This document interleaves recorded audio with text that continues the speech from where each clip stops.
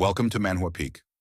This story starts by revealing that in just 10 years, the Eastern Federation Kingdom is going to fall apart because of the five big sins, ending in total wipeout with nothing left. To stop this disaster, our main guy steps up as their guardian, but he never expected it to turn into such a massive headache. At first, he was just a normal dude grinding 78-hour weeks in the modern world. But somehow he wakes up inside a noble in a fantasy land. Sounds awesome, right? But he soon finds out he's totally illiterate and has zero special powers. He thinks he should at least know the language, which shocks the butler when he catches him holding a book upside down. At dinner, the maids bring out a huge spread and he chows down, loving his new life. They even help him bathe, and he can't help thinking that being the young master of a count's family is the best. He gets spoiled rotten and does nothing, feeling like he's in heaven. But here's the problem. He has no idea where he is. Normally, when someone jumps into a character in a fantasy world, it's from a book or game they've played. One of the maids says his brothers, young Master Leo and Tanyo, are coming back tomorrow, so he should rest up. Our MC is confused by this, and the maid is a little shocked that he doesn't even remember his own family. As he starts putting the pieces together, those names ring a bell. All of a sudden, it hits him. He's in the world of Psychedelia. Psychedelia is a turn-based RPG that our MC used to play whenever he had a free minute. But here's the kicker.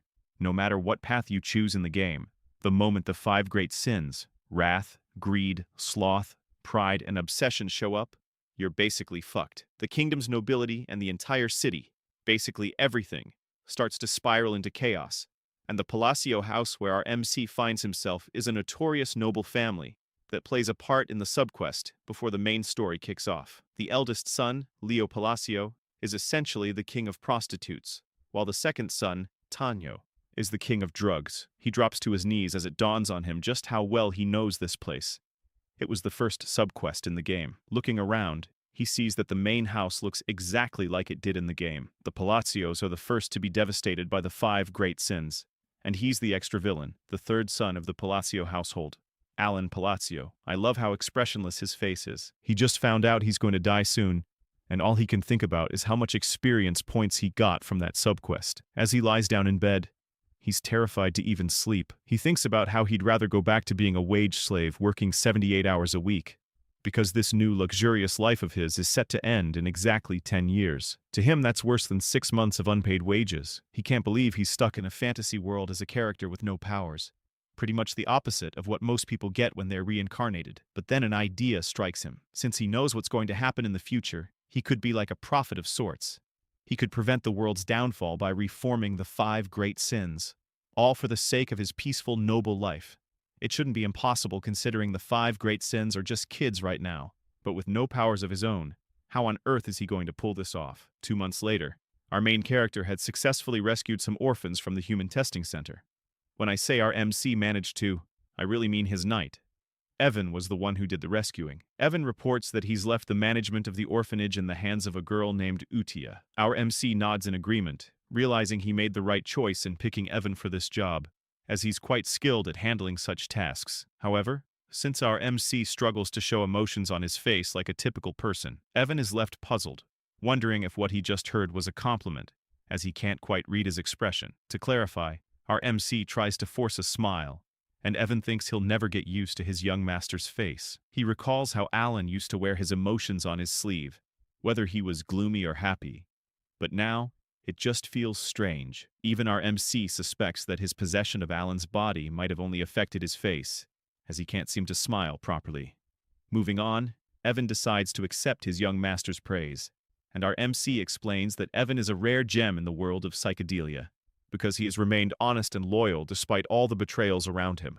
That's why he hired him as soon as he found him. Back to the report, Evan mentions that the reason our MC sent him to rescue the children from the testing center was to save Utia, which our MC confirms. Evan adds that he can see why.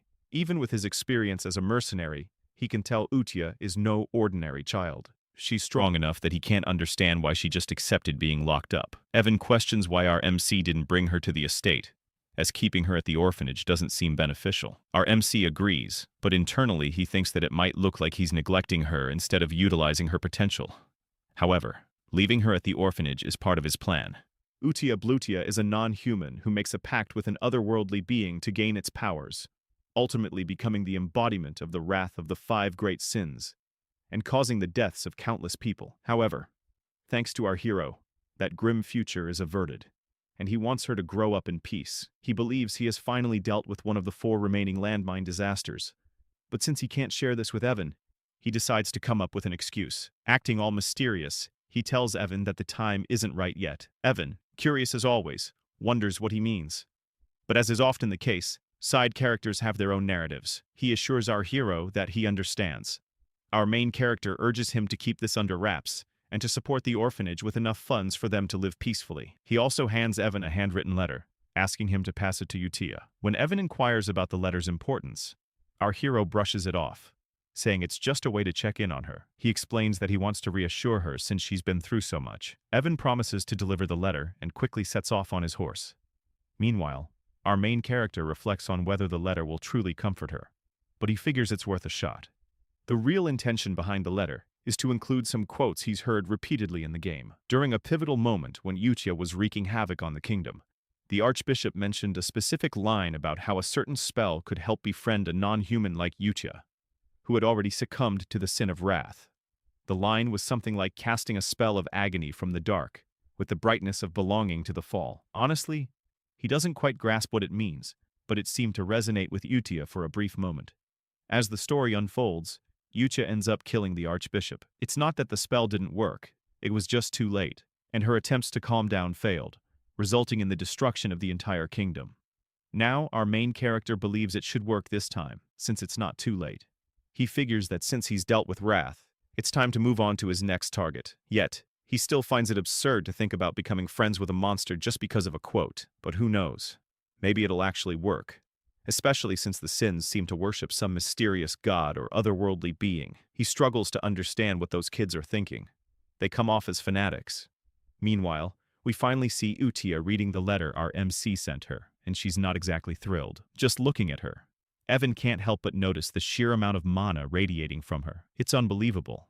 According to Evan, this little girl is the strangest person he's ever met. It's as if she has no emotions at all. She asks Evan to confirm if our MC was the one who sent the letter, and he nods. In an instant, Uchiha unleashes her mana like a crazed yander who just caught her partner cheating. She's upset that our MC didn't invite her to the estate, and Evan is about to feel the full force of her rage. Manifesting mana in solid form like Uchiha is doing now is something only those who have reached the Master Realm can achieve. Evan recalls our MC saying it wasn't the right time for him to meet with her yet, and surprisingly, that excuse seems to work. Uchiha calms down, interpreting the quote our boy included in the letter as a promise only her master would understand. Meanwhile, Evan is left bewildered, wondering what on earth is happening in front of him. Uchiha, fully in her yander mode, insists that she understands what our boy meant. This girl, who honestly resembles Sheltir Bloodfallen from Overlord, embodies the sin of wrath as the daughter of monsters, the bloody queen Uchiha. Meanwhile,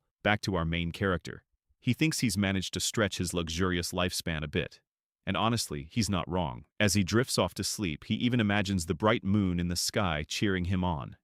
He promises himself to work hard on rescuing the next child. We get this adorable little bonus panel of him placing a primrose flower on his bed before he dozes off. He thinks all he really wants is to live a long, peaceful, luxurious life. Is that too much to ask? In the Asteria Kingdom, there's a tradition of placing primrose flowers on wounds or old scars for the deceased during funerals, which basically means our boy is in deep trouble. The next day, our MC finds himself in the library, where books are literally falling on his head, as if they're trying to kick his illiterate ass out. He's currently on the hunt for clues about the third sin. Let's call them landmines. But the whole process is giving him a headache. Evan reports that they've successfully rescued the second child, all thanks to our boy's intel on where to find her. Our MC asks if Evan made sure they treated the child extra kindly, to which Evan confirms, explaining that after saving her from the illegal slave market, they were very gentle with her. But before he can finish, someone kicks the library door open, sending them both flying. This brute turns out to be Tonio, the second son of the county paleo. He starts bullying our MC, asking how an illiterate guy like him is even holding a book. I love our MC's bratty eyes. He's completely unfazed. As Tonio ramps up the pressure demanding answers, our MC thinks this guy is such a nuisance. He even wonders how the original Alan would handle this kind of treatment. Realistically, he would love to fight back, but that just seems like too much hassle. So he decides to play it low-key. He tells Tonio that since it looks like he wants to use the library, he'll be taking his leave. Thinking he's completely dominated our MC, Tonio steps on his head with a mocking grin.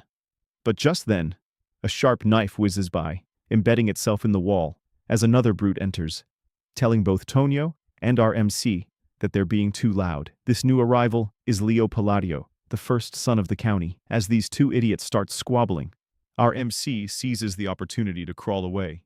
He reflects that in the game, the Palladio County had quickly vanished after the first subquest, but he didn't realize their power and influence were much greater than he thought. Basically, what's really happening here is that these scummy brothers are fighting over who will become the family head. The first son is a major player in the underworld, known as the Prostitute King, while the second son runs a large-scale drug cartel, earning him the title of the Drug King. As these two buffoons bicker, our MC realizes he can't afford to get involved with either of them if he wants to maintain his sweet, luxurious life. I absolutely adore this MC. He literally crawled away while his two brothers were at each other's throats, and Evan just followed him like it was the most normal thing in the world. As Evan fixes his hair for him, our MC vows to live a happy life as a weak and incompetent bastard child. A little while later, Evan shares that the second child they rescued didn't seem quite like a typical kid either. As he gazes at the lazy master in front of him, Evan can't help but wonder how someone like this could possibly learn about the illegal slave market and the secret bio-experiments happening all over the kingdom. It's making Evan question his entire reality. Looking at this foolish master, he thinks about how hard it must be for him to keep it together around his brothers, while our main character just grumbles about being tired. Moving on, Evan wonders why he sent the second child to the orphanage again. Our MC, however, knows that this second child is anything but ordinary.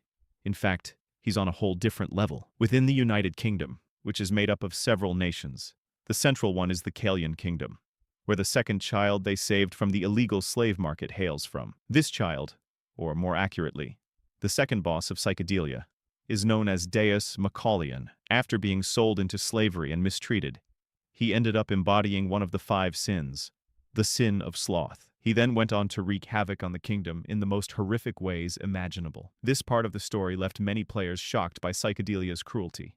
Despite his title as the Sin of Sloth, he was actually known for being incredibly hardworking, always repaying debts and wrongs multiple times over.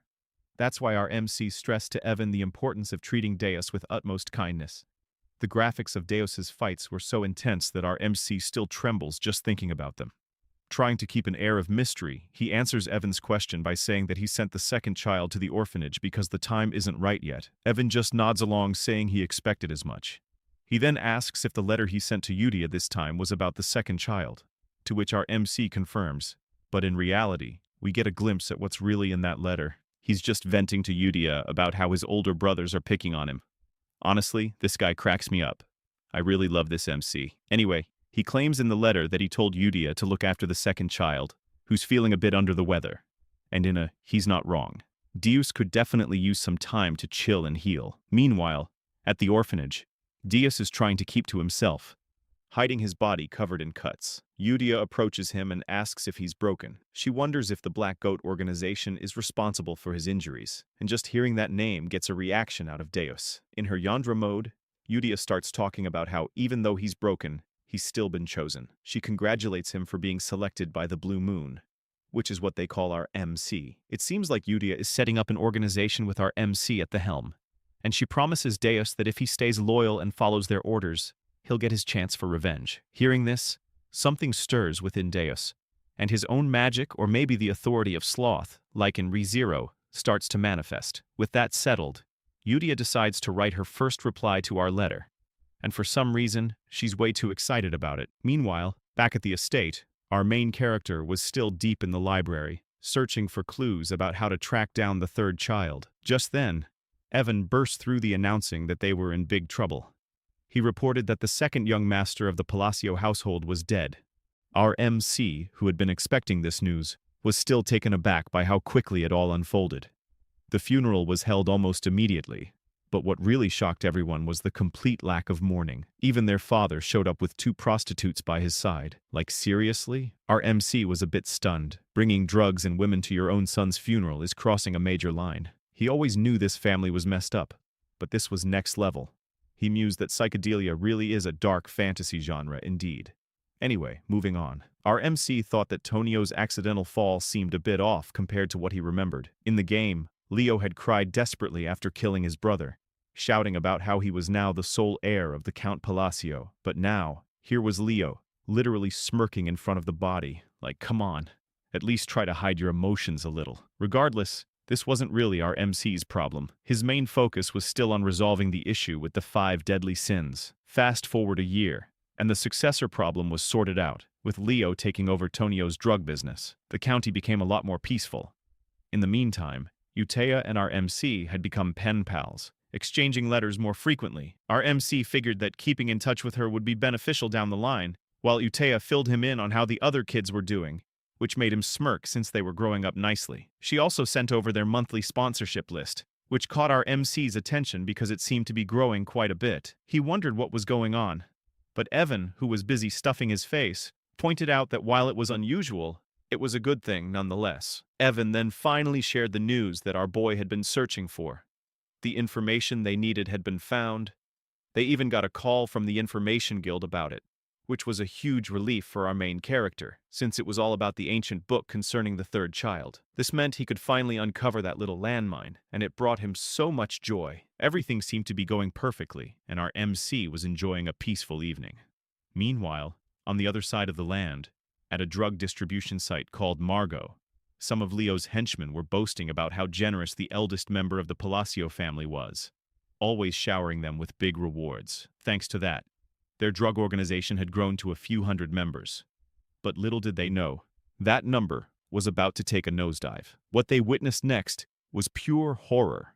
Most of their members were literally turning on themselves, screaming that they couldn't control their bodies. It was as if they were being puppeteered, leading them to take their own lives. The culprits behind this chaos were none other than our MC's children, Utea and Deus. Using his thread magic, Deus wiped them out single-handedly. Turning to Utea, he asked if there was really any point in killing these fools. Utea, however, questioned whether Deus felt any pity for them. He clarified that he didn't, especially since these guys exploited human lives to produce drugs.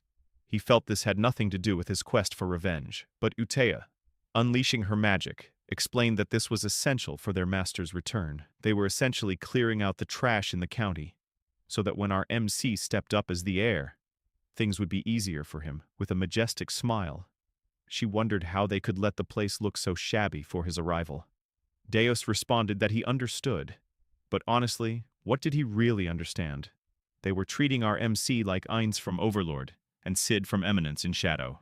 Using her magic, Utea etched a symbol into the ground, and as they soared away in style, she declared that everything would unfold according to his will. A massive surge of mana erupted, leaving a crescent moon shape behind, and Utea added that they were the blue moon, destined to become his sword. Now that's some serious Eminence in Shadow vibes. It's been 2 years since our main character and Utea became pen pals, and during that time, Evan has been working tirelessly to track down the other sins. Looking completely worn out, he finally collapses on the grass, where our boy's magic seems to revive him. Evan shares the good news that they've successfully found the 5th child and sent them to the orphanage, which really hits our MC in the feels. Even though he can't show it on his face, he explains that over the past 2 years, he's managed to save all 3 remaining children, meaning he's rescued all 5 sins. To celebrate Evan's hard work, he treats him to some delicious cake and goodies, while also mentioning that finding the sin of greed, the 3rd child, was a bit of a challenge. After making Evan put in some extra hours using his game knowledge, everything worked out in the end. He praises Evan for a job well done, and now that the mission is complete, he can finally take a breather. Evan asks if this means all the orphanage duties are wrapped up, and our MC confirms it. Evan breathes a sigh of relief, but then questions why our MC doesn't seem happier about their achievement. Our boy insists he's thrilled, but Evan points out that he doesn't look it at all. Our MC tries to defend himself, saying he's smiling right now, and we even get a close-up of his mouth, only to realize this guy isn't smiling at all. You wouldn't even call it a smirk. But Evan, used to this, just rolls with it. As they move on, our MC reflects on how he didn't expect things to go so smoothly.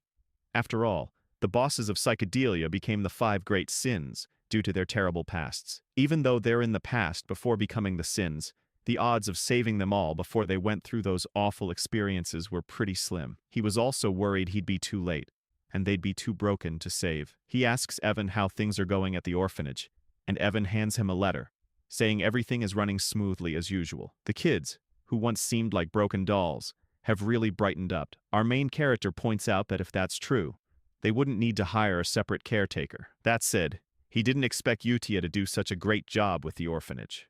He wonders if her background has something to do with it.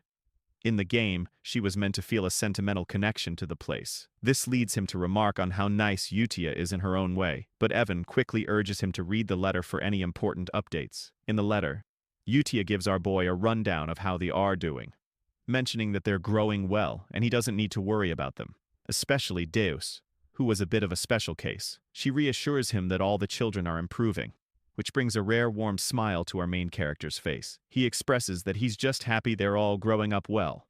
Deep down, he wonders if the environment is the key factor in an orphanage, since these kids are thriving. Anyway, Evan asks the big question: when does he plan to meet these kids? He always says the time will come, but our main character privately admits he has no intention of meeting them anytime soon. He thinks it would be nice to be close to them, but the kids don't exactly have personalities.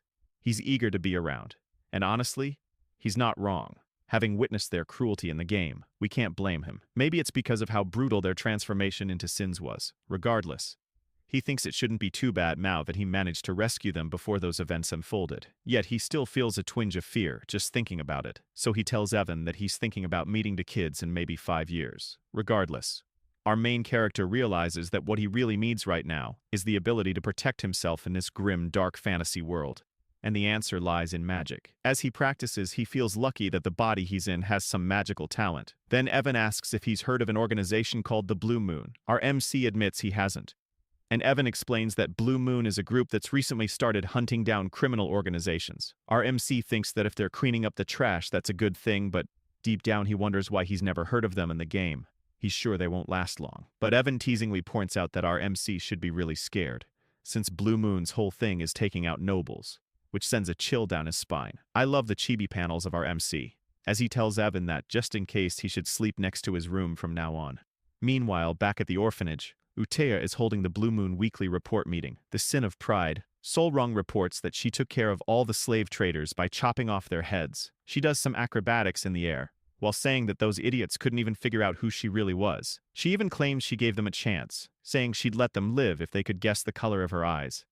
But those weaklings couldn't even get that right. Then we meet the Sin of Greed, Rinna, who, despite her name, is more calm and elegant. She reports that all the corpses were melted down, leaving no evidence behind. The Sin of Misophobia, Radon, reports that he also wrapped things up in the south, taking care of the illegal human testing grounds and turning those Avalon bastards who were causing trouble into minced meat. These kids are seriously scary, I tell you. Anyway, the scariest of them all, Utea, praises them for a job well done, talking about how everything will go according to his will. She emphasizes that they all exist for the sake of the Great Moon. This secret organization worships the Great Moon, the Blue Moon, who just so happens to be our main character.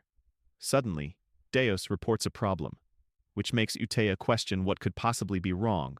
When everything seems perfect under his command, these fools are treating our MC like some kind of deity. Deus explains that the head of Avalon is the eldest son of the Palladio Count family, where their lord resides. He claims to have found a dangerous written order while cleaning up the south. It turns out that the eldest son, Leo, is targeting our MC. Naturally, Utea can't let this slide. She unleashes an intense, murderous aura that sends the other kids cowering in fear. The letter reveals that Leo's plan is to slowly poison our boy, after eliminating their father, which sends Utea into a furious rage. Fast forward 2 years, our MC's father, Count Palladio, has passed away.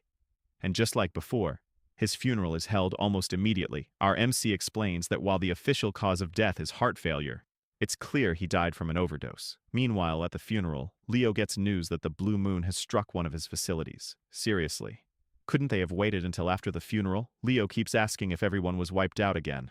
Our main character, who's just casually eavesdropping, realizes that his brother is becoming increasingly cautious about the Blue Moon. As the Count's funeral wraps up without a single tear shed, our MC decides he doesn't want to get tangled up in all this drama and quietly slips away, just as his brother shoots him a planning glare. When Evan asks what our MC plans to do next since it looks like that jerk of a brother is on track to become the new count, our MC is already one step ahead. He's been packing his bags and tells Evan to do the same.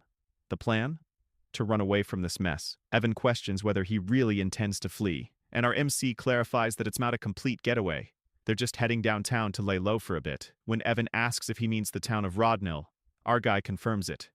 He's been eyeing Rodnell for a while now, and it's a small town in the south of Paleo, making it the perfect hideout. Plus, he's timed it well since Leo has been getting him some seriously unsettling looks. Once they arrive in Rodnell, our MC actually starts enjoying life, whipping up some delicious-looking toast while Evan just goes along with everything, like it's most normal thing ever. But 3 days later, their peaceful existence is shattered when our MC is forced to return home for his brother's funeral. He can't believe he's back so soon.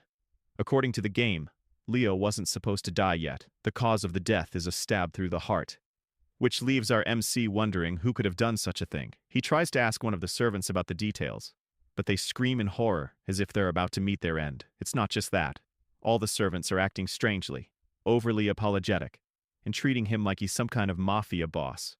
He can't help but wonder what's going on with these people. As he's making his way out, Evan catches up to him, and he asks him if he found out why the servants are acting so weird. Evan claims he did, and playfully wonders if our NC was the one who made the Avalon drug organization disappear overnight. Turns out Leo was the head of that organization, and now that he's gone, it seems like the whole thing vanished without a trace. We then flash back to the day our main character set off for Rodmill.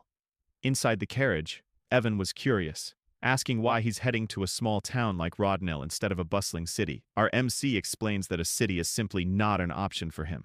Rodnell is his ultimate destination, the endgame in all his plans. He shares that his mission is straightforward: save the 5 great sins from their misfortunes, to prevent the world from crumbling.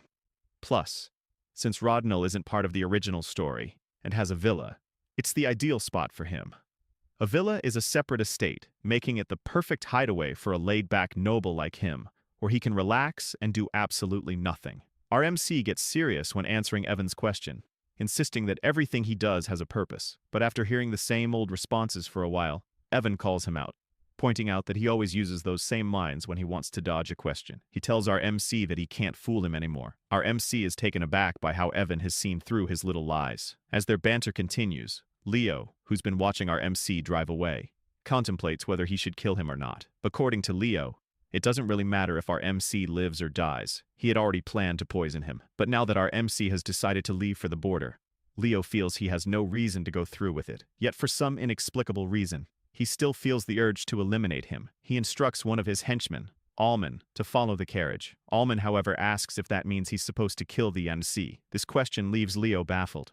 Allman has never questioned him before, no matter what orders he received. He usually just follows them without a word, so for him to speak up like this feels a bit odd. Leo reminds Allman that his job is to obey him, but before he can finish, Allman lunges at him, stabbing him right through the heart. Leo, in shock, shouts out why Allman would betray him like this. But Allman simply replies that he enjoys playing war. We soon discover that Allman is actually part of the Blue Moon organization, and his real name is hidden. He explains that they've been taught a creed by Blue Moon. Since the Blue Moon is essentially RMC's sword, it makes sense for them to act according to his wishes.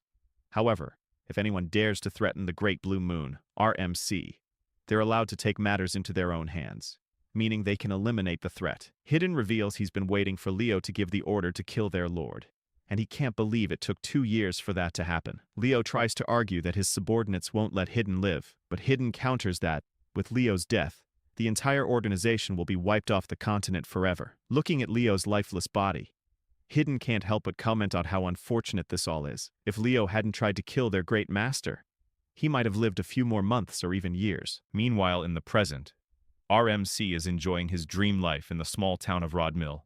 He wakes up whenever he wants and shares delicious meals with Evan, living the life of a true noble.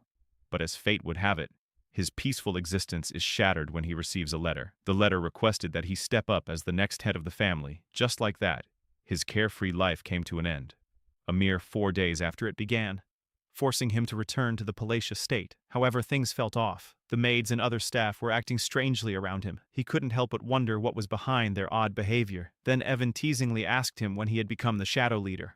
leaving him completely baffled. It dawned on him that all this fuss was due to the bizarre circumstances surrounding his brother's death, which had led to his current predicament. In his usual dramatic fashion, he started sobbing, pleading with Evan to help him understand why he was seen as the villain in this story. Evan pointed out that since he stood to gain the most from the situation, it was only natural for people to suspect he had a hand in his brother's murder. Right after he left the estate, Leo was killed, and our main character had the perfect alibi to step into the role of the next count. Realizing how his plan to avoid this mess had backfired, he felt a wave of frustration, but Evan tried to lift his spirits, explaining that with the drug organization, Avalon out of the picture, and his brother gone, he wouldn't have to worry about anything anymore. Evan jokingly added that in short, our main character was now the new shadow leader of the county, who had supposedly orchestrated the assassination of a swordmaster. Despite Leo's scummy reputation, he was still regarded as a swordmaster. Our main character began to ponder where to even begin, as he couldn't think of any organization capable of taking out a key figure in the underworld so swiftly. He asked Evan about the group he had heard hunted other organizations, to which Evan wondered if he meant the Blue Moon. Our main character speculated whether the Blue Moon could be behind his brother's death and the downfall of Avalon.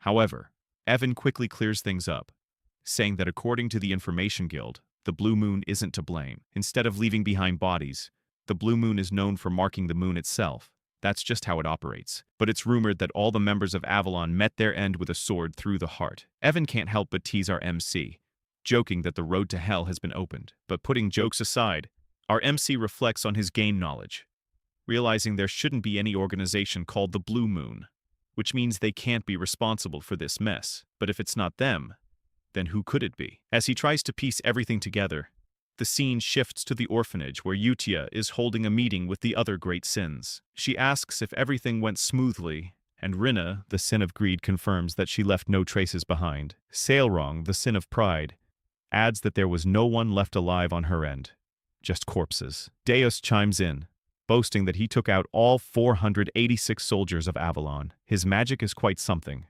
like a beautiful butterfly tangled in spider webs. Then there's Radon, the sin of misophobia, who also confirms that he cut down all the bad guys in half. Utia praises them for their work, but she's a pretty intimidating child. There are whispers that she's actually over 1,000 years old in the novel, but who really knows?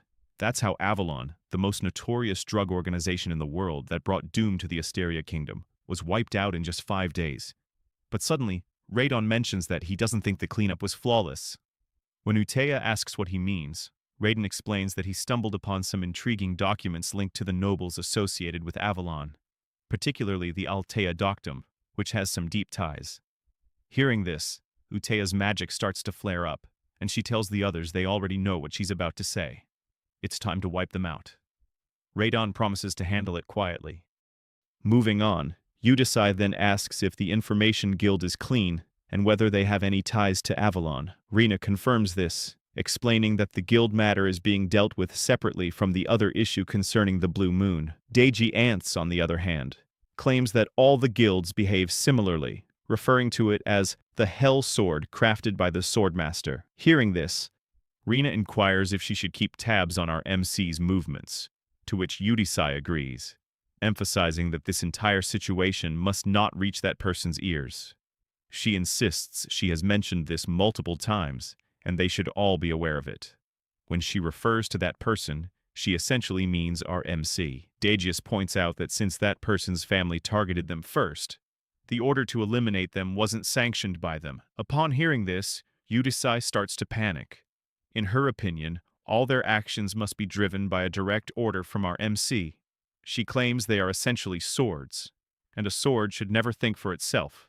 She declares to the other Sims that from this moment on, all members of the Blue Moon must only act on orders, and they should take this decree seriously. This leaves the other Sims feeling a bit uneasy, as Udia adds that they must never disappoint that person, no matter what. Inwardly, Degius thinks he can't quite grasp any of this. For someone as powerful as Udia to feel anxiety and restlessness simply because she's discovered by that person seems excessive, but nevertheless, he tells Udia that he understands.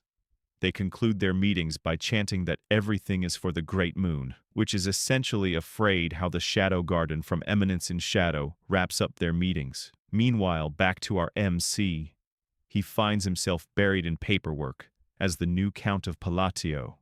He explains that after his brother's funeral, he faced a full month of endless duties, and he feels overwhelmed by them. He starts shedding some tears, lamenting that he just wants to loaf around and do nothing. This fool even claims that's what it means to be a noble. Anyway, he couldn't help but think that even though he had made quite a few enemies, his brother Leo's death was supposed to happen 6 years from now. But with the strange circumstances surrounding all his brother's deaths, everything shifted, and now all the family responsibilities had landed on him as the sole heir. Just then, a few ministers from the county walked in, bringing even more paperwork for him to deal with. He closed his eyes and started to wonder why everyone in the county suddenly seemed to be working so hard. Back when his father was still the count, they would slack off and treat work like a rainy school day. He waved at them, signaling to drop the paperwork on his desk. But in the minister's eyes, he was radiating a deathly aura. They began to worry if they had somehow angered him, with some even vowing to work even harder to avoid any consequences. He was a secret mastermind who would eliminate anyone who displeased him. But having been a former workhorse himself, he wasn't handling all this pressure very well. He wondered if it would be possible to get the ministers to do all the work for him. Later that night, Evan was a bit shocked to find out that our boy had reached the 2nd tier in magic after just 2 years of self-study in poisoncraft, which meant he was quite talented and not shy about showing it. The little rascal was casting spells all over the house. Normally it takes about 4 to 5 years of instruction to reach the 2nd tier in magic, and it often requires a natural talent as well. Our protagonist agreed that his magical talent was pretty decent. Deep down, though, he knows he's been practicing hard for self-defense because something just doesn't feel right. To wield magic effectively for protection, one must have perfect control over their mana, just like he's managing to do at this moment. Still, he can't help but wonder what good his magic is if it's only half-baked. He insists he's tried every type of magic this fantasy world offers, and at first it was thrilling. He thought that mastering magic would mean he'd have nothing to fear, but now it feels more like he's scrambling to learn magic just to save his own skin. That's when the harsh reality hits him. His mana capacity is alarmingly small. Without enough mana, there's no magic, and that spells trouble, possibly even death. As he wallows in his predicament, we discover that innate mana capacity is akin to an athlete's natural weight class. While some are born with extraordinary talent, our main character is stuck with a minuscule mana pool, and no amount of training will change that. Yet he clings to a glimmer of hope. If all else fails, there's a way to fix it. Just then, Evan interrupts his thoughts, announcing that his invitation to the ball has finally arrived, leaving our present puzzled about what he's talking about. The scene shifts a few days later to the grand ball, where our main character makes his entrance in some truly majestic attire. The fit is impressive, but being the introverted guy he is, he claims to be already worn out, even though he just got there. This party, let's call it what it is your typical aristocratic gathering in the southern part of the Asteria Kingdom. It's basically a meet and greet for nobles, and since our MC is about to be sworn in as a count soon, he really has to show up.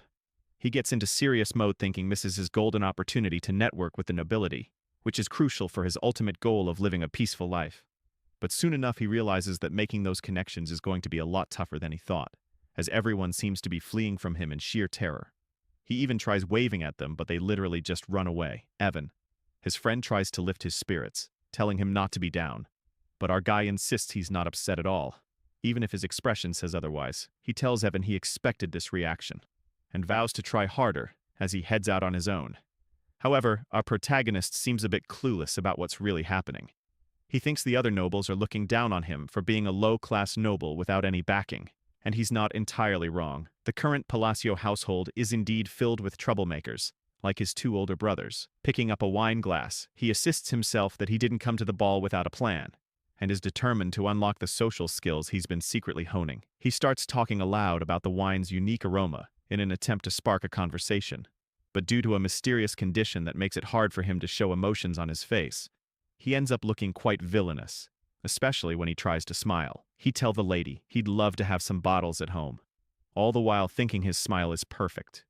But in her eyes, he resembles a demon king, and she bolts, saying she'll tell her father to prepare them right away. To the other nobles, it looks like our protagonist just extorted and blackmailed the poor lady into giving him a limited edition regional wine. What a mess. Evan tries to comfort him, while our protagonist insists that the lady must have just been shy. Later, we find him sulking in a corner while Evan is happily munching on food, teasing him about how his list of gifts has grown. It turns out the wine incident wasn't a one-off. Every time he tries to talk to someone, they think he's trying to blackmail them, handing him things like a Pensia citrus tea and more. He can't shake the thought that Palacio has become way more notorious than he ever imagined. With rumors swirling about him having killed his two brothers, he's basically turned into a figure of fear and dread. Feeling down, he tells Evan he needs some fresh air. As he steps outside, a certain red-haired beauty catches his eye. While he's out there, he can't help but wonder where it all went wrong. Suddenly, a soft voice calls out to him from behind, asking if he has a moment. He turns around, puzzled about where the voice came from since he doesn't see anyone. Looking down, he finally spots a cute young girl who introduces herself as Loria, the third daughter of Duke Altea. Hearing the name Altea, our MC recognizes it from the game, and he explains that the Altea family was one of the 3 major shadow players in the psychedelia game, known as the Northern Troublemakers. This realization stung a bit, as he hoped someone normal had actually spoken to him.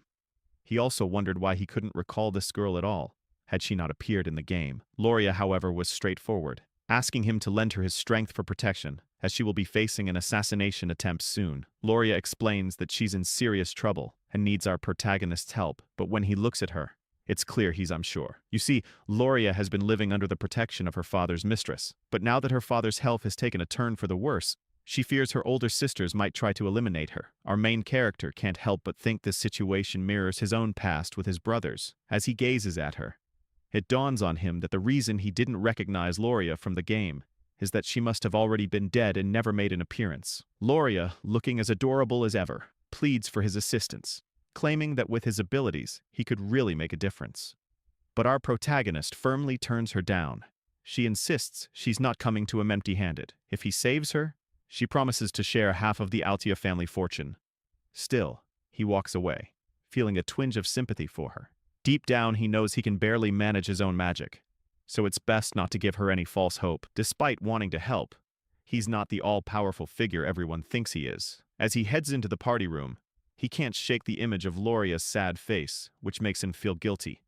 He wishes her luck before stepping inside. Meanwhile, Deus and Ren, who have been observing from a distance, start to wonder what their next move should be, since one of the Altea family members has approached their master. Deus ponders whether he should report this to the Red Moon, a codename for Utia, but Ren reassures him that everything's okay because according to their intel, Loria is the only member of Altea not tangled up with Avalon. This means she's pretty much safe since Radon, the one with the sin of mesophobia, has gone off to deal with the rest of her family. They've decided that the rest of the Altea household is going to be wiped out, all under the orders of the Red Moon. Ren adds that their main mission right now is to ensure their master doesn't catch wind of anything related to the Avalon situation.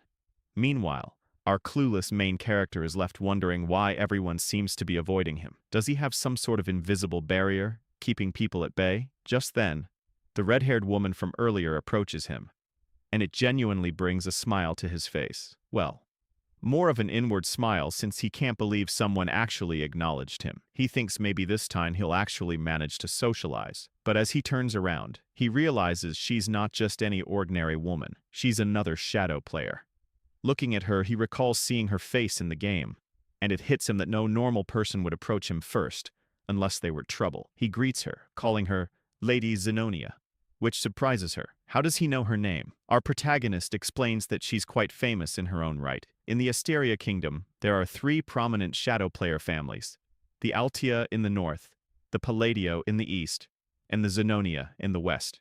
This stunning curvy lady is introduced as the eldest daughter of Count Zenonia, Kalaya.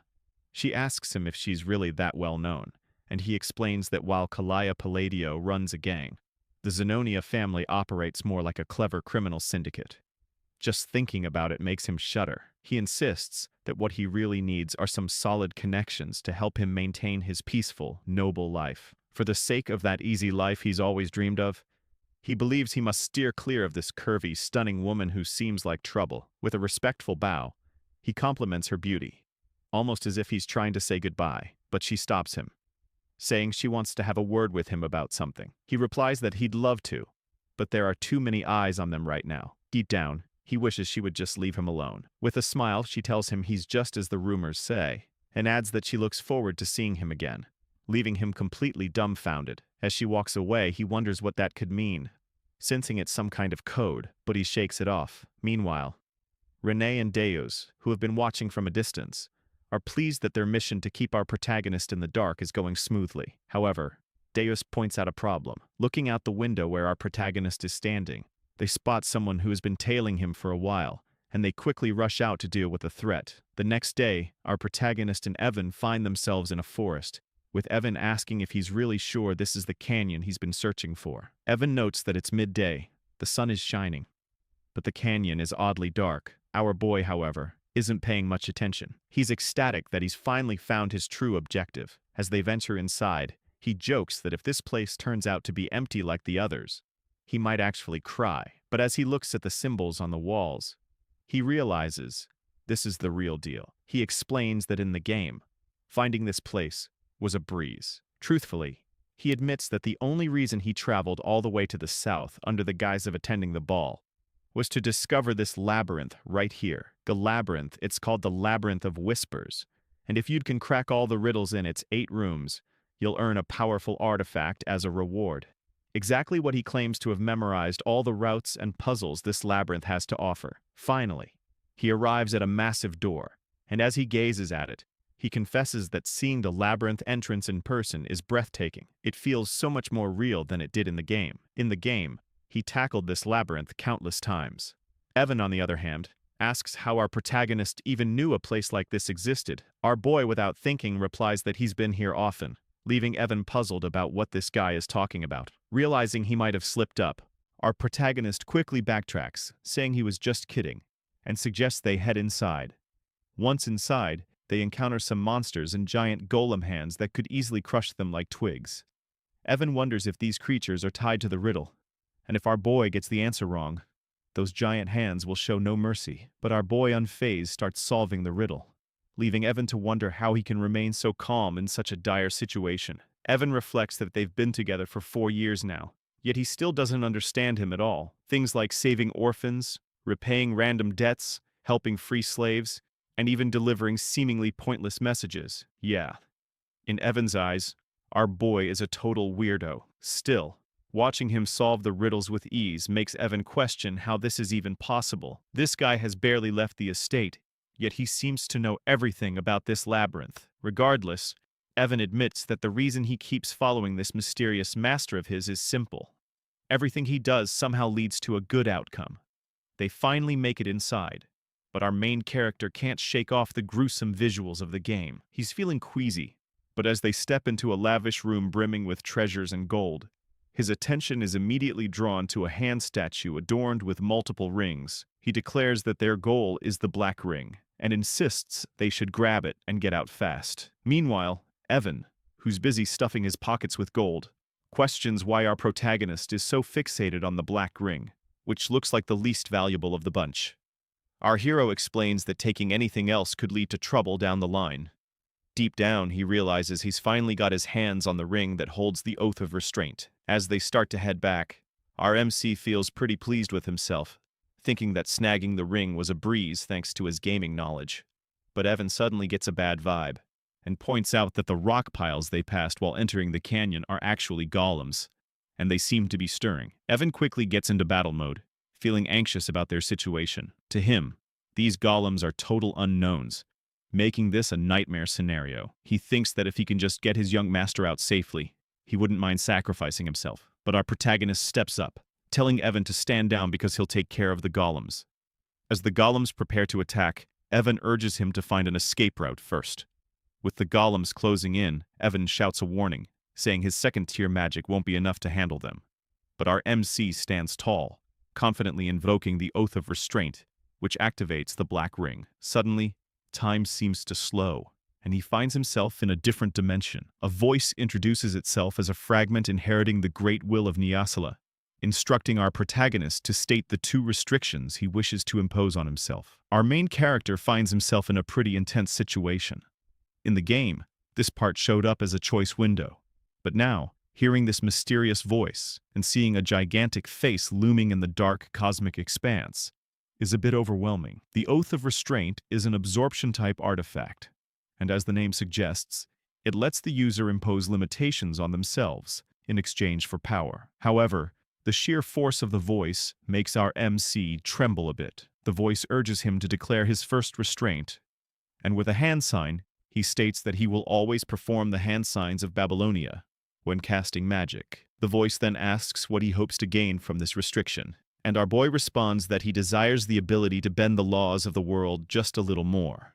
The voice grants him this power. For his second restraint, our boy explains that he will strictly chant the words of Babylonia when using magic. When the voice inquires about his desire behind this restriction, he boldly claims he wants even greater power to defy the laws of the world, which momentarily surprises the mysterious entity. Our protagonist starts to worry that he might have messed something up, especially since the entity paused. He even mimicked the exact skill icon from the game just to be safe. By choosing both the hand signs and the word restrictions, he believes he can achieve the highest possible magic attack power. Thanks to all his repeated gameplay, he has memorized every combination used in the game, so this should work. Finally, the entity speaks again, confirming that his restraint has been granted.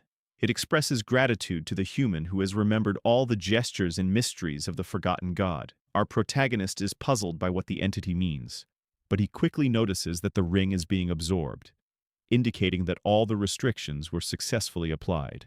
The entity concludes by telling our MC that it will always be watching over him as the one who will inherit its will, whatever that means. Just then, time seems to start flowing again, and it's right as the golems launch their attack on our MC. Evan tries to reach him, but our hero, unfazed, begins to cast his magic. He can't help but chuckle at his own spell, thinking how in the game it looked so impressive and powerful.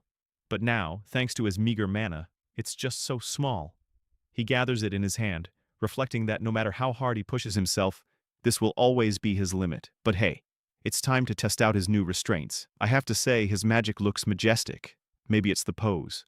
Anyway, he starts chanting with the first word being refraction, which makes his magic begin to take shape. Then comes repulsion, causing it to swell in size, transforming into a stunning blue light of electric magic. The magic ball is massive. Using hand signs, he adds another chant for direction, and finally, he unleashes it.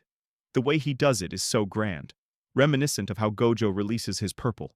The sheer power of our boy's magic leaves Evan in shock as the lightning obliterates all the golems, turning them to dust. In the aftermath, Evan can hardly believe his eyes, wondering what on earth just happened. He asks our protagonist if he's been hiding his power all this time, but our boy shakes his head. Evan explains that in all his 15 years as a mercenary, he's never seen anything like that. He questions if our MC is really sure that was second-tier magic, to which our boy confirms, though deep down he's just as confused about what transpired. He admits that this wasn't at all like it was in the game. In the game's turn-based battle system of psychedelia, magic could be enhanced each turn through hand signs or incantations. This time he boosted the chain lightning magic with all 4 incantations and hand signs for a total of 5 turns. In other words, he simply used magic settings for a large-scale lightning spell. However, because of his restraint oath, he had to use the hand signs and incantations for all his magic, meaning his spells were enhanced time and again. Even so, our protagonist felt that the second-tier magic he used was a bit over the top, and the results exceeded his expectations, which caught him off guard. Meanwhile, Evan was just relieved they made it out, and as he sat down, he remarked that watching the battle was way more exhausting than actually fighting. He asked our protagonist who had created such an unpleasant canyon. After a moment of thought, our hero realized that the Maze of Whispers had a different name in the game. The map layout and strategy guide were posted on the game's community website, and it was called the Maze of Paladon. He told Evan that a guy named Paladon was the one behind it, but Evan was too worn out to even process that information. I really love this duo. Our protagonist grabbed Evan, saying they needed to head back home because he had something in mind to do once they got there. This made Evan question why his usually lazy master was suddenly so motivated today. Our main character explained that every time he picked a hand sign that matched the spell's attribute he was casting, the power increased. If he chose the right incantation, the magic properties would get enhanced, which is how the game mechanics were designed to work. The only difference was that, unlike in the game where the visuals remained the same, and only the numbers went up. In this world, the spell actually changed shape with each incantation. But he suddenly wonders if this only applies to him, especially since he's particularly skilled at controlling mana. He decides he'll need to test it out once his mana has recovered, but for now he's just relieved that everything turned out okay. As they prepare to leave on their horses,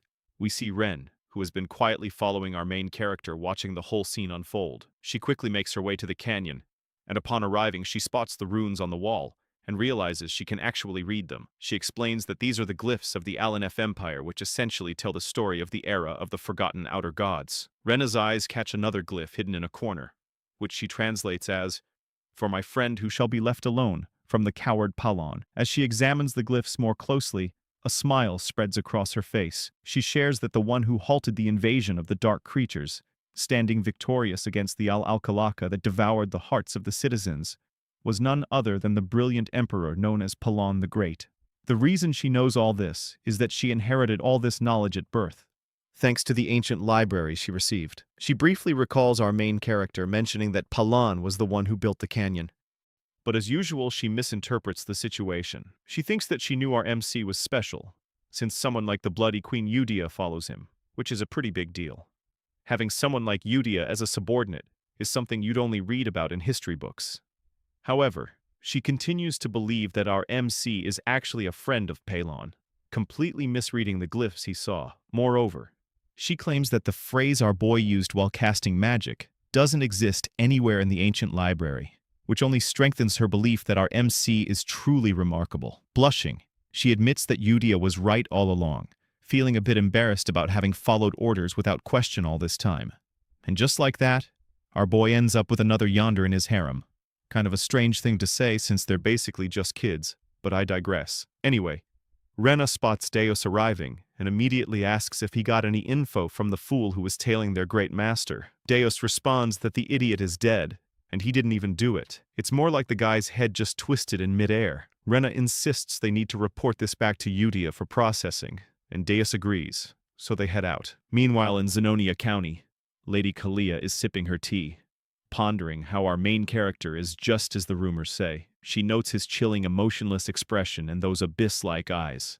It bothers her that he called her famous. Count Zenonia is indeed strong and well-known, but for our protagonist to label her as famous despite not being involved in social activities is quite intriguing. What's really going on here is that Kalia is the true mastermind, using black magic to control her father, the Count, making her the real head of the family.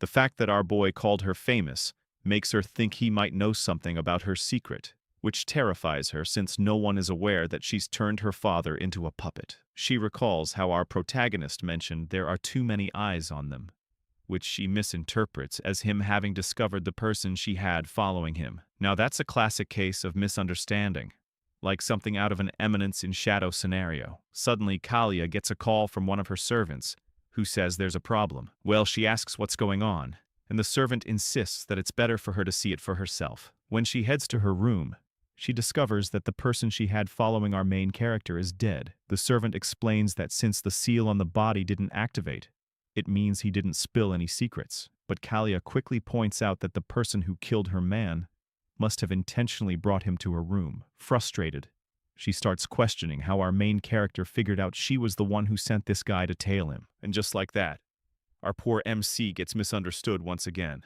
Later that night at the Altea Dachel estate, Loria was feeling pretty low. She couldn't shake the feeling that our main character was exactly what she expected someone not to be taken lightly. To her, he had those cold eyes reminiscent of her father's, and it made sense why he was known as the distinguished one of the underworld. It kind of reminds me of the honored one from JJK, but I digress.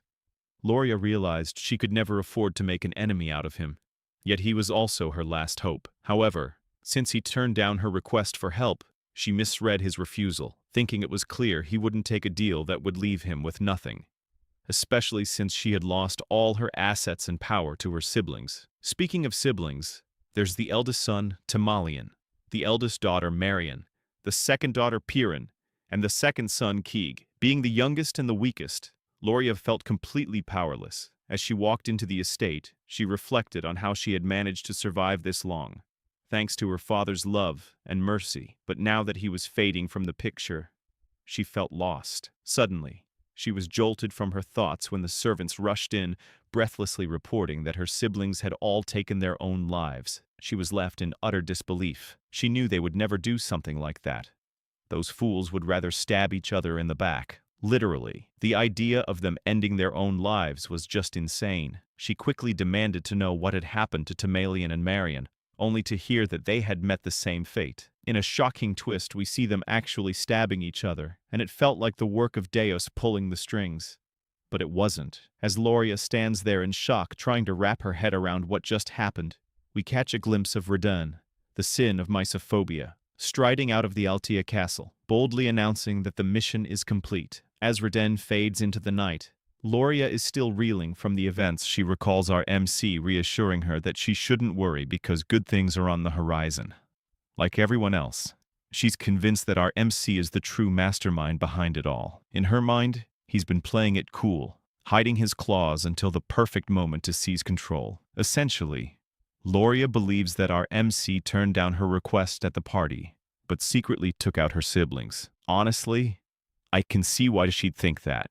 Just like our protagonist, she suddenly became the sole heir of the Duckle family overnight, which is pretty terrifying. Loria starts to panic, questioning what kind of monstrous devil she's made a pact with. It's actually kind of hilarious. These folks are treating our MC like some all-powerful overlord. But if they only knew he's just a laid-back guy who prefers to chill all day. Anyway, Loria is in full-on panic mode because there's no turning back now, and she can't shake the thought of what happens to those who betray our MC, especially with so many examples already out there. She steels herself to follow the path she's chosen. 2 months later, back at the Palladio estate, our main character receives a few gifts from the Duke of Altea. When he sees one of the gifts, Evan is taken aback. It's a bottle of Cernan's wine, which is worth a small fortune, costing a few thousand gold coins per bottle. He can't believe he's actually holding one in his hands. As he reads the note inside, he's even more surprised to find it simply says, "With respect from Loria Altea." This leaves him puzzled because Loria is the one who sent him this gift, not her father. It dawns on him that this isn't just some noble trying to make a connection, and he can't quite wrap his head around it. Deep down, he feels a twinge of guilt for not being able to help her back then. He quickly asks the delivery guy if he's sure this gift is really meant for him, and the guy nods, explaining that the Duke herself prepared it, and insisted he deliver it personally. That's when it hits him. Loria has officially become the Duke of the Altea Dukedom, which completely surprises him. By the way, doesn't Loria seem a bit older than she should? It's only been a 2-month time skip, but who's counting? Loria, on her end, reflects on how quickly those 2 months have flown by. She shares that after her father's funeral, she took on the role of Duke following the succession ceremony. Looking around her office, she remembers how she couldn't even step foot in this room back then. The loss of her siblings happened so suddenly, but she was never suspected because she had a solid alibi. She was at the ball. She recalls that during that time, her siblings had taken down her secret organization, and when she returned to the mansion, she felt utterly powerless. But now she realizes that it was a surprising turn of events. Essentially, Loria thinks our main character picked the perfect moment to take out her siblings, and even managed to give her an alibi, which makes her think he must have an incredibly high IQ to come up with such a plan. To Loria, it seems like our MC pretended not to care about helping her, all to keep up appearances at the party that night, while he was actually busy cleaning up the mess behind the scenes. It's like some overlord-level scheming. These folks are really elevating our MC to legendary status. She even wonders just how far ahead he can see. She mentions that she didn't even bring up her father's funeral to him because she didn't want to add to his burdens. In any case, Loria wraps up her thoughts by concluding that our MC must have helped her, because he needs the Altea Dukedom for some part of his grand plan. She acknowledges that while she managed to unite all the subordinate organizations of the Altea Dukedom, it still wouldn't be enough to match the hidden power our MC possesses, which can only mean one thing. He's after something from her. She points out that our MC is the Count of Palazzo, a major player in the underworld, who has built his power and influence solely through his business savvy. Loria wonders if there's even anything she could offer him that he doesn't already have. She also speculates whether our MC needs the Altea name to continue manipulating the political landscape from the shadows. But for now, she decides to focus on her own tasks, knowing that the Distinguished One will reach out to her soon. And just like that, our boy adds another problem child to the orphanage. And honestly, The nickname The Distinguished One is just too cool. I'm loving this series. Blushing, Loria hopes that our MC appreciated her gift and the gratitude she sent his way. Yeah, things are definitely getting a bit out of control. Back to our MC. The delivery guy takes off, leaving him still bewildered about everything that's happening. He reflects on how Loria was threatened with death, and now she's the Duke. Even Evan is scratching his head wondering what's going on with our boy. But our MC senses that something feels off. Fast forward a few months. 5 years before the original story kicks off, and our boy has matured quite a bit. As Evan approaches him, he asks if he should start calling him Count from now on, but our boy reassures him that he can call him whatever he likes, since the succession ceremony hasn't happened yet. However, since a year has passed while he's been acting as the Count, the ceremony doesn't really hold much weight anymore. Deep down, our boy starts to feel a bit downcast, realizing that he never intended to become the Count in the first place. His original plan was pretty straightforward. This little rascal even jotted down some rules for himself on how to enjoy life in psychedelia. First, avoid the succession war. Second, settle down in Rodmill. And lastly, embark on a gourmet adventure. But he lifts his spirits, thinking that since he's gotten used to this new role, he can really make the most of being a noble. Which is true because the balance between work and relaxation is way better than he ever imagined. Anyway, Evan hands him a letter saying it's from Utya. As they head inside, our MC asks Evan if he's found out anything about the assassins who took his brother Leo's life. But Evan admits he hasn't got any leads yet. Still, he encourages our MC to give the Information Guild some time, since they're still on the case. This actually sheds light on why Utya was so jumpy, and asks the other sins to ensure our boy didn't find out they were behind Leo's death. Anyway, Evan then asks what our boy plans to do with that information, sure that it's not about revenge, but our boy thinks to himself that the slight changes from the original game are probably butterfly effects caused by his actions, so he tells Evan he just wants to be ready for any surprises. Evan teasingly remarks that he sounds like a real Count when he says that, but our boy just lets out a sigh. As he opens the letter from Utya, he can't help but wonder what he has to share this time. In her letter, Utya fills him in on life at the orphanage, mentioning how everyone is diving into their own hobbies. She highlights Deus, who she claims has become quite the expert in puppet manipulation. Almost professional, she says. Then there's Sailrang, who loves gaming with her friends, and Rena, who still has her nose buried in books, but has also taken to building sand castles. And Radon. He's found joy in nurturing his garden. Hearing all this brings a smile to his face. This monthly ritual of exchanging letters has become a comforting routine, and each message warms his heart a little more. Even though he's never seen these kids in person, knowing they're thriving fills him with joy. He realizes, though, that he doesn't actually know how old they are. Curious, he asks Evan, who points out that they're now at an age where they can step out into the world. Evan mentions that the 5 great sins are just about ready to leave the orphanage, which surprises him. He hadn't expected them to grow up so quickly. He even pictures them as adults, coming back to thank him for everything he's done. It dawns on him that it might be time to let them go. When Evan questions this, reminding him that he brought them to the orphanage because they were hurting, he reassures him that they've grown enough to stand on their own now. It's time for them to forge their own paths. Deep down, he knows he cared for them just enough to prevent them from becoming the deadly sins, so they should be all right. Evan nods in agreement, acknowledging that since they're all healthy, it makes sense to set them free. Our boy recalls that in the psychedelia game, each boss battle came with a vivid description of its setting through narration. Utea had the gift of faith, Deus wielded the sword, Renee excelled in studying, Shulrang was a natural fighter, and Radan had the calling of an apostle. Essentially, our main character believes that if these kids harness their talents in the right ways and in the right areas, they'll be just fine when they step out into the world. So he's decided to write each of them a personal letter, and in a moment of self-praise, he thinks his plan is absolutely brilliant. While he's at it, he figures he should also prepare a special gift for each one of them. He can't help but imagine how thrilled the kids will be. After spending the entire day crafting the letters, he finally finishes up. Evan, who was meant to keep him company, has dozed off, and as soon as he wakes, he rushes off to deliver the letters before RMC can catch him. I really adore the bond between these two. RMC wonders if he might get something back from these little landmines of his. Once they make a name for themselves in the world, he wraps up his thoughts by encouraging them all to read his letter and venture out into the world, which is genuinely heartwarming. However, contrary to his intentions, the kids take his letters with utmost seriousness as if they've received a direct command from Ains from Overlord.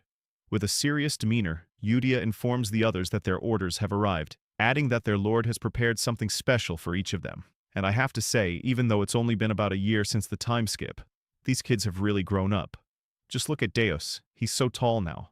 I kind of miss how small they used to be, but it's all good. As they each check out their letters, their reactions vary.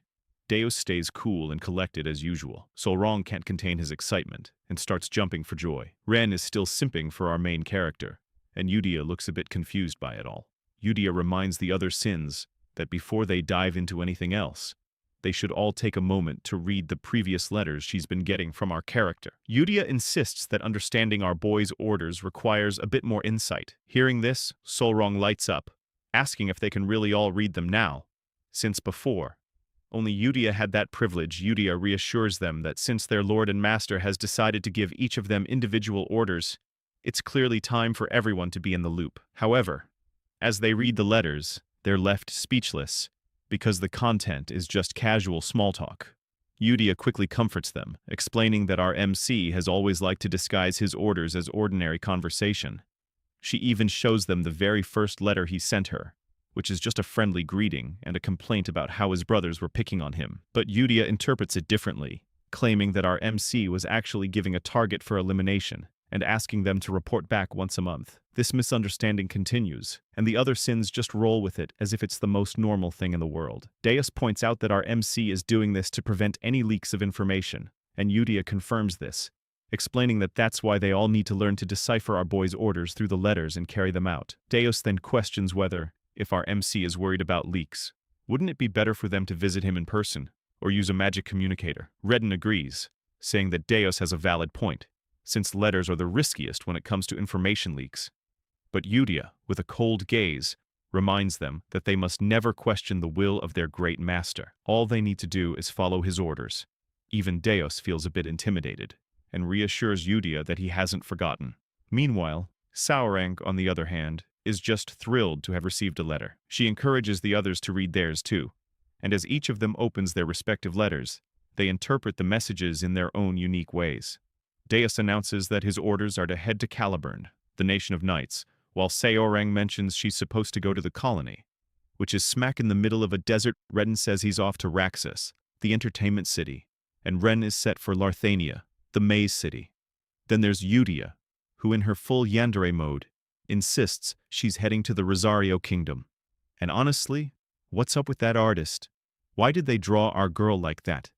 Not that I'm complaining, though. Yudia then asks if everyone knows what they should do once they arrive, and they all nod in agreement. Deus admits he's not entirely sure why, but his orders are to become a knight. Saorang reassures everyone that they've also been told not to worry, as the patronage will continue. Rena chimes in, saying their master has also revealed the gifts, and Redden adds that whatever those gifts are, they'll find out when they get there. Yudia praises them all, and reminds them to keep one crucial thing in mind. Unless their great master says it first, they should never mention the name of the Blue Moon. This basically means they can't reveal our boy's real name under any circumstances.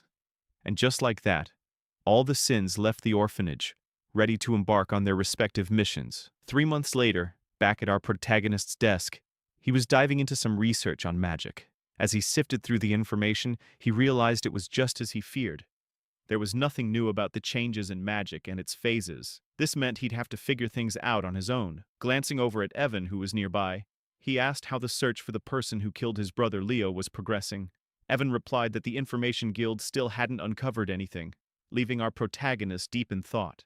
He couldn't shake the feeling that the butterfly effect had spiraled out of control. After all, he had saved the 5 deadly sins, and even Loria, who should have died long ago, was not only alive, but had also become a duke. That was pretty unsettling. She was amassing power and influence in the underworld at a frightening pace. Dude, he really doesn't get that all this influence is being set up for him. He then instructed Evan to halt the investigation into his brother's assassin. When Evan asked if he was sure about that, our protagonist reflected that sometimes ignorance is bliss. In the game world, it seemed like nothing could escape the Information Guild's network. And since this situation was doing just that, it felt like a recipe for trouble. He worried that these kinds of things could lead to unforeseen and pointless deaths. Ultimately, he reasoned that as long as he didn't interfere with the organization that killed his brother, they wouldn't pose a threat to him. There was no reason for them to attack unless he approached them first, and he had no plans to do that. So he told Evan that there was no point in continuing the search, and Evan nodded in agreement, saying he would inform the Information Guild to stop the investigation. Switching gears, Evan shares some news. It seems Deus has just been named a knight in Caliburn. Our boy, fully aware this was coming, simply brushes it off with a casual, "good for him." 3 months later, and Evan has more updates. Deus has apparently formed an entire knight order, but again our boy shrugs it off, only remarking on Deus's talent. He then asks if this means Deus has reached at least the sword expert level, or maybe even higher. The sword skills are divided into 3 tiers: sword user, sword expert, and sword master. Our boy figures it hasn't been long since Deus was knighted, but Evan points out that people are buzzing about it, claiming the world will see the 5th Master Knight in under 10 years. Curious, our boy asks if Evan is referring to the rank of Sword Caliburn when he mentions Master Knight, and Evan confirms it, hearing that our boy can't help but feel a swell of pride. 6 months later, a whole year has passed since the 5 deadly sins left the orphanage, and by now our boy is settling into his responsibilities as a count. Suddenly, Evan calls out to him with some fresh news. Deus has become a Sword Caliburn, officially making him the 5th Master Knight in the kingdom. Our boy is taken aback and reminds Evan that only sword masters can achieve the title of Master Knight. The Sword Master of Psychedelia is a superhuman who has surpassed the Aura Blade and unlocked a unique ability called Derivation. He presses Evan again, asking if he's sure Deus has really become a sword master. Evan clarifies that, to be precise, Deus is on the verge of becoming one, he just hasn't developed his derivation yet. Still, the kingdom has already bestowed upon him the title of Master Knight, and on top of that he has triumphed in a duel against the 4th sword. Evan adds that the 4th sword also fell to the northern barbarians, which our boy confirms, noting that according to the game's lore, they should have been at war for over a decade. Evan goes on to explain that mastering mana and learning to manipulate it within a person's body takes about 15 years, and creating a derivation can take several decades. The first sword, Reinhardt, was just 32 when he became the youngest Master Knight in history. And this all happens during the main story's Act 3. Reinhardt was incredibly strong. Even with his natural talent, it took him over 20 years to reach that level. Now here's Deus, a child with no sword knowledge, who's already a Master Knight. Our boy thinks that if Deus is just waiting for his derivation, it basically means he's surpassed Reinhardt while still being a sword master. He wonders if he can latch onto him sooner than he thought. And Evan, as usual, just nods as if it's the most normal thing in the world. But our boy quickly dismisses that idea, saying he can't do that. Just like that, Evan shifts his tone again. Anyway, our protagonist feels like Utea is the only one who truly cares about him. It's been a whole year, and the only letters he's received have been from her. Even while navigating through the Holy Kingdom, Utea kept sending him updates about the deadly sins, which shows they've been in touch. Yet he can't help but feel a bit down that these kids, despite never having seen his face, should have at least thanked him for the gifts he prepared for them back then. He feels a pang of guilt, but slaps himself across the face to refocus. He tells himself he's grateful they haven't destroyed the kingdom after awakening to their deadly sin powers. He reassures himself that as long as they're doing okay, he's happy with that. But I don't think Evan is buying it, though. In the heart of Caliburn, right in the bustling central area of Kirtham, stands the Grand Mansion, where the esteemed Solar Eclipse Knights make their home. As the knights went about their usual training routines, our boy Deus watched from above. Known as the captain of the Solar Eclipse Knights and the youngest Master Knight in the kingdom, he had a lot on his mind. For the first time, we also catch a glimpse of his adorable little sister. From Deus' perspective, it's hard to believe that a whole year has passed since he left the orphanage. Reflecting on that time still makes him feel a bit embarrassed. You see, when Deus lost everything to the Black Organization, he was separated from his sister, whom he thought he had lost forever. That experience filled him with uncontrollable rage and hatred. It was during this dark time that our boy saved him. Deus explains that just being saved wasn't enough for him to pledge his loyalty right away. But when Utea promised him a chance for revenge, he decided to follow orders under the Blue Moon, which led him through countless dangerous missions and intense training. Looking back, Deus admits he didn't care much about the missions or his own well-being. For years, he carried out tasks that would lay the groundwork for fighting against the dark forces. Eventually, he received his very first personal order, but honestly, he felt a bit skeptical about it, especially with our boy letter involved. In the letter, our boy instructed him to head to a small hotel in southern Caliburn, mentioning that he had left a gift for him there. At that moment, Deus wasn't particularly excited about the gift. However, when he stepped into that hotel, he was completely taken aback. Inside that unexpected letter from our main character was something truly precious. The gift was his long-lost family, his little sister. As he embraced her tightly, Deus realized this was a gift more valuable than life itself. Our MC embraced his sister tightly. His voice trembled as he tried to speak through the tears. He said that the sister he had believed to be dead was still alive. Overwhelmed by pain and relief, he looked at her and asked what had happened after he lost her. Stella also cried while holding her brother's arm, offering a faint smile of comfort. A little later, they sat together with cups of tea. When she had calmed, she began to explain. After those people dragged her away, she had been trapped in darkness for a long time. The memories returned vividly as she spoke. She described being locked inside a pitch-black cage, waiting for the moment she would be taken out to be killed. When her turn finally came, someone terrifyingly strong appeared. That person grabbed her hand and pulled her toward the light, allowing her to escape and survive. Years later, when she was nearly sold to a slave merchant, another powerful figure protected her again. A blade cut through the attackers, saving her a second time. That person was Alan's knight, Yuan, who rescued Styla, Dana's sister. Returning to the present, Styla explained that after those events, he had received precious medicine from a sponsor. She confidently repeated his words while holding Alan's letter. She explained that the letter had been handed to him directly and that Alan continued to send medicine and support without fail. The name written on the letter was Alan Palestunio, and the message stated that Alan had sent everything specifically for Styla, and she added that Alan had instructed him to deliver it personally. By that moment, our MC understood that the Great Moon had been acting for her sake as well. He already knew how precious she was to him, and she cheerfully said that the great sponsor had helped her more than she could ever express. She felt deeply grateful for everything he had done. Alan had supported them through his knight Yuan because he wished to keep his true identity hidden. Our MC, however, was stunned. Shock spread across his face as he whispered that the Great Moon had been protecting her under his own name. He could not understand how the Great Moon even knew about their situation. He stated that he had never spoken about his family to anyone. Only Yusha had noticed the black lamp that once targeted him. He grew serious, gripping his own shoulders as he asked himself how the Great Moon knew everything. Everyone recognized the Great Moon as the unparalleled prodigy behind countless stories, someone who seemed aware of every hidden truth. At the same time, memories flickered inside our MC's mind. Moments connected to Yusha. Confusion and disbelief pulled at him like threads snapping together into a single picture. Everything suddenly aligned. He struggled to understand the anxiety Yusha had shown whenever she spoke about the Great Moon, the nervousness in her voice, and her repeated reminder that a sword could never act on its own without its master. Darkness washed through his thoughts as he realized that the foolish one had been himself. Yet a glimmer of hope remained. He remembered the words he had once heard. The Great Moon already knew everything, and had been leaving hints for the child who would be forced to survive alone. His body trembled, his voice shaking as this truth finally struck him. Styla pulled him out of that spiraling realization and asked why he looked so stunned. Inside, our Missy understood that his own sword had dared to act alone, yet the Great Moon had chosen to be merciful.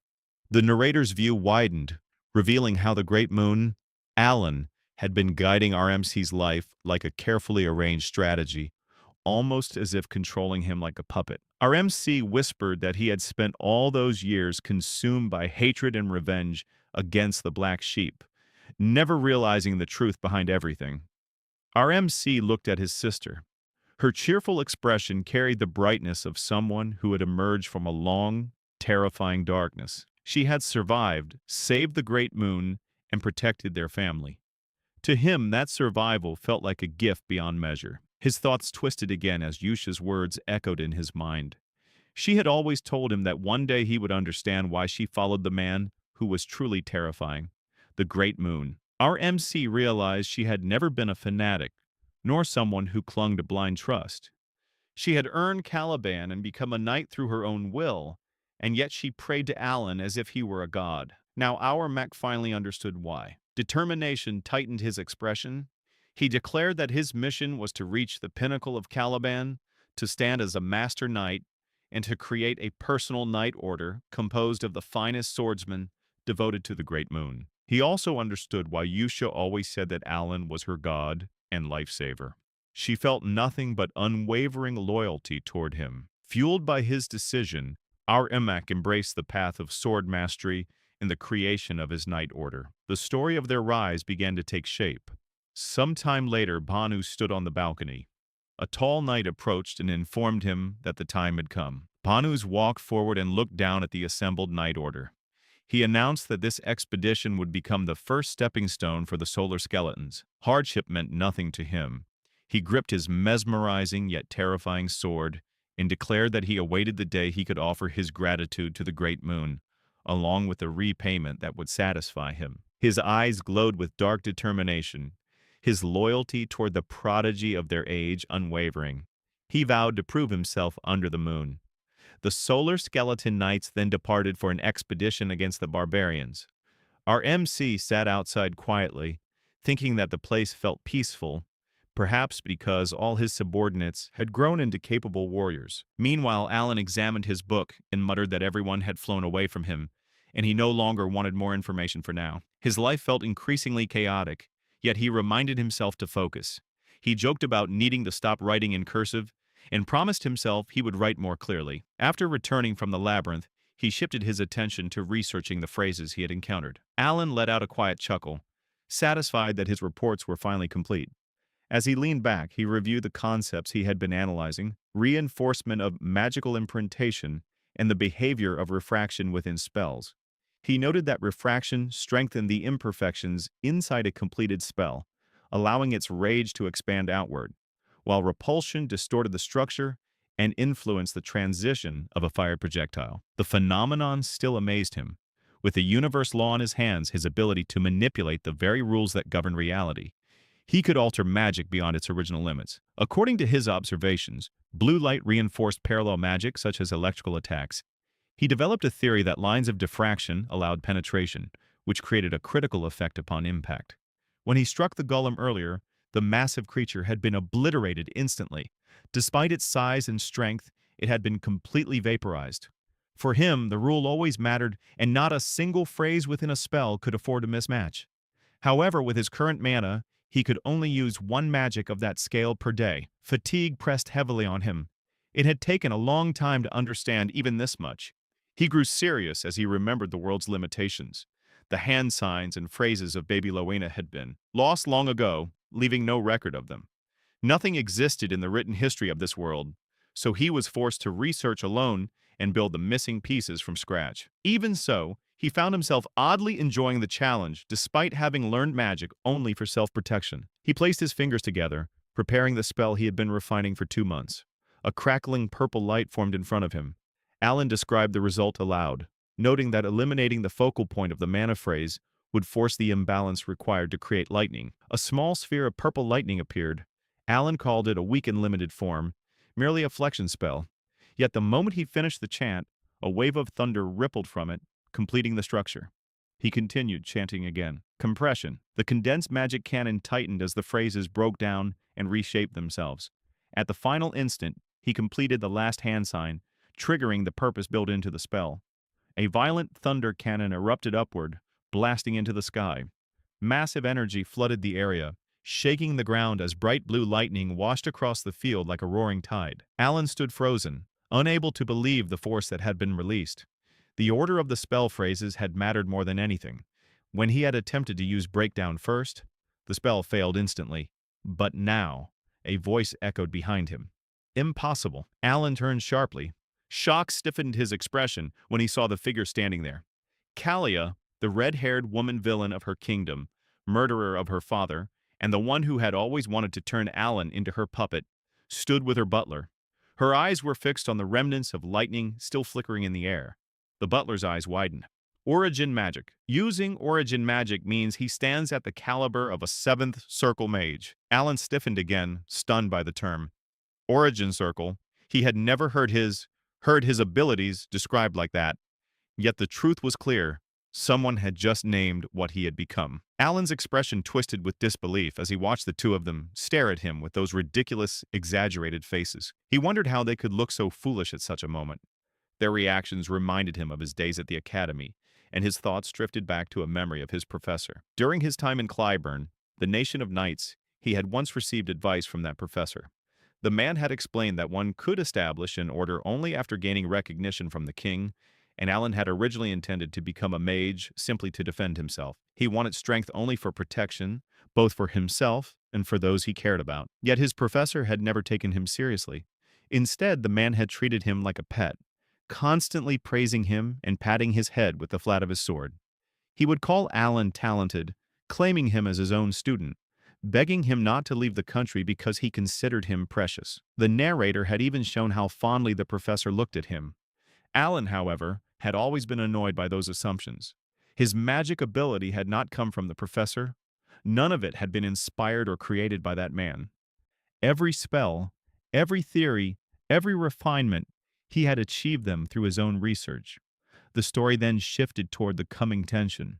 The next chapter would reveal another twist as Alan prepared more dangerous spells and tested more destructive magic. Meanwhile, Kalia, the red-haired woman who had killed her father and aimed to claim the kingdom, had reappeared with her butler. Alan had never helped her, yet she continued devising schemes to devour him for her own ambition. She always planned in the shadows, but Alan had a superior mind. The moment he recognized her intention, he quietly prepared to use Kalia as a pawn in a far greater strategy of his own. Inside Allen Castle, the red-haired Lady Kalia sat quietly in the reception room of the Platino family. Her butler stood beside her, and she tried to steady her thoughts. But tension kept rising the moment she remembered how she felt when she first saw Alan. She had come here for two clear reasons. First, Alan possessed a card capable of delivering a devastating blow to Genonia. Second, she needed to confirm Count Loria Platino's intentions, and since through magic, the power Alan had absorbed from Platino. As she organized her thoughts, she spoke about Alan's brilliance. To her, Alan was a prodigy, the great moon, immense and unmatched in potential. She could easily picture him wielding enough power to hold the entire Palestinian territory in his grasp. With the support of the Blue Moon organization protecting him, his future was even more terrifying. Her butler suddenly trembled, unable to hide his fear at the mere mention of Alan's strength. Kalia glanced at him, surprised that someone like him would react this way. To think that a man as arrogant as him would tremble because of Alan. Her butler, Benjel, was a fifth-rank mage who had been expelled from the mage tower for conducting inhuman experiments. His strength was undeniable, a man capable of wiping out an entire battalion with a single spell. Despite years of her support, he had never bowed his pride to anyone, yet Alan made even him shudder. Kalia studied her butler carefully. The terror on Benjel's face was deeper than anything she had ever witnessed from him. A chill ran through her as she realized she could feel that fear rising from within him, something she had never imagined possible. A disturbing thought crossed her mind. Could my own mage truly be unable to stand against our prodigy, Alan? And could Brad really be someone who reached the level of an origin mage? The possibility tightened her nerves even further. Before she could steady herself, Alan opened the door without hesitation. His expression was unreadable, cold and unshaken. He looked straight at Kalia and Benjil, his voice carrying no warmth. "What business brings you to the Count's estate?" Kalia answered as calmly as she could. "I apologize for coming without notice. This is the Count's territory. I lost my way while trying to find you, Count." Alan examined her closely and replied, "I will not hold it against you, Lady Genonia. Now tell me, what is the purpose of your visit to my castle?" His gaze remained hard, his tone sharp, and there was nothing gentle in the way he spoke. He sat on the sofa with steady confidence before continuing. "Let me make one thing absolutely clear. What I used earlier was not the magic of an origin mage. If you feel the need to assign it a rank, it would be closer to the second rank." Then he shifted his eyes to Benjil, making sure both of them understood. I'm sure you sensed it, mage. That magic has no real function. It serves neither defense nor offense. He paused, his voice dropping into a cold warning. In other words, it would be best if you keep what you saw to yourselves. Kalia and Benjil stiffened in terror. She felt her breath shake and immediately responded, trembling. Yes, Count. I must have misunderstood. I won't speak of it to anyone. Shock flickered across her face as she added softly, Benjil is using something horrifying. Alan exhaled slowly and replied with calm relief. Good. That's reassuring. Alan, the great moon, the prodigy she feared and admired, continued speaking with his calm, unshaken tone. Since the misunderstanding is cleared up, what is the real reason for your visit? Kalia gathered herself and responded politely. We were nearby on other business and wished to pay our respects. So there is no particular matter? Alan asked. She denied it immediately. There is not. Alan rose slightly, his voice steady. Regrettably, I have work to attend to, so I cannot spare much time for conversation. Understanding the clear dismissal, Kalia stood and bowed. I understand. Thank you for granting me even a brief audience. I will take my leave. But Alan spoke again before she turned away. If what you seek is someone to talk to, Kalia froze at his unexpected words. He finished coldly. It may be best to visit Duke Altai. I have a feeling the two of you would get along well. She blinked, unsure of what Alan was implying or what scheme he intended. Still, she bowed again with proper courtesy. Hearing your words, I will keep that in mind. I shall visit Duke Altai's castle. Moments later, she and Benjil stepped out of the mansion and left the estate. Outside, Alan stood with his knight Yuan. Yuan watched the retreating pair and asked, If that was Genonia, why would a ruined Western family come looking for us? Alan answered with a casual tone, I have no idea. Nothing comes to mind. Inside, however, a quiet thought surfaced. Good grief, this is troublesome. Outside the mansion, Alan's mind tightened with a single thought. If rumors spread that I'm using origin mage magic, people desperate for power will come hunting. And this world is nothing but a dark fantasy. An intruder could appear at any moment, trying to kill me and steal my abilities. The possibility alone felt suffocating. Returning to reality, Alan muttered softly, You understand what I mean, don't you? There is no reason for Genonia to approach Altai. Those two families are rivals in the underworld. A cold tension settled in him. In any case, don't come to me alone again. Inside the carriage, Kalia's POV. As the carriage moved, Kalia broke the silence. Count Palestinian's magic? Was it truly origin magic? Benjil trembled. No, it was not. Then your reaction earlier. What was that? Benjil took a slow breath, fear tightening his voice. Origin magic is created by drawing new laws onto the canvas of absolute immutable principles. That privilege belongs only to a supreme archmage. But his expression shifted as he recalled what he had witnessed. The Count was completely different. His eyes widened in terror. When I activated my observation eye and looked at his magic, the canvas itself was being torn apart. He saw again the overwhelming presence of the great moon. Alan, a force that felt omniscient and overpowering. Benjil continued, his voice shaking. He twisted the absolute principles by himself, fixing lightning in place, reshaping and collapsing laws, yet still manifesting a spell. A miracle so absurd it defies reason. Kalia stared at him, stunned. Benjil pressed on, his gaze sharp with conviction. Behind that power I saw something dark, something demonic, an eye capable of manipulating any law. His voice dropped into a whisper. It was unmistakably the work of a forgotten great god. He clutched his head tightly, shouting, I need to stop. Thinking any further is dangerous. After a difficult breath, he continued, I once earned praise for studying forbidden knowledge magic from the Forgotten Era. That is why I'm certain. His voice turned cold as ice. Do not oppose Count Palestinian, and never make him your enemy. Kalia let out a brief stiff chuckle, gritting her teeth as she tried to settle her thoughts. So there's no point in trying to uncover his intention? She muttered inwardly. Perhaps Alan truly meant it. Perhaps it really is best to visit Duke Altai, just as the great moon himself had advised. 2 years had passed since the children had been sent off on their individual paths. Inside his office, Alan asked calmly, Any new information? Preferably news about that kid. Ivan shook his head. Nothing about the children, Count. But there is something else.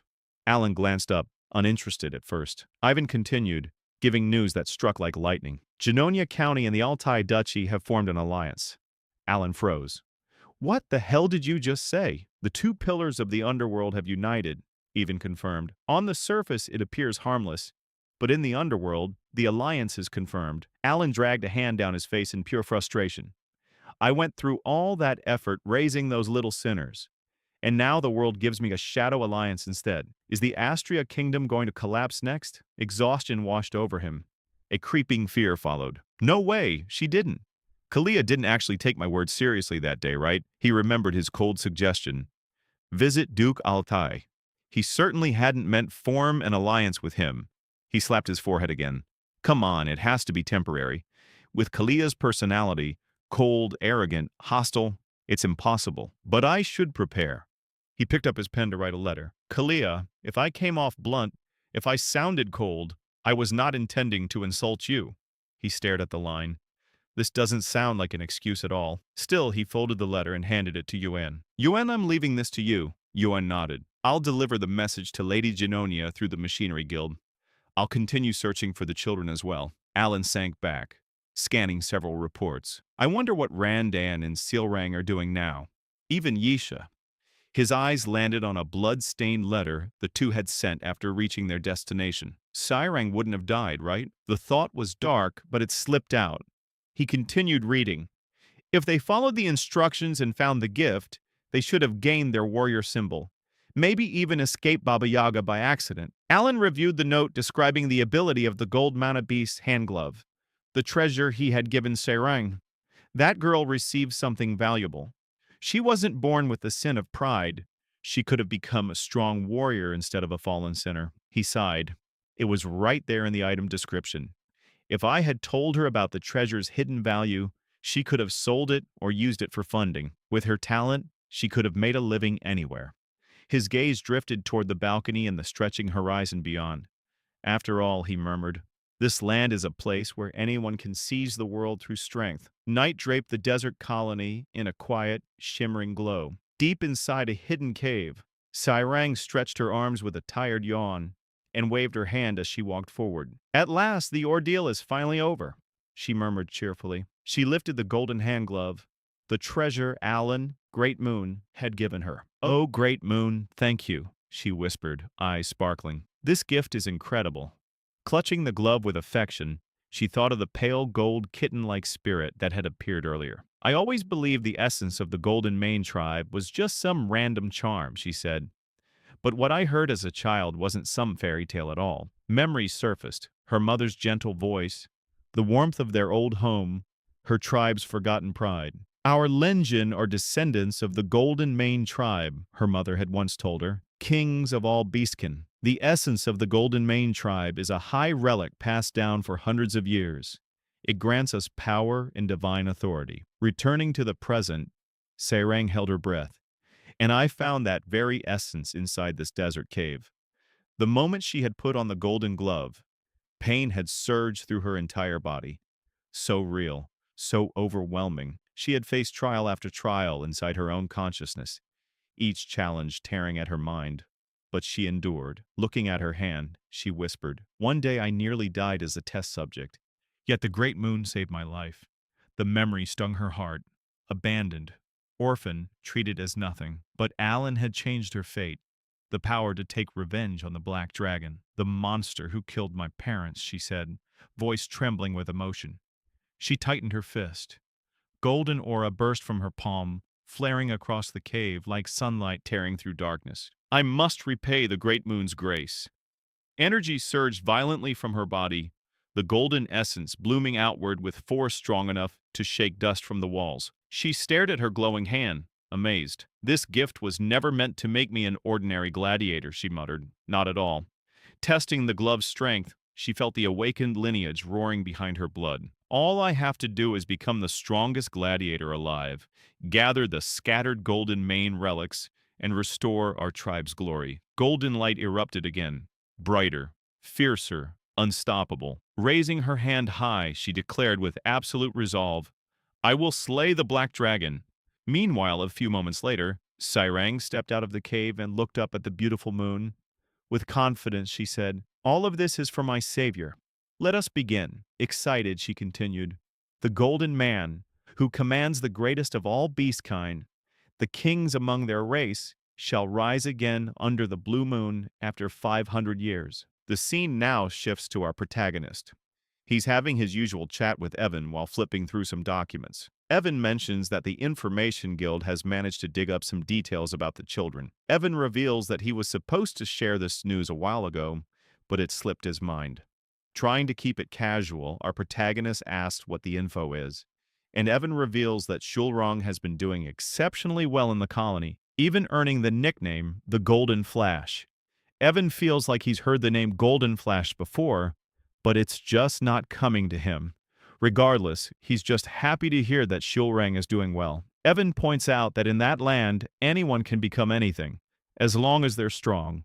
Kind of like the lawless city in Eminence in the Shadow. Curious, Evan asks if Evan has any updates on Radon, since he hasn't heard from him since arriving in the entertainment city of Raxus. Evan mentions that there's some info about Radon, but the Information Guild is still checking its accuracy.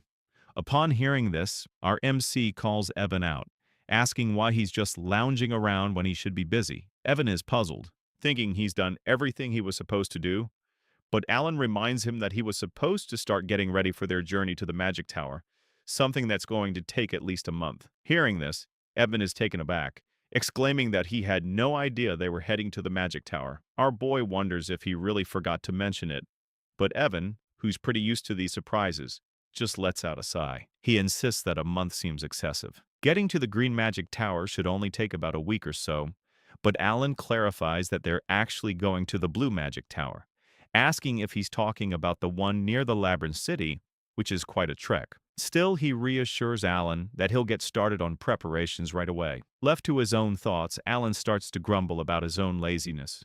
He can't believe he's going to be stuck in a carriage for an entire month. Just the thought of it is already wearing him out. Alan then reminds himself that he doesn't have a choice, especially since the item that can help with his tiny precious mana hole is waiting for him there. As he reminisces, he recalls the Labyrinth City and the fond memories it brings back from his gaming days. He used to spend countless hours grinding there. The labyrinth at the heart of the city is the iconic level grinding spot in Psychedelia. Players could snag better items by leveling up and delving deeper into the labyrinth.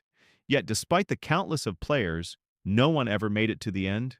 It drove them crazy. Nobody could figure out why the developers kept adding floors when no one could reach that far. Some even resorted to cheat codes to hit floor 150, but the labyrinth just kept on going. Alan explains that just like in the game, relics and artifacts are always popping up in these labyrinths.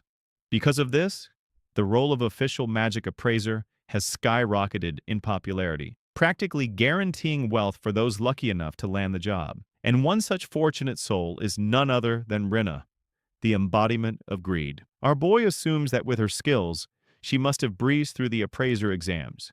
But as he reflects on it, he starts to wonder if the gift he picked out for her was a bit underwhelming compared to what the other kids got. After all, his gift is just an item that appraises other items.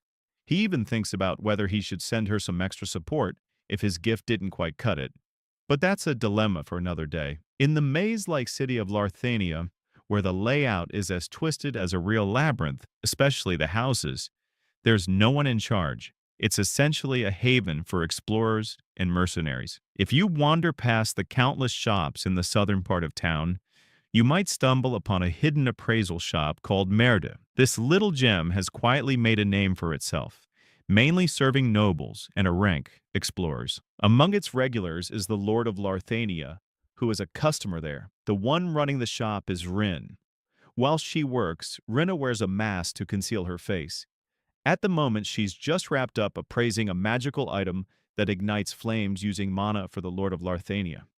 Rinna explains that the item can be imprinted, and when the Lord inquires about what she means by imprinted ability, she clarifies that with just a bit of mana, the flames will burn for an hour. This news delights the Lord as the item's efficiency has significantly improved. Imprinting essentially upgrades an item to the next level, and the specific imprinted ability varies based on the item. Once the customers leave, Rinna takes off her mask and spots a special item nearby. She picks it up, claiming it can be imprinted as well. She goes on to explain that the real reason her shop has gained such fame, even though it's tucked away in a corner, is because of this imprinting ability. According to her, it's a gift from their great moon. This is actually the item our boy gifted her, but Alan doesn't understand how it works well. He believes this special item can only appraise other items. But little does he know, it also has a hidden function that can upgrade items too. With a smile, Rinna recalls how when Alan first suggested she become an appraiser, she was completely baffled. Reflecting on her earlier misunderstanding, when she thought Alan was only a friend of Palin from the era of the Forgotten Outer Gods, she realizes that everything he's been doing was aimed at getting rid of the dark forces, those mysterious beings that took Deus's sister. But when she received the orders to go to the Labyrinth City and become a magic appraiser, she couldn't see how that would help in battling the dark forces. She was genuinely confused about why he sent her to a place like this, until she laid eyes on the gift he had given her. The item is called the Eye of the Stalker. It quickly identifies items that fall below a certain mana threshold. Essentially, it's like a handy assistant for appraising. But that was just the beginning. Its true potential was yet to be revealed. Rana, who was born with the ancient library, instantly recognized that this item was nowhere to be found in any records. When she broke its seal, its true imprint ability kicked in, allowing her to handle up to 500 items. As usual, Rina misinterpreted the situation, thinking our main character must have known everything, and gifted her the item to help her gain the strength needed to combat the dark entities. To fully awaken the item, she needs to offer 500 unique items as sacrifices. Right now, she's managed to sacrifice 248. With a mischievous grin, she thinks that only 252 more are needed before she can unleash the full power of this divine gift. However, the item only responds to specific high-tier relics. If she tries to sacrifice a low-tier relic, all her progress vanishes. That's why Rena has to appraise each relic before making a sacrifice. Then she starts acting a bit strange, hugging the item and declaring that their great master must have known she was the only one fit for this task, given her connection to the ancient library. It appears that Rina is also a Yandere, just like Utia. Rina insists that everything she does is for his grand will, and that it will all unfold according to the will of the Great Moon. 3 weeks later, our main character finally makes it to the Blue Magic Tower. Inside, he encounters the Vice Tower Master, a six-circle mage named Fenya Crescini. She's a petite woman with cat ears, who bluntly tells him to either state his business or get lost, leaving him a bit shocked by her rudeness. As he looks at her, he realizes she seems familiar. She was a key character in the Psychedelia game. At this point, she's still the Vice Master, since the main story hasn't kicked off yet. In the game, she was a prodigy who reached the legendary 8th Circle by the age of 20 and became the Master of the Blue Tower. He explains that magic towers aren't just powerful. They also control the production of vital goods, giving them a status comparable to that of nobles. Even though the Vice Tower Master has surpassed human limits, he can't shake off the feeling that her tone is way too disrespectful. He introduces himself as the Count of Palladio and mentions he's there to discuss the Time Gate, but Fenya completely brushes him off. He tells her that he's here to deal with the Time Gate. This Time Gate is a rift leading to a mysterious subspace that pops up in areas with heavy magic use, causing all sorts of chaos and damage. Fenya, using her observation magic on him, can't help but mock him, asking what someone with such little talent thinks they can do about a time gate. She waves him away, telling him to scram. Our guy's left in total disbelief. Evan, who's supposed to have his back, is just standing there watching. When Alan presses for an answer, Fenya snaps back in irritation, saying that plenty of people have come before him, promising to close the time gate, but they all end up failing. He confidently insists he's being truthful, and all she needs to do is point him in the direction of the time gate. Inside, he's wondering why she has to be such a pain. He even feels a bit wronged by the whole situation. Fenya then mentions that she gets he needs something significant to sway public opinion, especially since people are starting to realize he became a count purely by chance after all his siblings passed away. With a surge of mana, she warns him that he can't just stroll into a magic tower acting all tough. This leaves our guy stunned as he wonders who's been spreading these rumors about him. It's been a few years since he did anything outrageous, and now people think he's gone soft, which, to be fair, is somewhat true but doesn't really matter. He also notices that even though Fenya seems like a total workaholic, she's surprisingly well informed about what's happening outside, and that's a bit intimidating. Panicking, our MC admits he was annoyed with her earlier. But after witnessing her magic, all that irritation just vanished. Evan leans in and whispers that if they try to take her on, they'll end up folded in half, so he should tread carefully. But desperate to prove himself, our boy strides over to Fenya and declares that if he can't eliminate the time gate as promised, he'll hand over all his property to the magic tower. Fenya thinks he's joking, but he insists he'll even swear an oath. This takes her by surprise and she agrees to guide him. When they arrive, she reminds him that, as promised, all his wealth will be hers if he fails. He confidently replies that there's no way that will happen. Fenya thinks this is the perfect opportunity to see what he's really made of, especially since everyone hails him as the leader of the underworld. Looking at his monohull, she figures he's just been lucky. While she admits he has an otherworldly presence, the reality is he has a tiny monohull and only slightly above average energy sensing, barely at the second circle. She can't help but wonder what he plans to do with such underwhelming skills. Meanwhile, Alan inwardly says that, honestly, there's no need to worry about closing the time gate.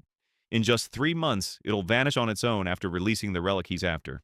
That's where the research wraps up, and it seems no mage skilled enough to close the gate will show up. Yet the time gate at the Blue Magic Tower keeps causing chaos for over 2 years. As Alan starts using a Babylonia hand sign, Fenya can't help but tease him again, questioning why he's opting for hand gestures instead of a staff. She inwardly says that even ancient magic comes classified as a primal method. It's a method considered almost like a fairy tale.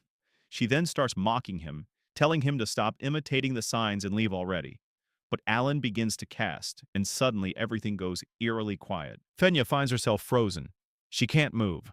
Using her observation magic, she scans him and is taken aback to see him defying the laws of the world as a gigantic eye materializes in the sky. When it opens, Fenya feels a shiver run down her as she witnesses it. She tries to understand what's happening, but then she gulps as she realizes that she shouldn't try to understand what's going on, as it will be dangerous to try. The ominous eye stares at her and reaches its hand towards her. Fenya also reaches out to it hesitantly. Then she hears the words, "absolute demand," and she starts sweating bullets. With fear, she mutters that she understands the demand. The eye stares at her one last time, and then closes. Time starts to gradually return to normal as the ominous entity disappears away due to Alan successfully closing the time gate using his mysterious power. He casually turns to her and states that the gate is closed. She flinches by this. Alan holds the relic thinking that it was easy. All he had needed are special items and methods. He tells Fenya that he'll be taking the relic that this time gate coughed up. He inwardly says that he needs to use it a few more times, so he used a convincing spell on her. Fenya remains in a thoughtful position, and Alan wonders whether she fell for it. Then we get to see her distraught face as she stutters that she understood and won't tell anyone. Alan misunderstands that her face shows that his bluff failed. He then approaches her, saying that he appreciates it. But then his words are cut off as he sees her stumbling backwards. Fenya quickly mutters that she understood, and that she'll keep absolute silent about what she saw and won't tell anyone. She further adds that she can keep a secret well, and to trust her. Seeing this, our boy wonders what has gotten into her to act like this suddenly, because just a moment ago she was all bitchy. Alan then walks out towards Evan and instructs him to prepare to head out. But right at that moment, Fenya tells him to wait. She, all sweaty, shows a case filled with valuable recovery potions that she made. She pleads him to take it. Alan inspects it and inwardly notes that these potions made by the Vice Tower Lord is top grade 1. Fenya nervously asks if he likes it, but he stays lost in thought, thinking, 2 bottles cost the price of several lower ranks. I looked it up and almost choked when I saw the price. Is she that thankful for me closing the gate? But Fenya trembled, saying that she will absolutely keep silent, as he requested. She also states that she'll make a mana oath for it. Alan and Evan watch in confusion, wondering why a mere thing like this requires an oath. But then Alan realizes that she seems to have misunderstood what he said. But it was too late. She performed the mana oath, sealing her promise of not revealing what she saw. Fenya proudly states that now he can believe that she keeps her promises well. Alan awkwardly says that he sees, and inwardly thinks that she shows no sign of clearing up the misunderstanding.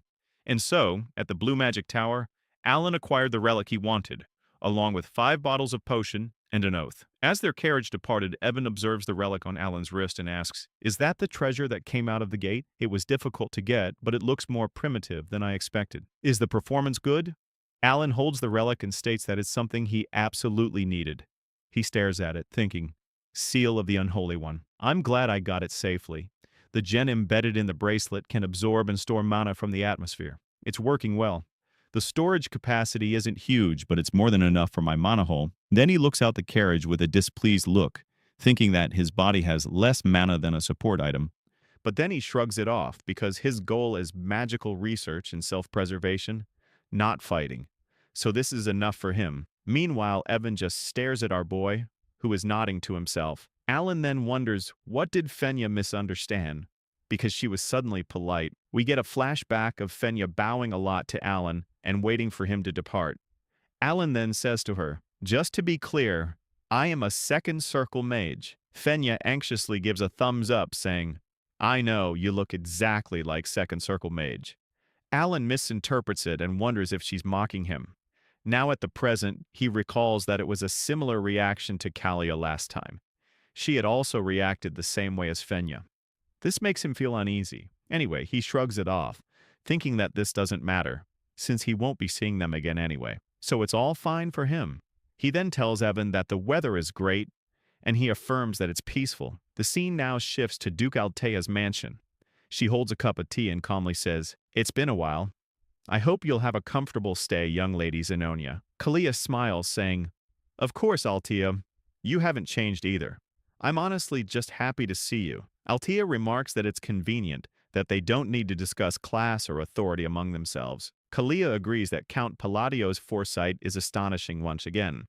She recalls what he had said to her that fateful day. She inwardly says upon following his advice, I quickly understand his true intention. While chatting, they both realize they were both inferior to Palladio. Regardless of the reason, it was an alliance built on Count Palladio's command. Since a power struggle is meaningless beneath the absolute number one, Zenonia and Altea became more comfortable allies. Altea curiously asks why she visited today, since the conference is next month. Kalia hands her a letter saying, the Count sent a letter during the day I visited as an excuse. Loria opens it, wondering what it could be. The letter reads, young lady Zenonia, I hope you are well. Regarding your visit the other day, a few nobles have grumbled to me about it as well. Therefore, there are not many nobles that suit me. So please understand. Altea is confused, wondering that this is just about the conversation of noble families. Kalia remarks that it seems like a normal apology letter, but Altea then adds in that there must be some kind of scheme hidden within. Kalia smiles and affirms, stating that they need to discuss it together. They both read the sentence again. There are not many nobles that suit me. They both check the noble's background, saying, Baron Cania belongs to the noble faction, and Marquis Maranchino is one of the key figures in the royal faction. Viscount Belanda belongs to the royal faction. Duke Faldian is a key figure in the noble faction. Among the nobles he was speaking to at the ball, they both finally come to a conclusion.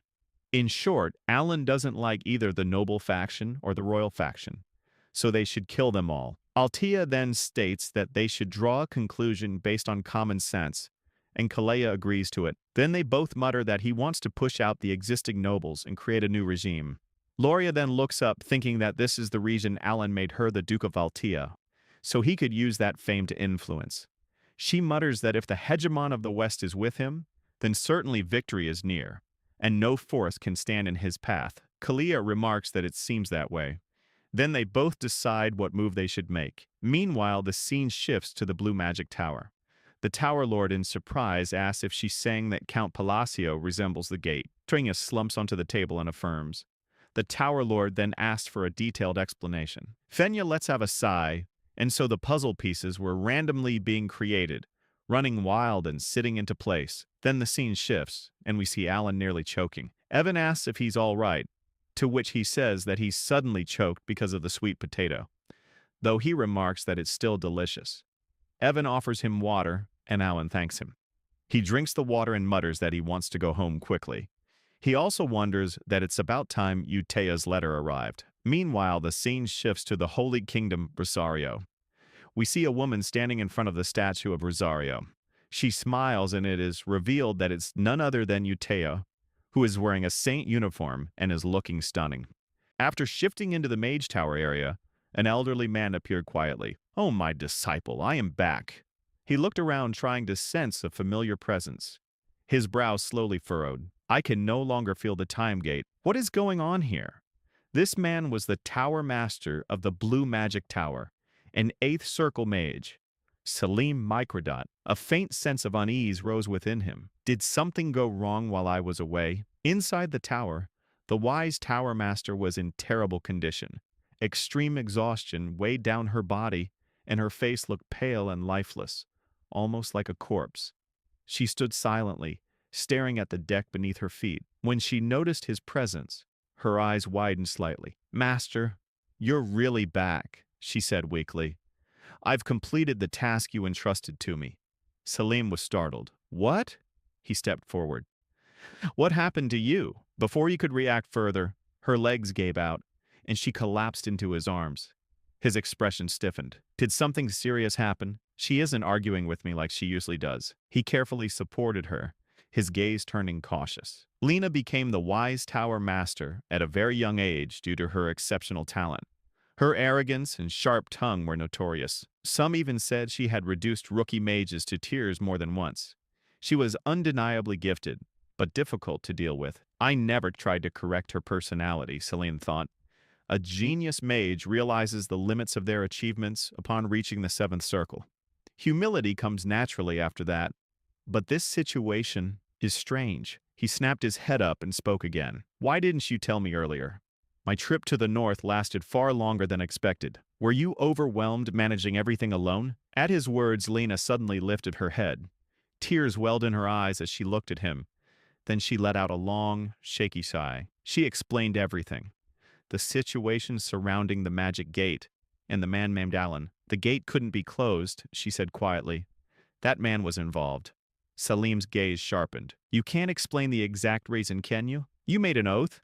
His voice hardened. "Why would you swear an oath to a mere count?" "There was no need." Lena trembled slightly. "There isn't much I can say in detail," she replied softly. "That's all I'm allowed to explain." Salim exhaled slowly, then lightly patted her shoulder. "So that's what finally made you modest," he said calmly. "An incomprehensible mage. Or perhaps," his eyes widened faintly, "an origin mage." Lena nodded weakly. "The man named Alan possesses the power of an origin mage." Salim raised his hand and lightly tapped his disciple on the head. She was so shocked that she did not even try to brush his hand away. Salim then lifted his gaze toward the distance and spoke calmly. "The Count Palatine of the Astria Kingdom." Quite interesting. 1 month later, after returning from the Blue Magic Tower, Alan continued immersing himself in magical experiments.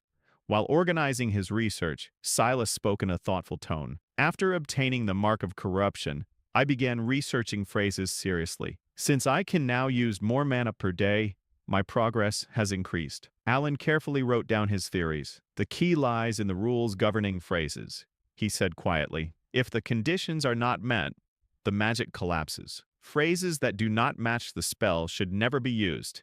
He added another note. "Identical effects cannot be repeated. Only 4 components can be used at once. Similar phrases overlap, creating interference." After a brief pause, he continued writing. "Some phrases require proper arrangement, almost like guidance. I believe I've discovered a new rule related to phrase usage." He glanced at the page and spoke casually. "It might be connected to how magic aligns with the laws of nature, or perhaps where I place those laws. I'm not entirely sure yet." At that moment, Yuan arrived. "My lord, what's going on here?" Yuan asked, scanning the surroundings. "Your magic grows stronger every time I witness it." "Count," Alan exhaled lightly. "I suppose so." Wen frowned in disbelief. "This doesn't feel like second circle magic anymore. It's on a completely different level compared to a few months ago." Alan gestured toward the massive crater carved into the ground. "An ordinary gravity spell wouldn't create something like this." Yen stared at the deep pit. "Did you really do this with gravity magic?" Alan nodded. "Even at maximum output, a second circle mage shouldn't be able to crush something to this extent." Wen looked at him with wide eyes. "Master, that's insane." Alan smiled faintly. "I thought I was getting stronger, but perhaps it isn't just an illusion." Wen let out a slow sigh. "Your magic truly is fascinating, Count. Why don't you believe in yourself more?" Alan shook his head. "If the power increase were obvious, it wouldn't be due to proficiency or phrases alone," he explained calmly. "On the first day I worked with mud to shape basic constructs. On the second day, I refined my crafting techniques. On the third day, this result appeared. He looked at the crater again. Improved magical proficiency means greater precision and deeper understanding. I followed those 3 days as stages for developing gravity magic. Alan hesitated slightly before adding, phrases function more like trigger words.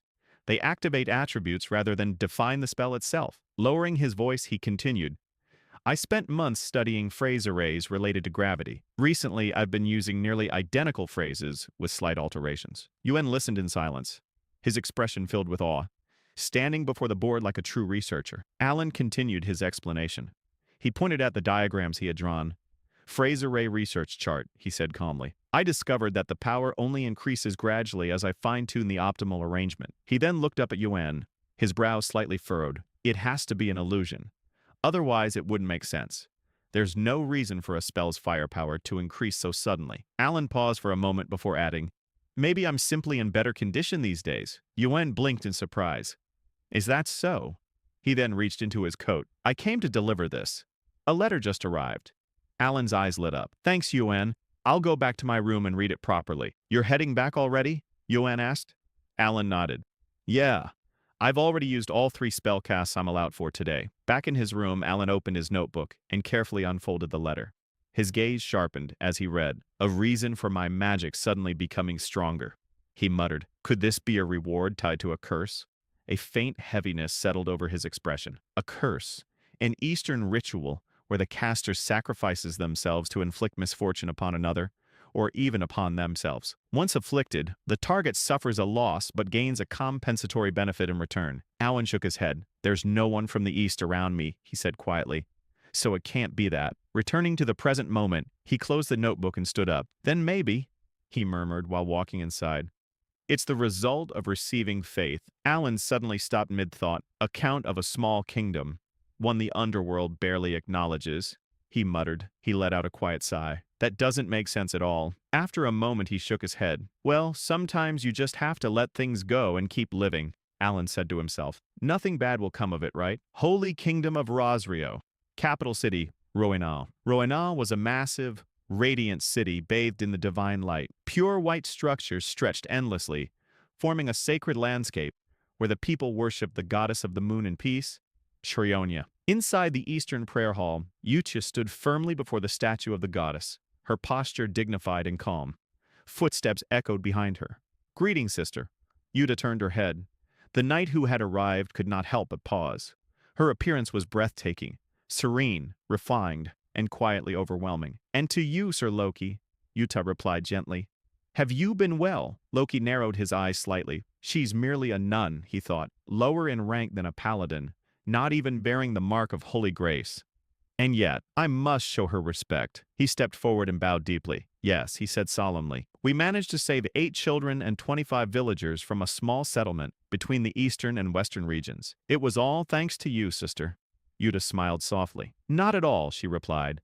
You were the one who carried out those deeds, and you were the one who guided someone as ignorant as me. Loki clenched his fist. I will always be grateful, he said quietly. For 20 years I lived in despair.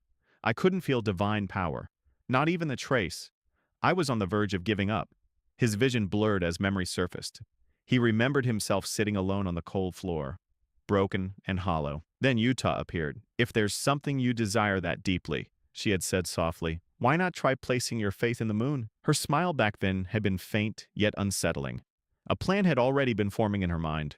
The moon, Loki had whispered. Yuta's crimson eyes gleamed as she looked at him, her voice cold and calm. You'll understand, she said, once you truly walk that path. Loki's gaze hardened as his thoughts drifted inward. I was so desperate that I was willing to do anything. As she instructed, he prayed to the moon for several days. Then the change came suddenly. His energy surged at an astonishing pace. Divine power flowed into his sword, and almost instinctively, he learned how to wield it. The sensation was overwhelming, pure, powerful, undeniable. He had been ecstatic, but that joy was short-lived. A moment of temptation followed and despair crept into his heart. I placed my faith in the moon, not in goddess Coronia, he muttered sharply. Fear tightened his chest. Have I stepped onto the path of heresy? Yet power borrowed from the gods was still divine power. Even the sacred artifacts engraved with the name of goddess Caronia responded to him.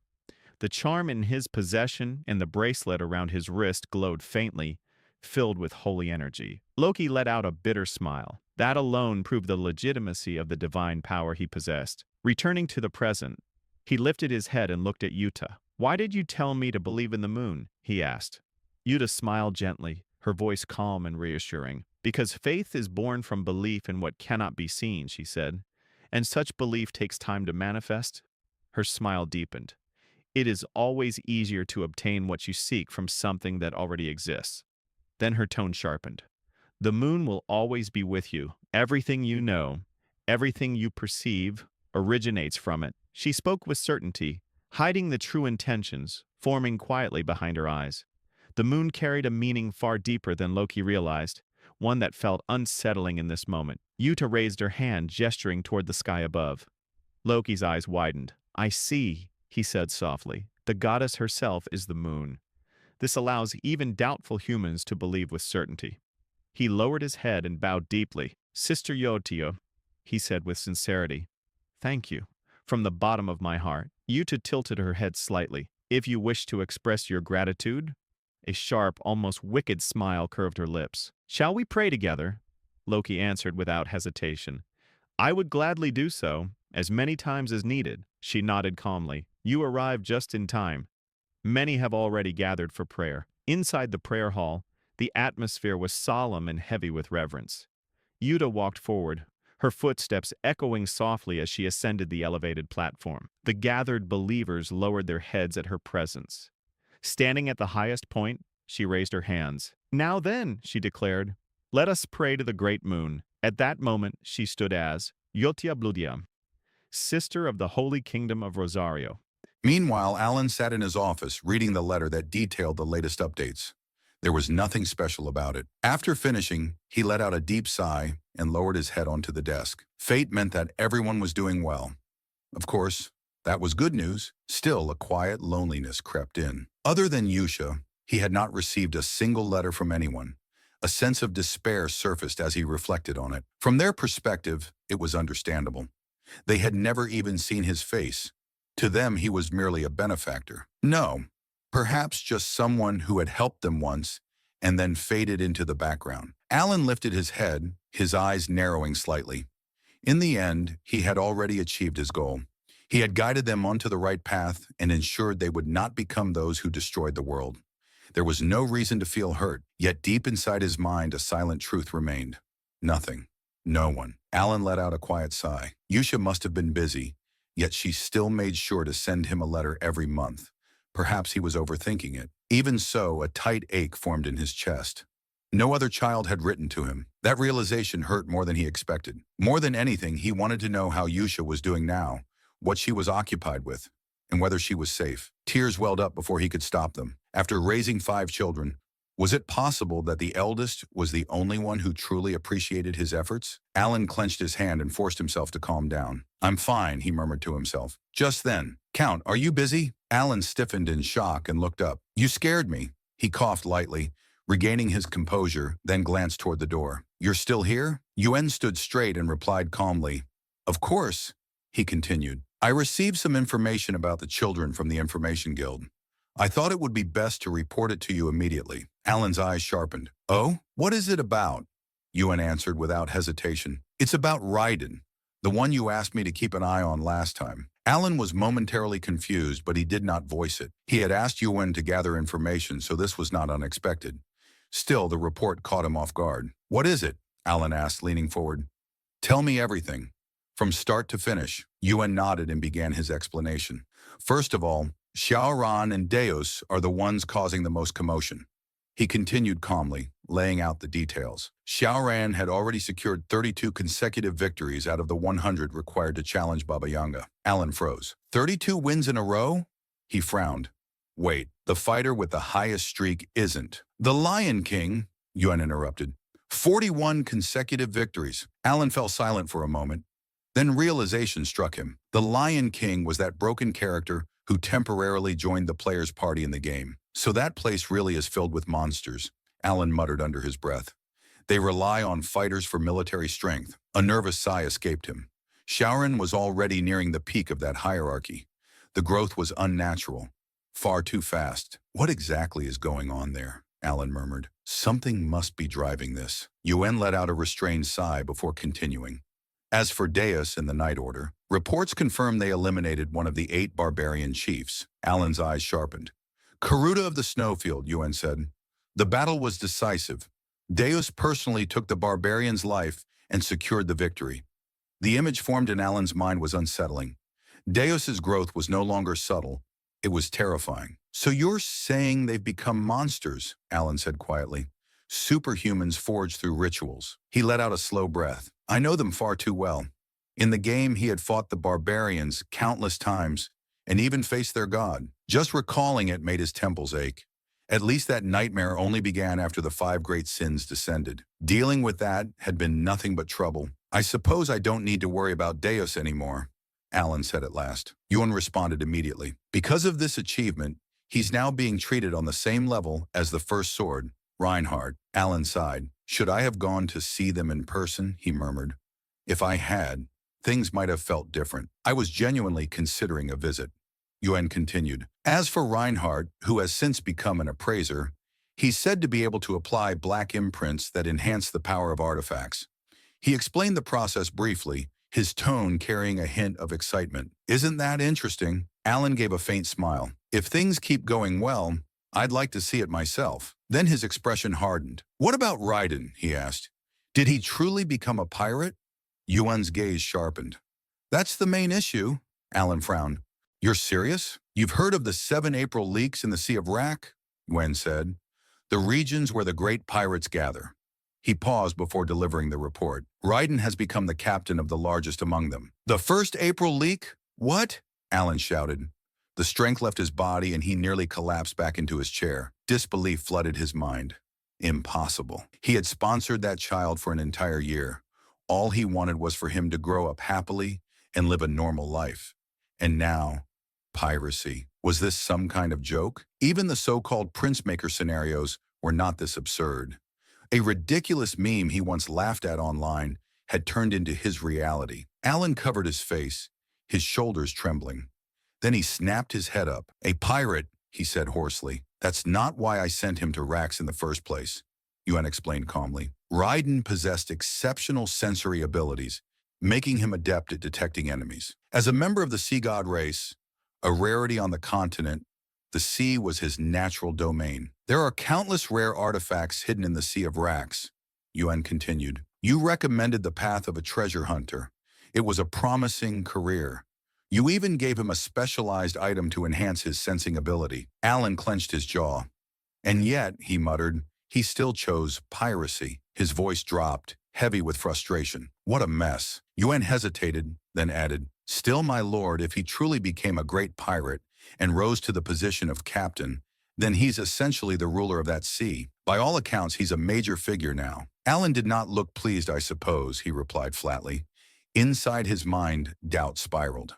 How did Raiden even manage to take down the former captain of the first Apsar Leaguer? Those captains were all superhuman beings, monsters of the sea. The pirates of the 7th Apsar Leaguer were said to be invincible in naval combat.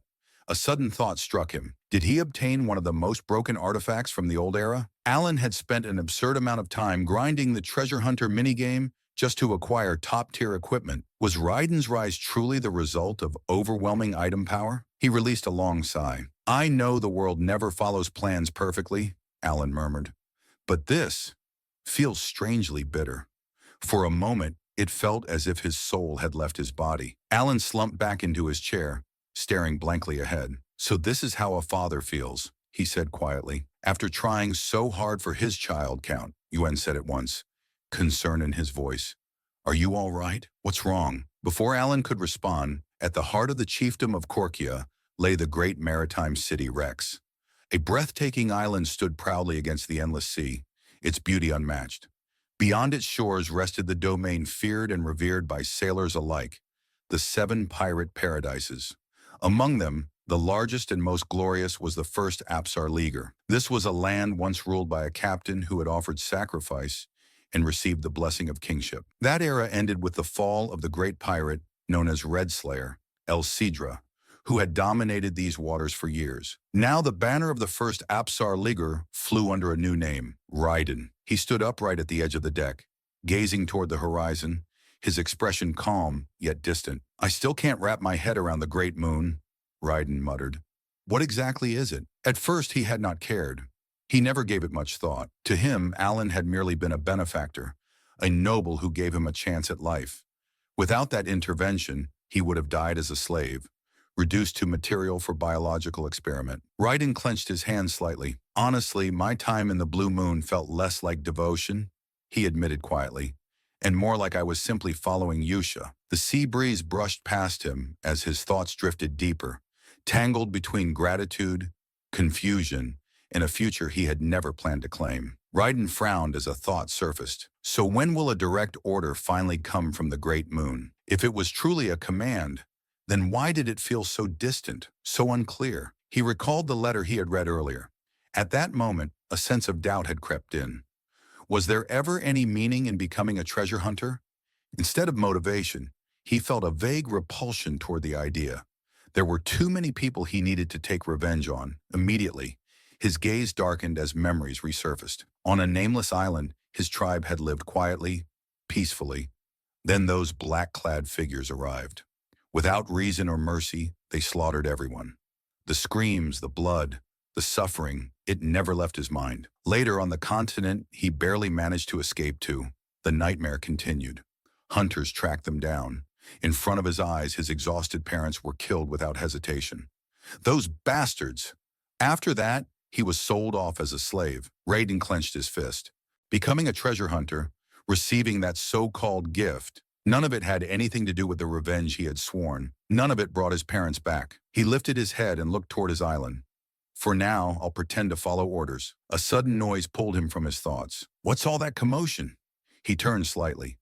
Pirates nearby were laughing loudly, enjoying their food and drink. One of them raised his head, lit his cigar, and spoke with excitement. "Only the chosen ones can receive the heavenly king's blessing through sacrifice. Every captain of the 7 Apsar Leaguer who survives becomes eternal." Raiden froze.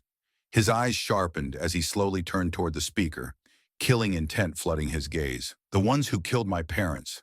The 7 pirates." His expression grew terrifyingly dark. "So they actually managed to get their hands on a king?" he thought grimly. "And now they're nonsense. The so-called heavenly king's power was not some miracle. It was a blasphemy. That power could only be granted by the sea god Clyde. It required a scarred ritual, one that used the body of a member of the sea god race. That power was never meant for outsiders. It belonged to his tribe, to his family, and every single captain of the 7 Apsar Leaguer was using it." Raiden's breathing grew heavy as rage surged through him. Those hunters, he thought, teeth clenched. "They split my parents apart for this." His hand tightened, veins bulging. "I'll destroy them," Raiden vowed silently. Every last pirate. A chilling darkness surged through his body. Under the midnight moon, Raiden stood atop a high hill, overlooking the distant celebration of his enemies. His gaze was dark and heavy. "How did they know?" Raiden muttered under his breath. "I never told anyone my story." A cold realization settled in his heart. It felt as if the great moon itself had prepared this opportunity, an opening for revenge, arranged to fulfill a long-standing promise. His eyes remained locked on the ship below. There among his enemies, Raiden clenched his fists tightly, rage boiling beneath the surface. "I can't take revenge yet," he said in a low voice. "There are superhumans who wield the power of the sea god." His eyes narrowed. As his thoughts aligned, his gaze shifted to the pendant hanging against his chest. In the next moment, its glow flared sharply. "If all of this was truly intentional," Raiden murmured, "then there must be a reason the great moon gave me this gift as well." He lowered his head slightly, staring at the pendant with unmistakable reverence. Admiration filled his expression as he offered silent worship. "This will be the foundation of my revenge," he said firmly. The scene shifted to morning. Without hesitation, Raiden leapt from the peak of the cliff, plunging deep into the sea below. A sharp light flashed across his eyes as the pendant activated. "The great moon's gift, the Amrita goggles," Raiden said calmly. "They make it easy to locate artifacts hidden deep within the ocean." His gaze pierced through the dark waters. The artifacts I found were more than enough to compensate for my lack of strength. The moment Raiden discovered the treasury box, its surface gleaming faintly. He opened it. Inside was a golden bracelet. He took it out and fastened it around his ankle. "To think I only offered a simple thank you," Raiden said quietly. "How foolish of me." The seaside was breathtaking. Raiden lifted his gaze toward the moon, its light reflecting across the water. "The great moon kept its promise," he said. "Not only did you bring the target of my revenge directly before me, but you even granted me the power to carry it out, the power that truly belongs to my tribe." A trace of understanding appeared in his eyes. "I finally understand the command you sent in that letter." A faint smile formed on his lips. "Your true intention was never just revenge," Raiden continued. "It was to help me seize control of the 7 predators." He lifted his head slightly. Under the moonlight, his posture was composed and confident, his presence striking. "I was right," he said calmly. "I won't forget anything." His thoughts drifted to Yusha. "That woman is truly a genius," Raiden muttered. "And terrifying as well." He exhaled softly. "That day marked the beginning," he said. "What once felt like an unbearable sentence has slowly become a source of trust." He sighed, his voice low. "Everything has been engraved deep into my heart." Raiden's eyes sharpened as he silently spoke a vow to the great moon. He turned back, gazing at the vast sea beneath the moonlight, immersed in the breathtaking scenery. Raiden looked up. 3 months later, the oppressive heat had faded, and autumn had arrived. It was the most beautiful season in Benel, Estria, the time of the grand social gathering. Inside a moving carriage, Alan sat stiffly, his expression tense. "I was forced to tag along," he said with clear displeasure. "Once every 4 years, mandatory attendance. I truly hate this ridiculous event." His mood darkened at the thought of the banquet ahead. The carriage moved swiftly along the road.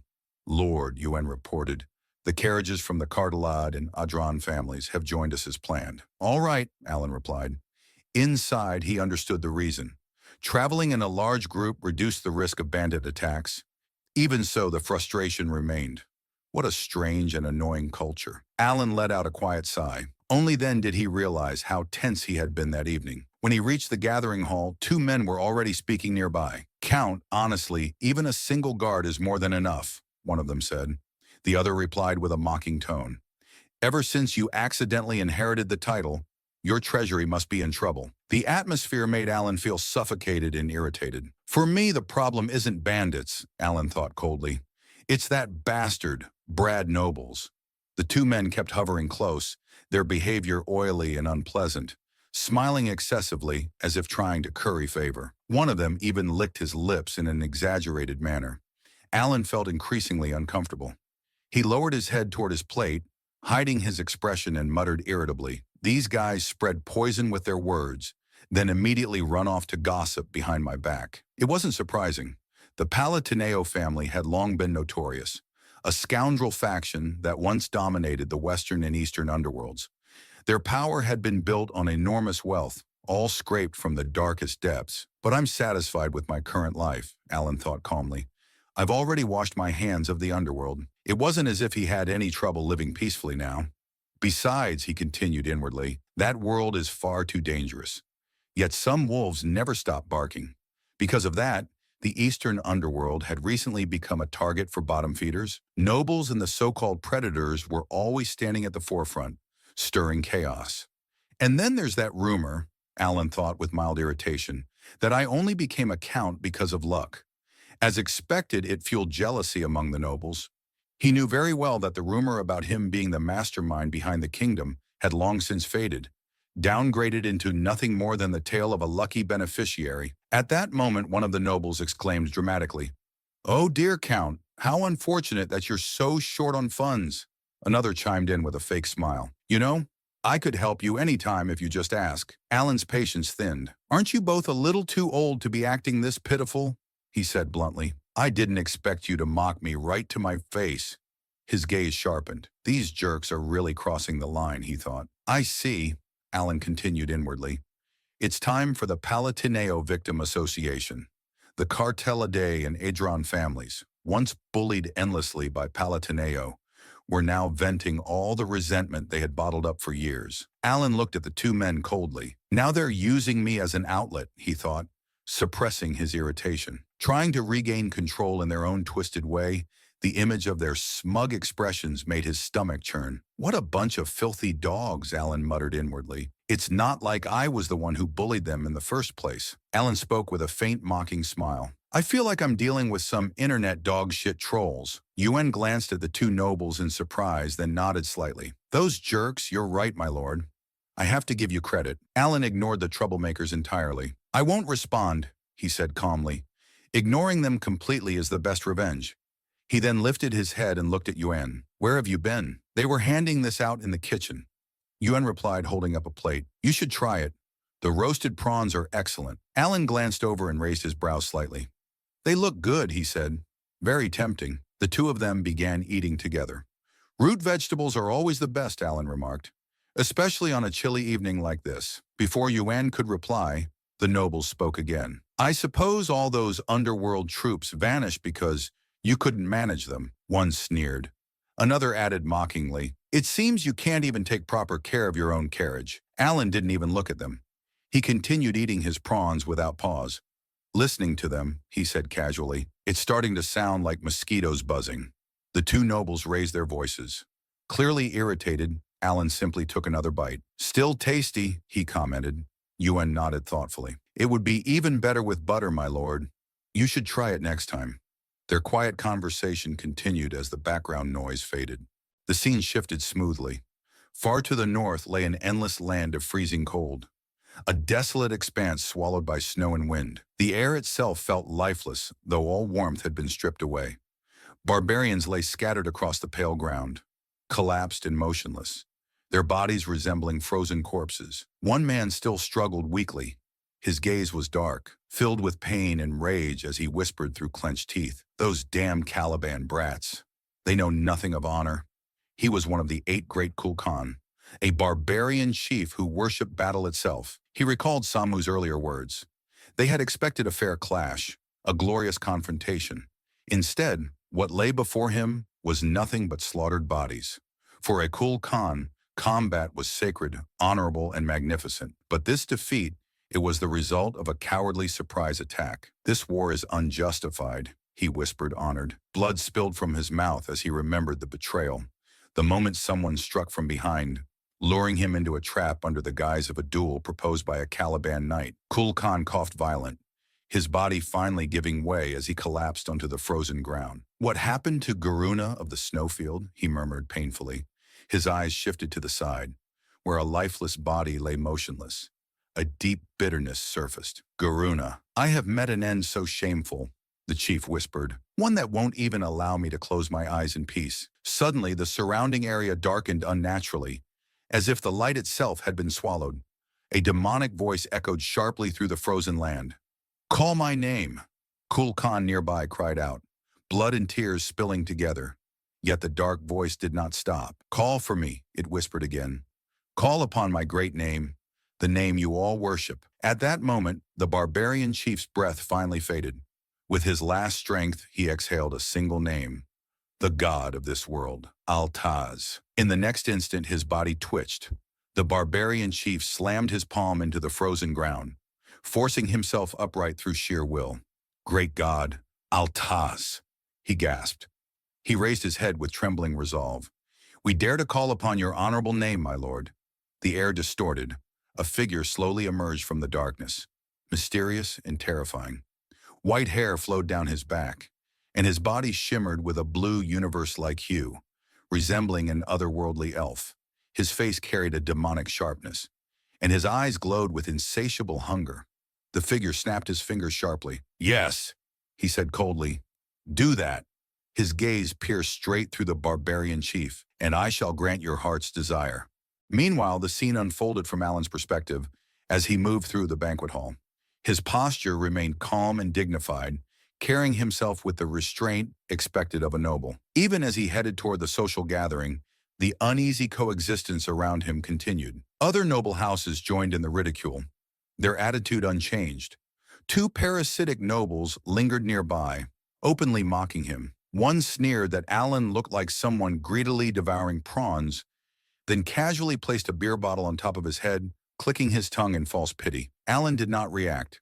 He ignored them completely, maintaining the composure of a true noble. In his mind, however, Alan calmly assessed the situation.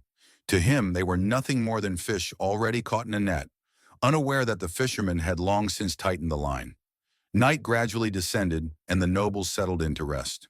Yuen enjoyed his meal without concern, while Alan continued to disregard the two men. The pair, on the other hand, twisted their expressions in frustration. Damn it! That brat from the Palatunio line is completely ignoring us. This is absurd, one of them thought bitterly. The other leaned closer and whispered, "So what about the additional squad?" "I already checked using an artifact," the man replied quietly. "It's only that brat and his lunatic knight. That's all." His voice grew colder. "How dare they associate with nobility? It's insulting. And those rumors about them being dead, if they're true, we can proceed immediately. We'll enter the underworld without delay." The two nobles exchanged glances, their expressions turning increasingly repulsive as they plotted.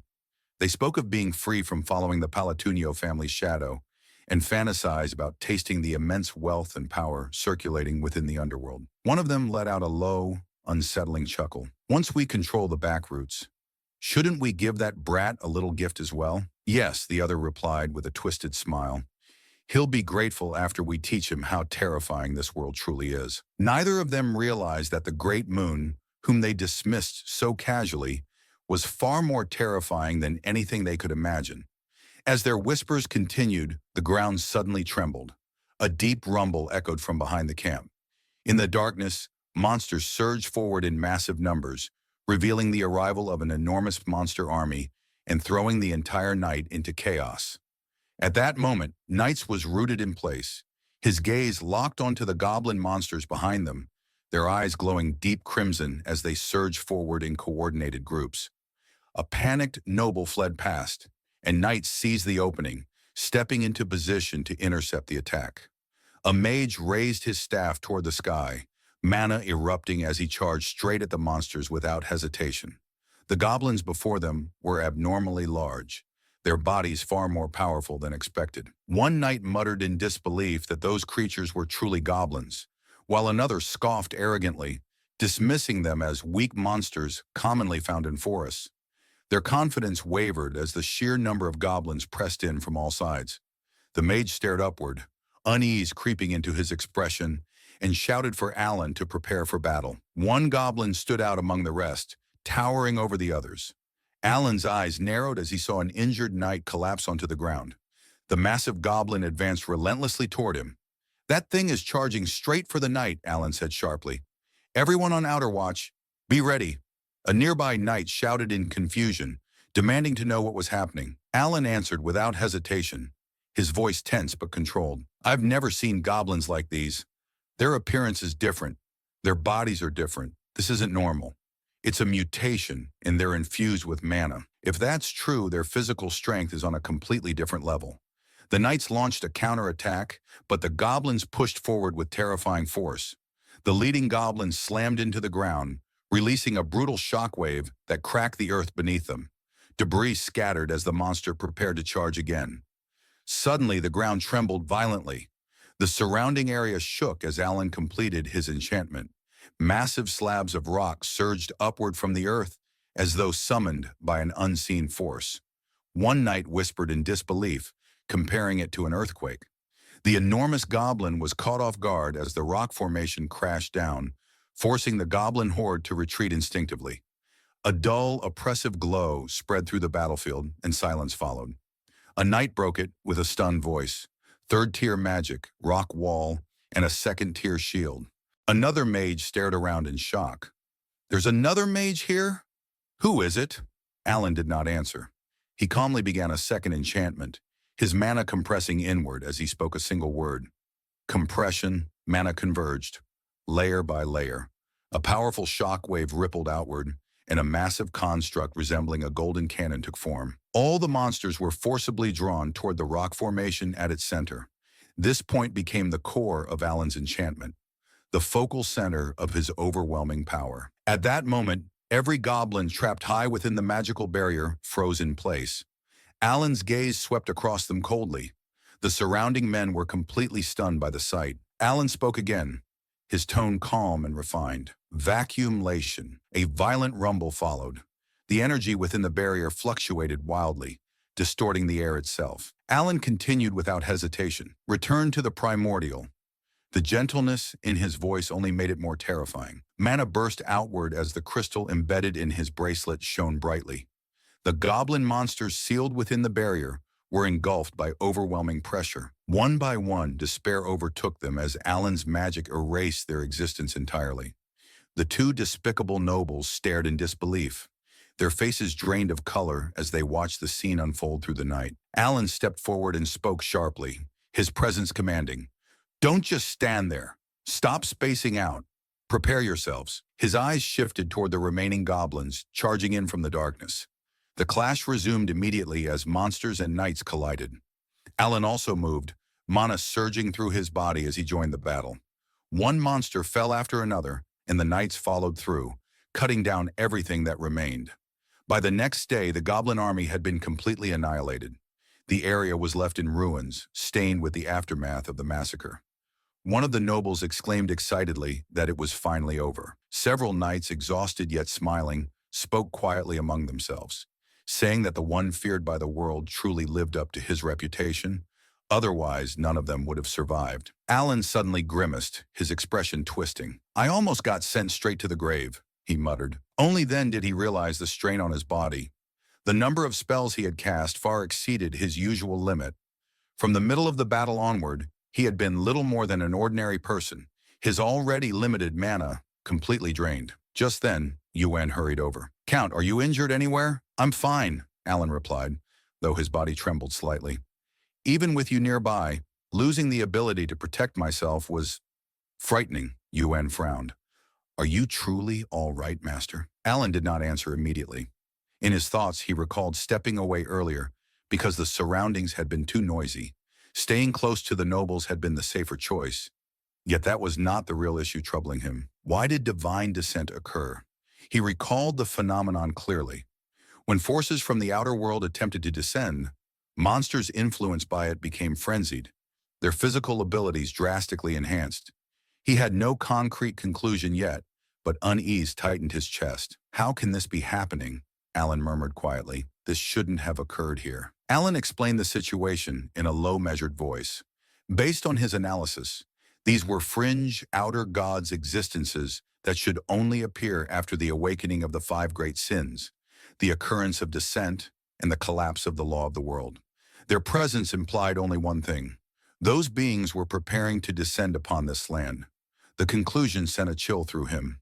Alan's expression darkened as he spoke coldly. "The children haven't even awakened as the five great sins yet. If that's the case, why has this problem appeared at all?" The next day arrived quietly. Alan stood beneath the open sky, his gaze fixed upward. "We need to gather information immediately," he said. His eyes shifted toward Yuan, and a heavy thought crossed his mind. If things continue like this, heads will start rolling soon. Nearby, the two despicable nobles stood frozen, still unable to process what they had witnessed. Alan spoke again, his voice faintly trembling, not from fear, but from the weight of the situation. Later that day, Alan arrived at the ducal house. "We're finally here," he said calmly.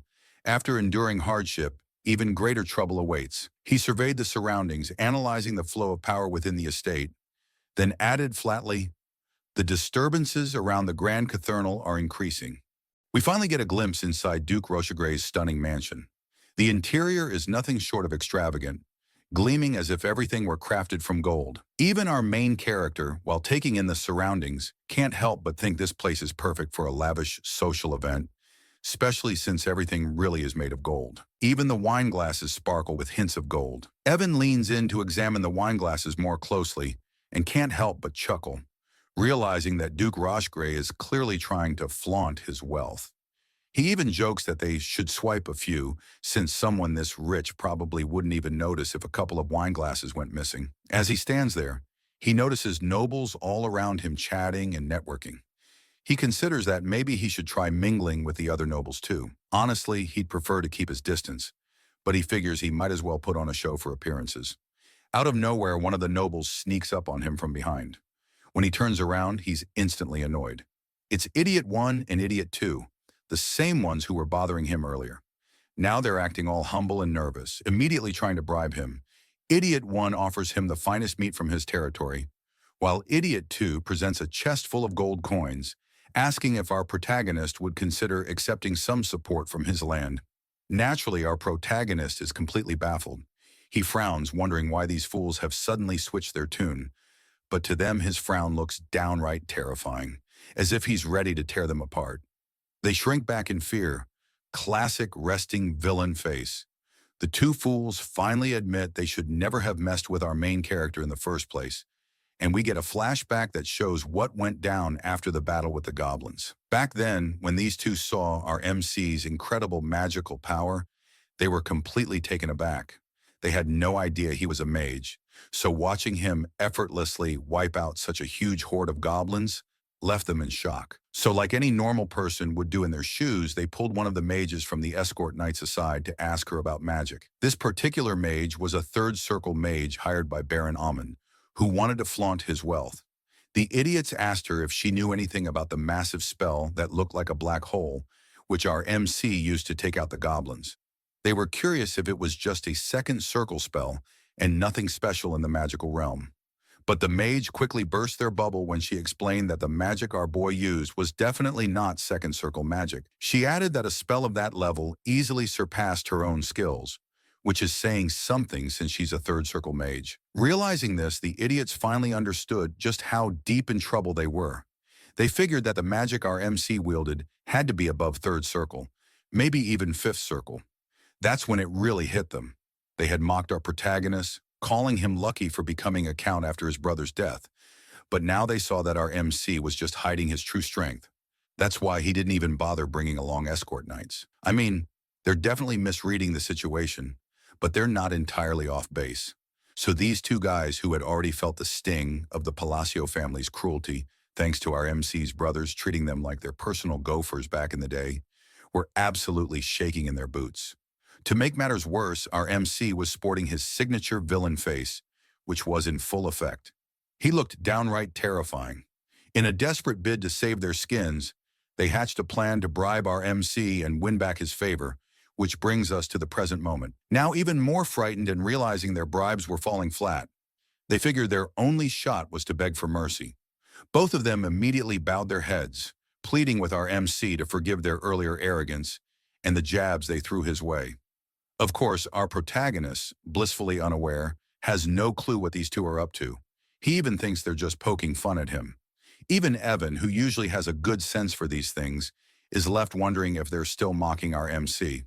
Anyway, our guy decides that if this keeps up, it's just going to lead to more trouble. Evan jokingly suggests he should just take them out altogether, but our MC counters that would only stir up more chaos. Deep down, our MC is completely misreading the situation. He thinks that even though he's generally a merciful guy who doesn't care much about what others say, these two have really crossed a line by making fun of him. Getting serious, he shoots them a death glare. Internally, he knows he doesn't really have the power to do anything drastic, but he figures he might as well give them a little scare. This guy can be pretty petty sometimes. The two fools, catching sight of our MC's death glare, instantly realize they're in deep trouble. A little while later, our MC acknowledges that now that he sent Evan off to the Information Guild, it's time to do some snooping for noble gossip. Grabbing a bite to eat, he scans the area for his first target and quickly spots two nobles engaged in a hushed conversation. This cheeky guy then uses a bit of magic to enhance his hearing so he can eavesdrop. He catches snippets of their chat about Duchess Altia and Count Zenonia, and they seem pretty shocked that these two heavyweights have teamed up. Hearing this, our guy figures he doesn't need to stress, since they're just discussing stuff that doesn't involve him. He thinks to himself that families like the Altia dukedom and the Zenonia clan have never really seen eye to eye, so their alliance probably won't stick. He shrugs it off and goes back to savoring his egg tart, which he insists is absolutely delicious. But then, out of nowhere, he hears the nobles mention something even more jaw-dropping, something that's supposed to be kept under wraps.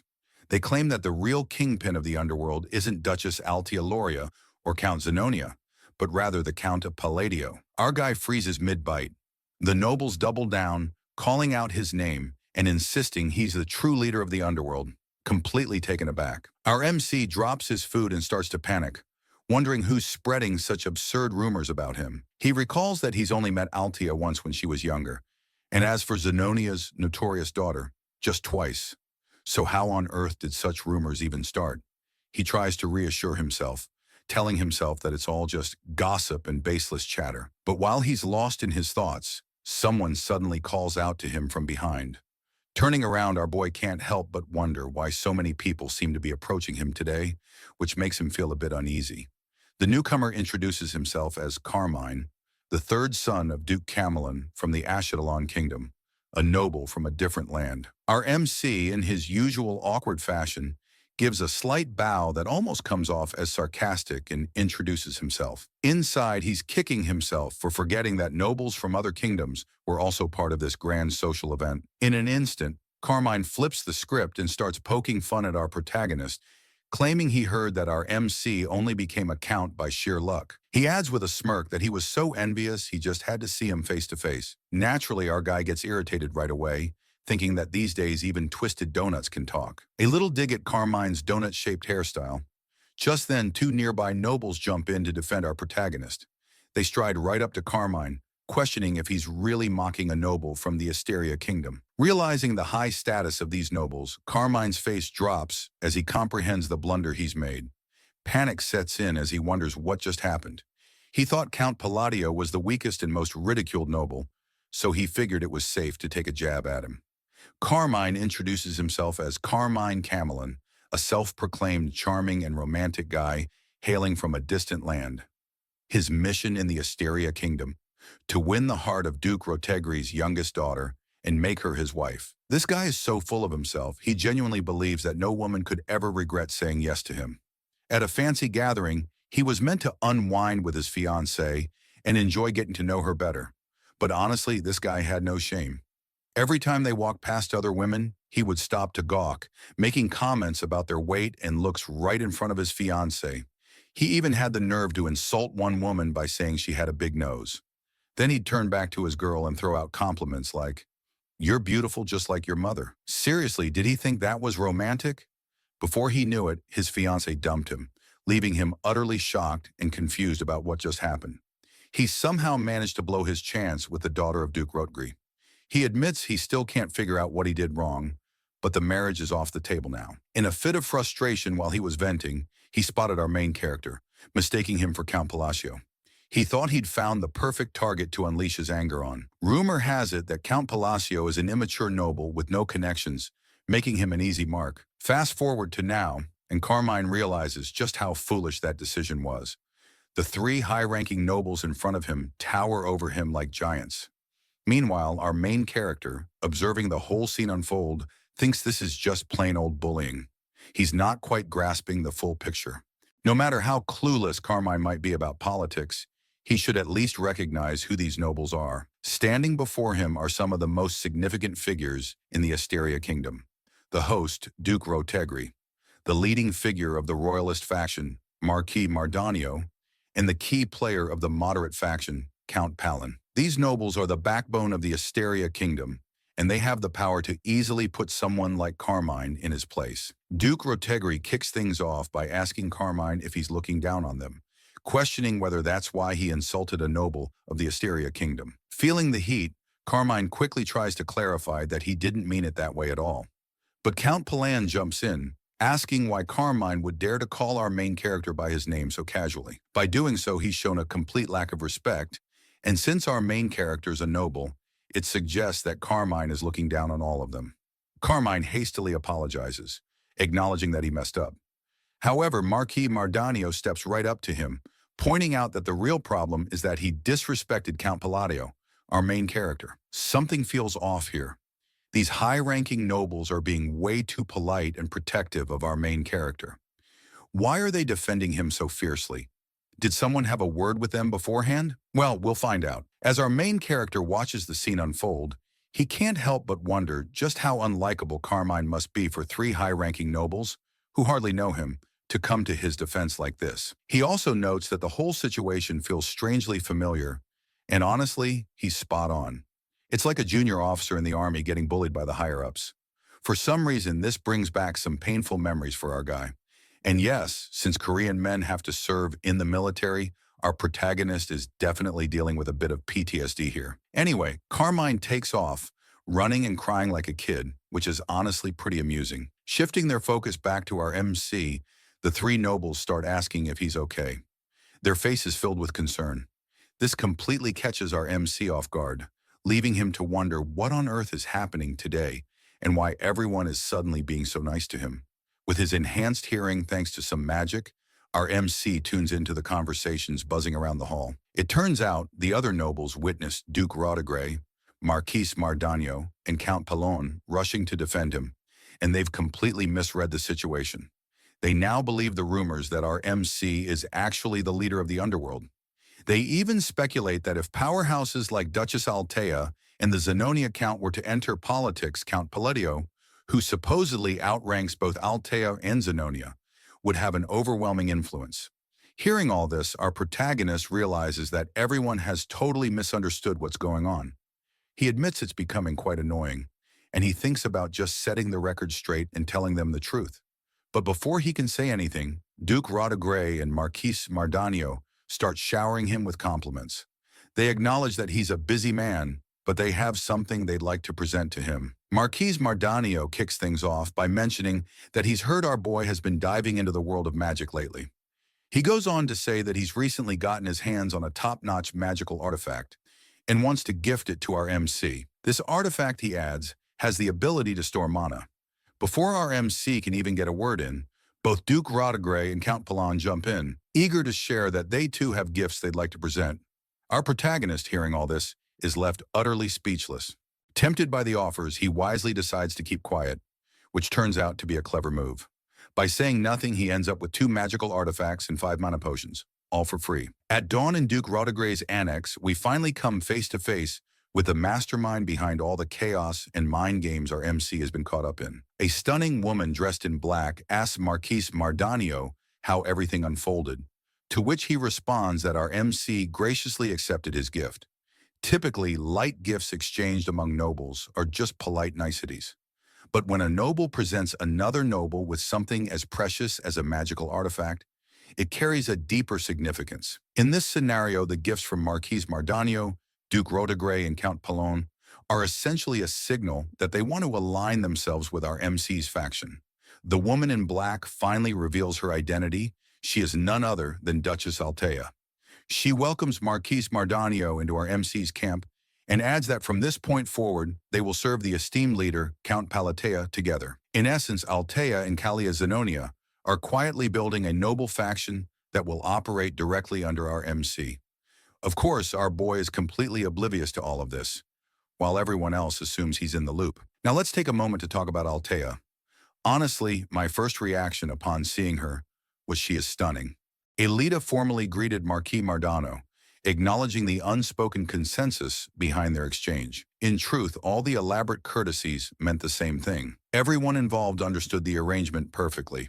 Elita expressed her satisfaction that their intentions aligned, then calmly inquired about the progress made with the others. Marquis Mardano replied that the outcome had been favorable. It had been a rare honor, and not a single participant had hesitated to accept. As he reflected, the significance of the situation became increasingly clear. Duke Alia, a man known for rarely involving himself directly, had personally stepped forward and given his approval, but only after carefully selecting the appropriate leverage.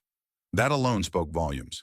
Following that, they had been required to pass an unspoken trial, one that involved a sincere offering, thinly veiled as etiquette. Though rumors were already spreading at alarming speed, this was simply how the current political currents moved. Recognizing the weight of the moment, Mark understood that failing to act now would mean losing the initiative entirely. Alita's expression grew serious. With everything now in place, she concluded that they could finally move forward in earnest, though only with a carefully chosen inner circle. Attention then shifted to Alan. He explained that by the 4th day of the banquet, rewards had begun appearing one after another, almost suspiciously. He assumed this special treatment stemmed from a fabricated rumor tying him to both Alia and Zenonia. For the time being, he decided to accept the spoils, fully prepared for the possibility that they might later be reclaimed. In his mind, he treated the situation as a clean hit and run. Just then, Coy appeared behind him and casually rested a hand on Alan's shoulder, announcing his return. Caught off guard, Alan reacted with an involuntary hiccup. Evan immediately noticed and asked why Alan looked so startled. Confirming that Koi had indeed returned, Alan quickly waved it off, claiming he had merely been lost in thought. The scene shifted to a quieter exchange between Alan and Evan. After listening to Evan's report, Alan was visibly shaken. An outer god had descended in the northern regions. Evan confirmed the news, adding that Caliban was already in chaos. According to ancient records, scholars believe the amethysts were deeply connected to the outer gods. Alan then asked about the additional information he had requested earlier. Evan revealed that the individual Alan was searching for had been located in a village north of Ashton.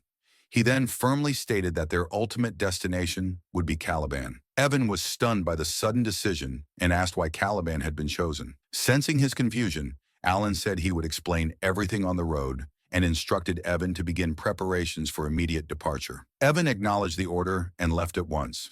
Left alone, Alan exhaled slowly. His thoughts lingered on how things had unfolded. He had truly hoped it would never reach this point, but reality had left him no other choice. Disasters born from existence itself, entities such as the five great sins, and the outer gods were never bound by logic or foresight. No one could predict which outer god would descend, nor when a divine incarnation would take place. That very uncertainty was why he had spent so much effort gathering intelligence and acting ahead of time. Even so, he had never imagined events would accelerate this quickly. As fragments of information and shifting probabilities raced through his mind, memories from the game he once played resurfaced. He had witnessed countless branching outcomes there, and now the conclusion assembled itself with frightening clarity. The allied kingdoms would fracture and fall, destroying one another in pointless conflicts across lands tainted by forces beyond this world. In the end, his own life would be erased without warning. He steadied himself by recalling the countermeasure he had prepared. When an outer god descended, it entered a dormant stabilization phase that lasted several months. During that period, the being could not yet function as a fully awakened god, nor wield its power as a heroic spirit. That narrow window was the only time such an existence could be challenged. There were no guarantees, but hesitation would lead only to annihilation. This was the sole path forward. With his resolve set, a brief and unrelated thought crossed his mind. What kind of things that kid might like? Once that idea settled, Alan picked up his pen and began writing. 1 week later, the vice commander approached the commanding officer and presented Alan's letter. The moment the commander realized it carried official authority, his expression stiffened in shock. Without delay, he issued a firm directive. The vice commander acknowledged the order and was instructed to announce that the next northern operation would be postponed by 2 weeks. The scene shifted to Pakran, a quiet village north of the Ashtalan kingdom. As Alan spotted a figure ahead, he felt a faint sense of disbelief. He had never expected to find him so easily. The encounter felt almost unreal. Standing before them was a bright-eyed boy who greeted them warmly. His demeanor open and sincere. Alan observed him carefully. The child stood out immediately. There was no doubt about it. This was the protagonist. The playable main character from the Liban roguelike, turn-based APS psychedelia. Seeing him in person confirmed it. A protagonist truly was a protagonist. The boy looked exactly as he had in the illustrations. Youthful, striking, and almost unnaturally beautiful. Alan asked whether the boy knew who he was. The child shook his head, smiling, and said he was simply glad to meet someone new. He introduced himself as Oliban. No matter how much this world differed from the game, Alan reflected, the protagonist would always remain the protagonist. In time, Oliban would rise to fame and strength without fail. Outwardly, Alan remarked that the boy had a cheerful personality, while inwardly acknowledging how strange it felt to stand before someone he had once controlled with his own hands. Alan then handed Oliban a small pouch. He told him it was a gift. When the boy opened it, his eyes widened at the sight of numerous gold coins spilling. Alan then gestured to Evan, who stepped forward and opened a second container in front of Oliban. Inside was a neatly arranged supply of potions. Evan explained calmly that everything in the box now belonged to him. Oliban froze, then broke into delighted laughter. He looked genuinely overwhelmed, repeatedly asking if it was truly meant for him, and why such a gift was being given so suddenly. Alan replied simply that it was an investment. Internally, he affirmed that he had brought everything a protagonist needed for early growth. He explained that Oliban was destined for greatness. that one day he would stand at the center of the world. And silently, Alan added another thought. Grow faster, so you can face things like the outer gods in my place. As more invisible indicators aligned in his mind, Alan briefly wondered if he should have given even more. Still, it felt like he had secured Oliban's favor. Then he realized his mistake. He hadn't introduced himself. I am Count Palacio, Alan said. Oliban blinked, then nodded enthusiastically. He declared that this was the name he would remember and give thanks to when he succeeded. After correcting himself, he bowed politely and expressed sincere gratitude. Before leaving, Oliban cheerfully waved goodbye to Evan. Watching him go, Alan frowned slightly. He couldn't help but question whether the protagonist had always been this cheerful. For a world rooted in dark fantasy, such optimism felt out of place. As they turned to leave, Evan spoke up. He acknowledged Alan's intent, but pointed out that they hadn't even spoken properly. Alan replied that Oliban was perceptive. He would understand. In truth, Alan knew he didn't have the luxury of building bonds. His own survival was at stake. This was nothing more than setting the protagonist on an automated path. Pay to win, he decided, was the most efficient strategy. Evan remarked on the boy's abnormal talent. His mana was dense, constantly circulating, and despite wearing plain clothes, he felt as though he was equipped with hidden artifacts. Alan agreed. He could sense it too. In the original setting, Oliban had been ordinary at the start. This deviation was another unexpected butterfly effect. Still, Alan didn't dwell on it. As long as the plan held, nothing else mattered. The stronger Oliban became, the safer Alan's future would be. The investment would pay off. He reassured Evan that Oliban was one of the few genuinely kind individuals in that brutal world. A moment later, doubt surfaced. Kind-hearted, really? The thought felt less certain than before. Changing the subject, Alan mentioned Doze, saying Evan would meet him soon. Privately, Alan reflected that he had always avoided that place out of fear. He never imagined circumstances would force his hand like this. Evan, visibly anxious, asked whether he would at least be allowed to see them. Alan hesitated before answering that it would probably happen. The uncertainty carried the quiet grief of a young transmigrator facing a future he never wanted. Later, back in his room, Alan began inspecting his belongings.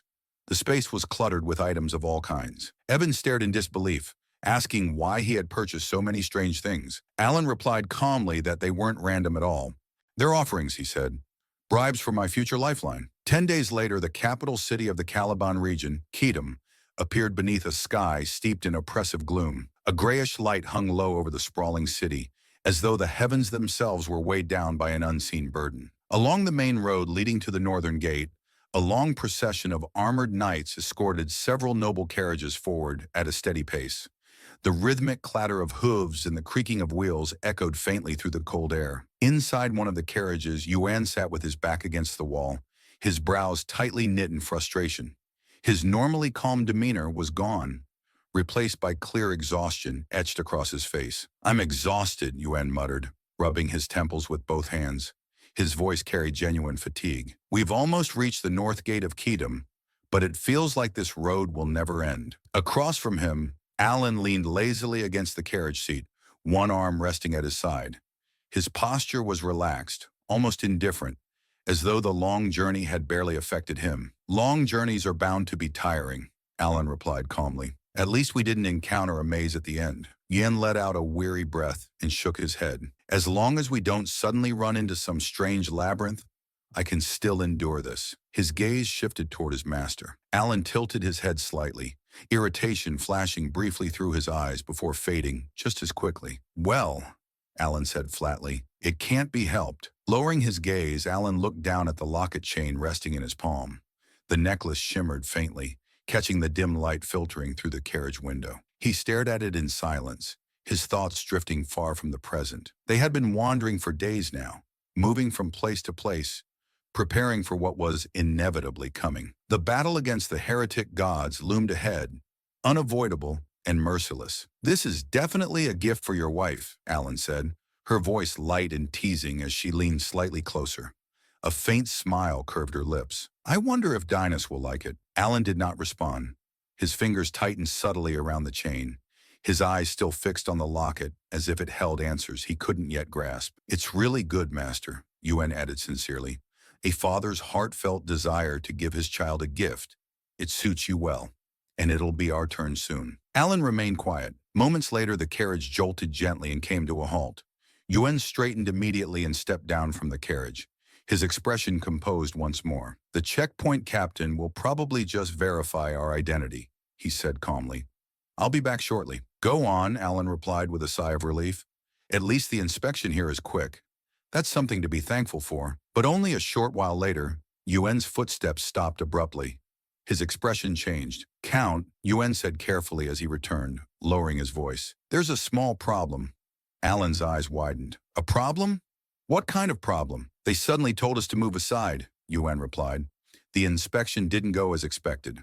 Alan frowned and stepped out of the carriage, his boots landing softly on the stone road. His eyes swept across the checkpoint with sharp focus. "The identity verification is complete," Yuan continued quietly. "But something feels off." Before Alan could respond, a loud and arrogant voice rang out. "That's Count Palatineo, isn't it?" A sturdy man stepped forward, his posture brimming with self-importance. He wore finely polished armor and carried himself as though the world existed solely to acknowledge him. "I am the fourth sword, Baron," the man announced proudly, lifting his chin. "A direct disciple of the great knight Faloya." His eyes were filled with open contempt as they locked onto Alan. Alan's gaze darkened instantly. Faloya? What nonsense! The man's arrogance and crude behavior irritated him at once. "Bringing knights along like this," Alan asked coldly. "What exactly is going on?" Baron sneered. "Coincidentally, some of my friends live in the Kingdom of Austrian. I just wanted to let you know." He paused deliberately. "I owe them a small favor." Alan's expression stiffened. "Kamina, that bastard noble."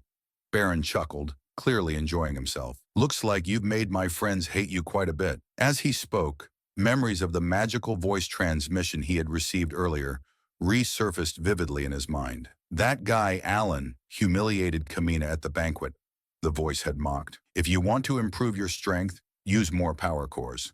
And if you disable him or kill him, I'll give you what you want." Back in the present, Baron laughed loudly. "I owe him money, so I'm just fulfilling his request." At his signal, the surrounding knights stepped forward, weapons half drawn, clearly ready to seize Alan. Alan let out a slow breath, his voice steady but cold. "That idiot started a fight and ran away. What exactly did I do wrong?" Baron smirked. "Hand over all the valuables in the carriage. If you do, I might spare your life." Alan's gaze sharpened dangerously. "What kind of ridiculous demand is that?" With a cruel laugh, Baron drew his sword and pointed it straight at Alan. "No loss either way. You're from the Kingdom of Austrian, virtually powerless in the Union. And you're a noble with no ties to Caliban. No one will care." His laughter echoed loudly. Alan's expression hardened completely. "They really suit each other," he said calmly. "I'll teach you a lesson." Energy surged around his hand, invisible but overwhelming. In the next instant, Baron's eyes widened in shock. Before he could even react, his attack stopped short. His neck was suddenly seized by an unseen force. His body lifted slightly off the ground. He screamed in pain, thrashing desperately. Who is it?" Alan froze. The energy around him dispersed instantly as shock washed over his face. Standing behind Baron was a knight he had not noticed before. The knight's voice rang out coldly, sharp with anger. "What kind of madness are you pulling here, brat?" Baron struggled violently. "How dare you hurt me?" Alan's pupils shrank. He could feel it clearly. That man was blessed by the sword. The knight tightened his grip around Baron's neck and spoke in an icy tone. "Turning your sword against your benefactor, how dare you?" Slowly the knight lifted his head. His face was revealed. It was Deus. Alan's mind reeled. Deus, one of the 5 deadly sins. The man who had once fought and emerged victorious from the Karuta snowfield duel. And more importantly, the one who followed the great moon. Before Baron could react again, Deus slammed him violently into the ground. A deafening impact echoed. Baron groans loudly in pain as Deus relentlessly kicks him again and again without mercy. Deus then grabs Varen's hair with an iron grip, holding him down with overwhelming force. Maintaining a cold, deathly glare, Deus shifts his attention toward the surrounding knights and issues a clear warning. He makes it known that if even a single one of them dares to move, the consequences will be beyond their imagination. Deus delivers a brutal kick straight into Varen's chest, so powerful that blood spills from Varen's mouth as he is sent flying and crashes far away.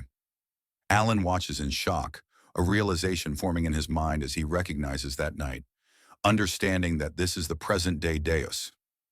Deus then makes it clear to Varun that he should be grateful to be in a situation where he cannot be killed. Varun struggles to even stand after the earlier attacks, barely able to move as he leans against a tree for support. In the very next moment, Deus steps in and slams his knee forcefully into Varun's chest, sending him crashing violently into the tree once again. Varun's cheeks swell badly from Deus's kick, and Deus continues to strike him mercilessly, landing punch after punch and kick after kick without pause. Nearby, Evan remarks to Alan that his strike was quite impressive. Hearing this, Alan's mind drifts back to the moment when Deus had declared his outrage at anyone daring to lay a hand on his benefactor. A realization settles in as Alan reflects that Deus did, in fact, call him his benefactor. He considers how Deus may have been grateful when he was young, yet now that he has grown, Alan assumed he would not welcome someone he barely knew. He remembers that Deus never even sent a single reply, and it makes him feel as though he has received every possible reward for raising a son. Alan acknowledges to himself that Deus has truly grown, calling him a troublesome rascal in his thoughts, yet admitting his genuine growth.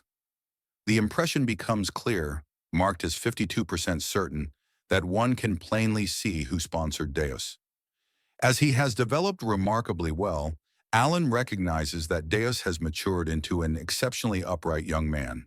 With this realization, Alan reflects on how this must be what it feels like to see a well-raised son, and he feels a deep sense of pride as a father. A heavy impact echoes through the scene. Evan then teasingly points out to Alan that he is aware his son is beating someone senseless. Alan responds by making it clear that he cannot hear him. Deep inside, Alan understands that Deus stepped forward like this because his father had been slighted in a foreign land.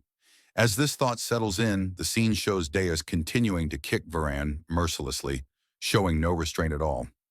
Another thought crosses Alan's mind as he wonders why his son is unbearably sweet like this.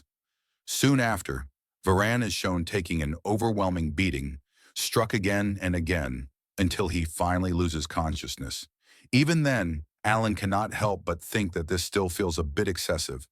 At that moment, another realization suddenly occurs to Alan, reminding him once more that Deus is one of the 5 great sins.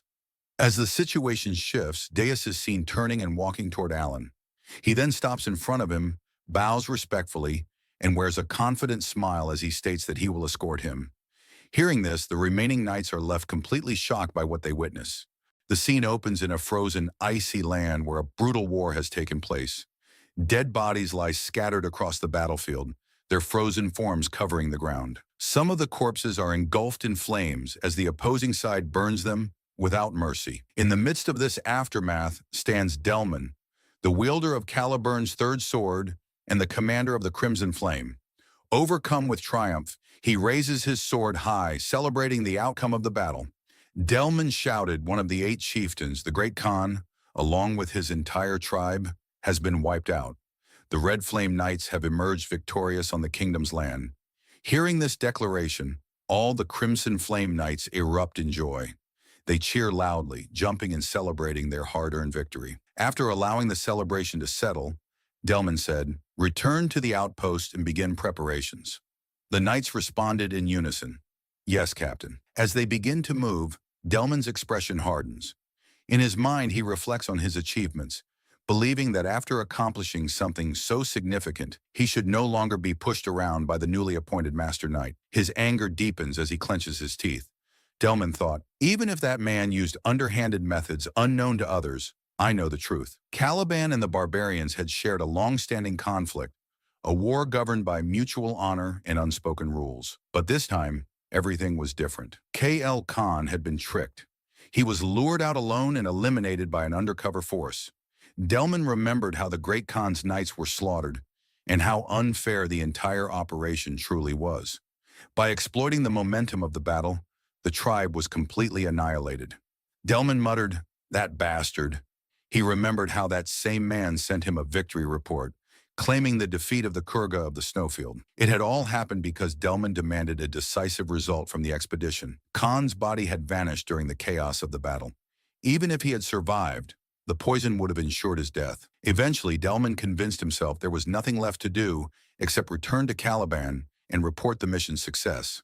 A smirk formed on his face as he stepped forward, but suddenly stopped. In the distance, he noticed a lone man standing still near the forward base. Confusion flashed across Delman's face. The man slowly turned toward him. The man said, Delman, filled with rage.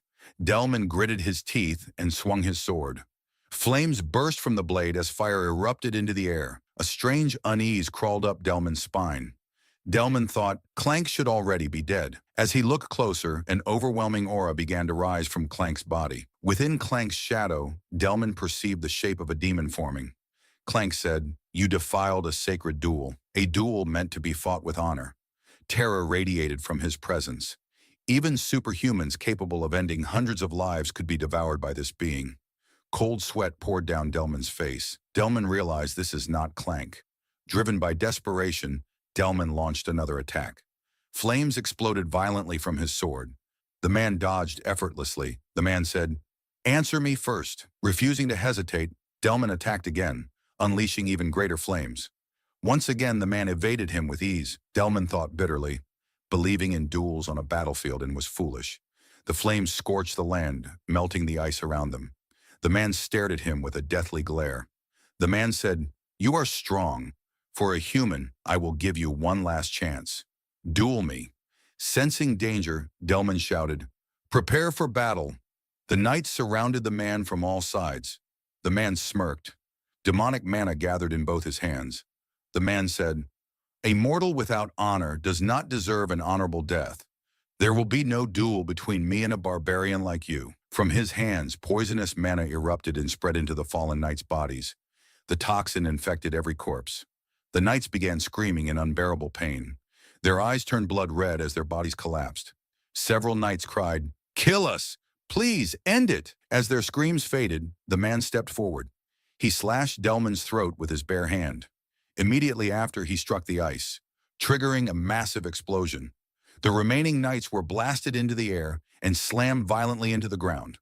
Blood spread across the sky like a grim mist. The man then delivered a devastating punch. His fist pierced straight through Delman's chest. Blood poured from Delman's mouth. Delman whispered weakly, What alternative remains? He collapsed to the ground, trembling in agony. Delman cried, It hurts. Kill me. Please, kill me. Moments later, Delman died. As his life faded, the man's eyes turned blood red.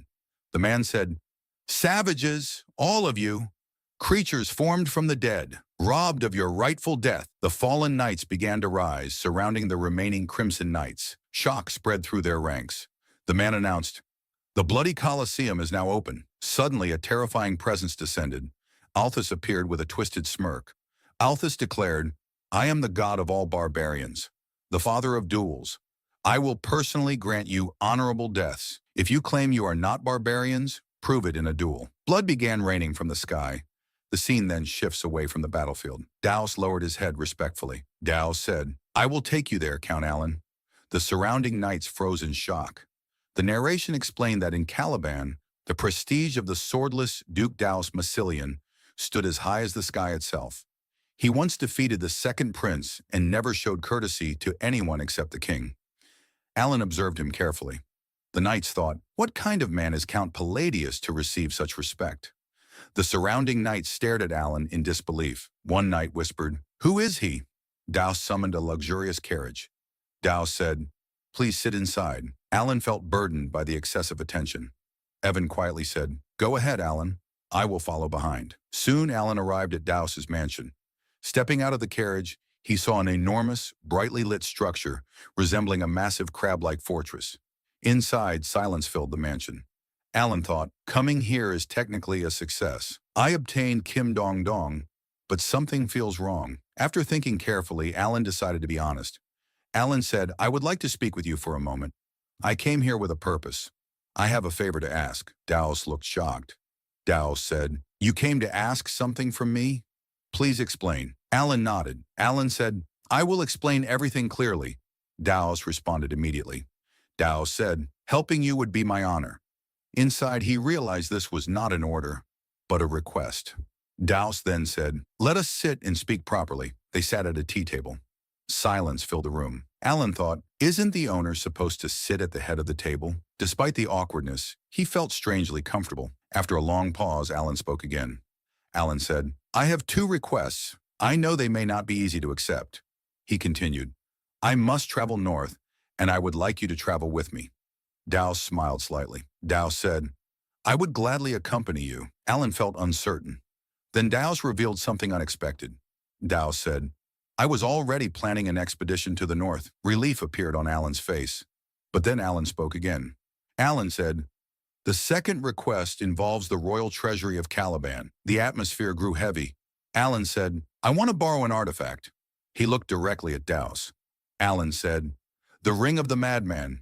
Outside the estate, a knight stepped forward and bowed respectfully. He spoke firmly. Vice Captain, I have returned from the escort mission. The man standing before him replied calmly, well done. I was not concerned. The captain personally handled it. Inside his thoughts, he reflected on the truth. The escort had been led by Dowse himself, personally guiding Count Palatineo. Moments later, Styla, Dowse's younger sister, approached gracefully. Curiosity sparkled in her eyes as she asked carefully, if my brother handled the escort himself, the guest must be someone truly distinguished. Correct? The knight chuckled softly and nodded. Indeed, Lady Styla. Before that, Dowse stood silently while reading a letter. His eyes moved across every word carefully. After finishing, he lowered the parchment and spoke toward the warrior waiting before him. Inform them the northern schedule will be delayed by 2 weeks. One subordinate stepped forward and asked respectfully, may I ask the reason, Vice Captain? A faint smile appeared across Dowse's face. Because my benefactor, the great Moon Count Palatineo, will be arriving soon. Nearby, a white-haired knight observed quietly, thinking to himself that he had never seen the vice captain display such an expression before. The arrival of the count from the Kingdom of Austria had stirred the entire estate, and even Styla struggled to hide her anticipation. The scene shifted. Alan stood before Dowse, his posture calm but heavy with tension. A thin layer of sweat formed along his face as he spoke carefully. Would it be possible for me to borrow the ring of the Maid One from the Caliban treasury? He understood the weight of the request. It was unreasonable, and it could place him in dangerous debt to the royal family. Yet the ring was essential to his plans. He looked directly into Dowse's eyes. Without hesitation, Dowse lowered his head slightly and replied, yes, of course. At that moment, Evan entered the room, bowing politely. My apologies for arriving late. Alan smiled slightly, thinking his timing was perfect. He said calmly, you came at the right time. You brought them, correct? Evan nodded confidently. I will bring them immediately. He soon returned, carrying several elegant boxes. Light shimmered across their polished surfaces as Alan personally presented them to Dowse. Dowse looked at them with mild curiosity. What are these? Alan opened one carefully. Gifts, prepared personally. I especially recommend this gemstone string tie. It is quite popular. Inside, Alan steadied his breathing. He had chosen it with great care.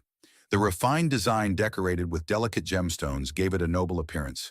He truly hoped Dowse would appreciate it. Dowse accepted the gift calmly. Thank you. But he did not open the box. Alan hesitated before asking, aren't you going to open it? Dowse turned his face slightly and answered politely, it would be discourteous to open it in front of you. I will do so when I am alone. Doubt flickered through Alan's mind. Had the gift failed? Was he simply a foreign noble offering something meaningless? Then he noticed the subtle brightness within Dowse's eyes and remembered their bond. Clearing his throat, Alan spoke again. If my request causes inconvenience, I will compensate properly. He paused, adding firmly, I will retrieve the ring of the Maid One immediately. Then he asked carefully, did you not hear what I said about its location? Dowse replied calmly, it is inside the royal treasury of Kelvin. Alan frowned slightly. Would retrieving it not be extremely difficult? Dowse answered quietly, under normal circumstances, it would take roughly 1 week. Silence followed as he fell into thought. Alan and Evan waited patiently. But when no answer came, Alan sighed and considered the political complications. He even wondered if deploying 50 elite disciples might be necessary. Suddenly, Dowse's expression hardened. He asked seriously, should I begin immediately? Alan quickly shook his head. You don't need to go that far. Dowse nodded slightly. Understood. Then I will retrieve it as quickly as possible. Gratitude surged within Alan. Dowse was clearly willing to fulfill the request by any means necessary. Their conversation ended, and they prepared to leave. Suddenly, Stella burst into the room excitedly. Brother! At the same time, Evan smiled warmly and greeted her. Lady Styla, it has been a long time. The two greeted each other like siblings reunited after years apart. Alan watched quietly, surprised by the genuine happiness on their faces. He remembered clearly. Styla was the girl he had ordered Evan to save. In the original timeline, she had died tragically. Seeing her alive made him realize how strongly she resembled Daos. But the warm moments shattered instantly. Daos stepped forward, his face darkening as he pulled Styla slightly behind him. Narrowing his eyes, Evan spoke coldly. Address me properly. I am not your brother. I am Mr. Daos. Shock froze both Alan and Evan, stammered awkwardly. You're not wrong, but Alan observed silently. He knew Daos carried deep emotional scars regarding family, but he had never realized how fiercely he protected Styla. The atmosphere grew tense. Daos's eyes glowed faintly with dark purple light as his aura deepened ominously. He spoke in a chilling voice. Silence. Do not speak to my sister so casually. Evan raised his hands defensively. I was only trying to greet her. Tension escalated dangerously. Alan suddenly realized something crucial. Daos treated him kindly because Alan had saved Styla. He wondered silently if Daos's loyalty would remain unconditional or if he had pushed his luck too far. Before the tension could worsen, Styla stepped forward gently. She turned toward Alan and asked politely, Excuse me, you must be Count Palatino. Alan nodded. That is correct. She bowed sincerely. I heard you ordered Sir Evan to save me. Alan replied modestly. I simply did what was necessary. Inside, he admitted the truth. If she had died, her brother would have become a merciless killing machine. Styla gently held Daos's hand and whispered warmly, Truly, thank you. Her gratitude caught Alan completely off guard. He had acted out of calculation, never expecting genuine appreciation. Yet her sincerity filled him with unexpected warmth, and he smiled faintly. Later that evening, Alan remained at the mansion for dinner. During the meal, Daos returned calmly and said, I have brought it. Alan looked up in disbelief. Only one day had passed, yet Daos had already retrieved the treasured ring. Alan opened the box and gasped softly upon seeing the ring of the Made One. How did you retrieve this in a single day? Before Daos could answer, Evan burst into the room. Count, I have discovered something extremely strange. Alan raised an eyebrow. Explain. Evan hesitated before speaking carefully. Daos caused a disturbance inside the royal treasury, demanding the ring. Alan stiffened. What? Daewon lowered his voice.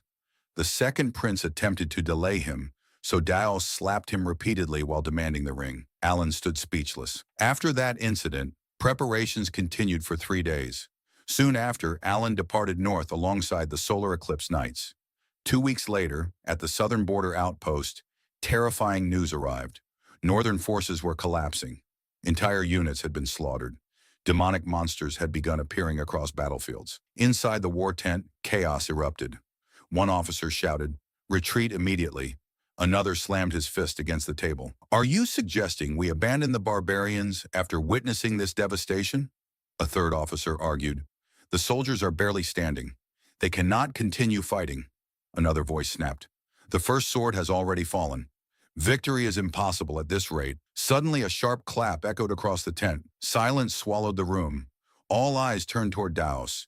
Standing beside him was Folia, the fourth sword of Caliban. Daos spoke calmly. Every opinion here holds merit. We will decide after calming ourselves. Later outside the camp, Folia explained grimly, the outer god is sweeping through our bases using undead armies. He continued heavily. The third sword, Dalaman, has fallen.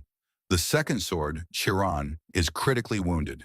Daos gazed toward the distant horizon. I can already sense it. Folia nodded grimly. The mana is overwhelming, distorted, and filled with a strange red aura. Only warriors who reach the realm of 3 open eyes could perceive such terrifying corruption. Folia frowned. That aura keeps drawing my attention. Perhaps retreat truly is our best option. Suddenly, Daos narrowed his eyes. Smoke! What is that? Across the camp, Alan sat calmly roasting a sweet potato over a small flame. Daos stared in disbelief. That is a sweet potato. Alan looked oddly relaxed, as if war meant nothing. Voices suddenly erupted behind them. A young woman shouted sharply at 2 soldiers. I told you the treatment is complete. I am here to investigate the barbarian ritual, one soldier pleaded. Saving lives should come first. She cut him off coldly. All you can do now is watch over him. Daos looked up suddenly and whispered, "The wise master of the blue magic tower. She has arrived." The woman snapped irritably, but suddenly froze. Her eyes locked onto Alan. Alan returned her gaze calmly, his presence heavy and unsettling. Her expression stiffened as she whispered in shock, "Why is he here?" Meanwhile, the Vice Tower Master looked up at Alan in complete disbelief, and her expression stiffened the moment their eyes met. Alan casually waved a hand and addressed her as Vice Commander, stating that he had heard she was present and that the rumors appeared to be true. The Vice Tower Master trembled while still holding a meat skewer in her hand, clearly caught off guard by his sudden arrival and calm demeanor before her. She quickly explained that the medicine he had mentioned was currently out of stock, and that preparing it would require time and effort. She added that she was rather exhausted at the though she tried to maintain composure. Her voice wavered despite her attempt to appear calm. Alan studied her reaction with a faintly puzzled look, quietly observing every subtle tremor in her posture and the nervous tension visible in her hands. Alan responded evenly that he had sincerely hoped she could assist him, yet he understood that perhaps he was asking for too much under the circumstances. Hearing this, she immediately raised her voice in panic and clarified that she could absolutely prepare it without hesitation. Alan gave a slight nod and mentioned that his finances were tight, so the payment might be delayed. She insisted that 1 gold coin would be more than enough for her service. Although she spoke calmly, her fingers still shook as she forced a nervous laugh. Alan's gaze sharpened as he stated that he could not refuse such generosity. Behind them, several knights exchanged stunned looks, whispering among themselves in disbelief. One knight questioned what was happening. The Vice Tower Master quickly composed herself and reassured them that there was no need to worry, respectfully addressing Alan as Count. The knights were speechless that the Vice Tower Master of the Magic Tower was smiling in such a manner. 2 mages from the tower stared in disbelief and recalled that she once extracted 100 gold coins without blinking, wondering whether she had lost her mind. Without delay, she hurried off and announced that she would prepare the concoction immediately and serve it at once with utmost care and speed. Alan and Yuan stood frozen briefly, observing her retreating figure. The nearby knights looked at Alan with shining admiration, commenting that she was showing him remarkable respect and that it was impressive to witness such deference from someone of her standing. The atmosphere carried a mix of awe and confusion as everyone processed the unexpected turn of events unfolding before their eyes. Not long after, inside the camp, Deus suddenly stiffened as a disturbing sensation spread through the air. One of his knights asked whether he had felt the immense energy approaching from afar. Deus tightened his grip on his sword and glared at the faint red mist forming in the distance. He declared that they were under attack, his voice firm and resolute. Outside the camp, zombie-like corpses staggered forward, slowly but relentlessly closing in on their position. A knight shouted for everyone to charge, and the soldiers rushed ahead without hesitation. Swords pierced through rotting flesh and twisted bodies convulsed grotesquely as they fell. Yet more corpses continued advancing, creating an overwhelming wave of decay and hostility pressing toward the camp. Suddenly, a freezing wave burst across the battlefield, scattering pale light like countless shards. The Vice Tower Master raised her staff and activated her detection spell, her movements swift and controlled. In an instant, the advancing corpses were sealed in thick layers of ice, frozen like stone statues. She began another chant without hesitation, reinforcing the battlefield with calculated precision. Behind her, Deus stepped forward with purple energy flaring around his blade. With a decisive and powerful strike, he cleaved through the frozen monsters, shattering them into fragments. He then lifted his gaze toward the sky and alerted the others to look above. The Vice Tower Master followed his line of sight, her expression darkening at the ominous sight unfolding overhead. The heavens had turned crimson as thunder roared within swirling clouds. An oppressive force pressed down upon the battlefield, radiating despair born from overwhelming power. A massive sphere of condensed magic descended like a cannon shot, slamming into the ground and tearing the earth apart. The impact sent shockwaves across the field, shaking both soldiers and terrain alike with destructive intensity. From the smoke emerged a towering demonic figure. A massive clawed foot stepped forward, marking the arrival of a being far beyond ordinary comprehension. The demon laughed mockingly and warned the soldiers not to belittle the sins of those who had lost their honor. His laughter echoed through the burning air, carrying a cruel and disdainful tone that chilled the hearts of those who heard it. Without hesitation, one of Deos's subordinates lunged forward and struck his sword directly at the demon. The knight gritted his teeth and swung with full force, determined to land a decisive blow. However, the blade failed to pierce the creature's body, proving ineffective against the overwhelming demonic presence standing before him on the shattered battlefield. In the next instant, the demon retaliated with terrifying speed. A flash of red light cut through the air, and the knight's head was severed cleanly. It fell to the ground before his body collapsed lifelessly.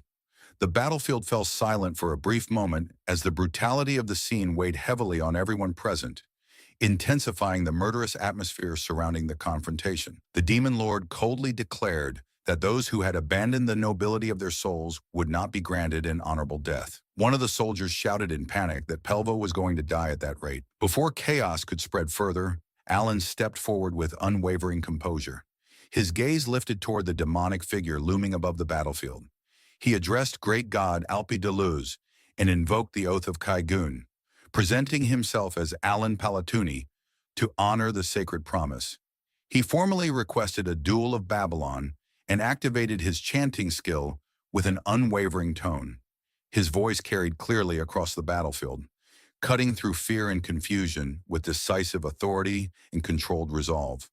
The demon burst into laughter, and the sound seemed to split the sky itself. With each echo, violent energy rippled outward from his body.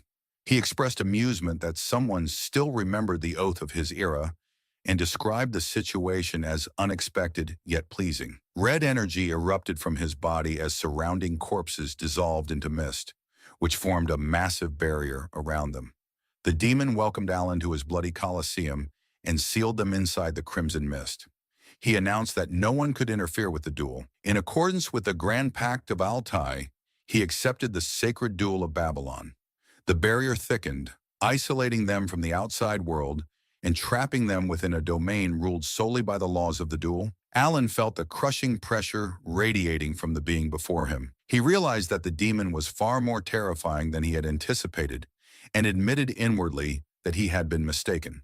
The entity was already close to full manifestation.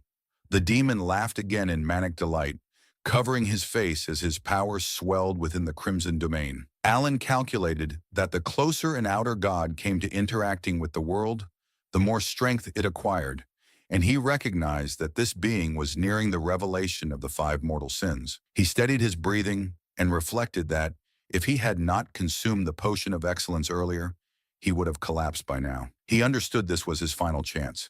He raised his head and declared that the duel would begin. The grand duel of Babylon proceeded turn by turn as a solemn voice echoed within the crimson Colosseum. Rule 1 granted initiative to the challenge party. The demon lord moved first and hurled a punch toward Alan, crimson energy condensing around his fist as he expressed his intent to play the Song of Ruin. Outside the barrier, soldiers shouted for everyone to take cover. Alan did not move and stood firm with his gaze locked on the approaching strike. A soldier questioned why he remained still after witnessing such power. Rule 2 declared that the defender could not act outside their turn and could not move as struck by the initial assault. The demon lord's energy surged violently, pressing down like a collapsing sky. He commented darkly on the dreadful nature of manifestation. Rule 3 declared that each turn consisted of 1 attack and 1 defense, and that positions would reverse at the end of each turn. Alan brushed his fingers against the potion at his side, acknowledging that it was now the defender's turn. He understood that a basic defense would be useless against such force. He began chanting imposition, condensation, reinforcement, and dispersion as magic circles layered behind him in rapid succession. He resolved to exhaust every enchantment to block a single strike. The crimson force descended and collided with his barriers, halting mid-air before erupting in a deafening explosion. Red light clashed against shimmering enchantments as the earth shattered beneath them, splitting apart under immense pressure. Outside the barrier, Yuan and the others froze in place. The Vice Tower Master anxiously wondered whether the Count had survived. When the light faded, Alan remained standing, though battered and bleeding, with a cracked magic circle glowing behind him. He steadied himself and held the potion prepared by the Vice Tower Master, recalling that it was described as a redemption potion capable of soothing unbearable pain. He observed that when used at the precise moment, It worked flawlessly and allowed him to remain standing. He poured the golden liquid over himself as warm light enveloped his body and restored his strength gradually. He assessed that it would not restore him completely, but would allow him to move. His gaze turned cold as he declared that he had fulfilled the conditions to enter the state of stillness. He raised his hand as a ring appeared upon his finger. Golden radiance burst forth from it, illuminating the crimson mist as he activated Binding Summon and announced that the long-awaited hour had arrived. He began to explain the situation almost like a lecturer presenting a lesson. To confront Ultralis, one first had to understand the rules of the duel itself. That was why he had willingly accepted the challenge and demanded a sacred duel of Babylon. Only within those strict boundaries could the movements of an outer god be limited. The reincarnation pendant had ensured that he would not truly die, and the potion had kept him barely alive. The Ring of Radiance required one critical condition. He had to stand at death's edge. Now that requirement had been met, the constraint activated. Alan stepped forward toward Ultralis and stated that in a sacred duel, defense and counterattacks were forbidden. In the game's mechanics, he had simply endured the first strike because enhancement effects there had been limited by turns.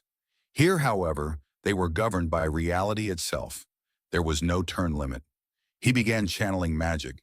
He declared the first constraint, explaining that when magic was used upon snowy terrain, he could slightly distort the laws of this world. Above his head, a red eye opened. Then a blue eye opened as well. He invoked diffraction. Energy gathered before his palm and crackled with unstable force. He declared the second constraint, stating that when magic was invoked at death's threshold, he could bend the laws of this world further. He invoked Primal Point. Lightning condensed into the shape of a spear in his grasp.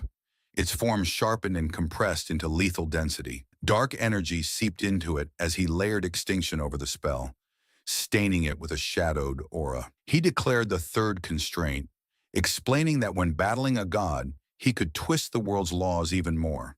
He invoked Silent Front.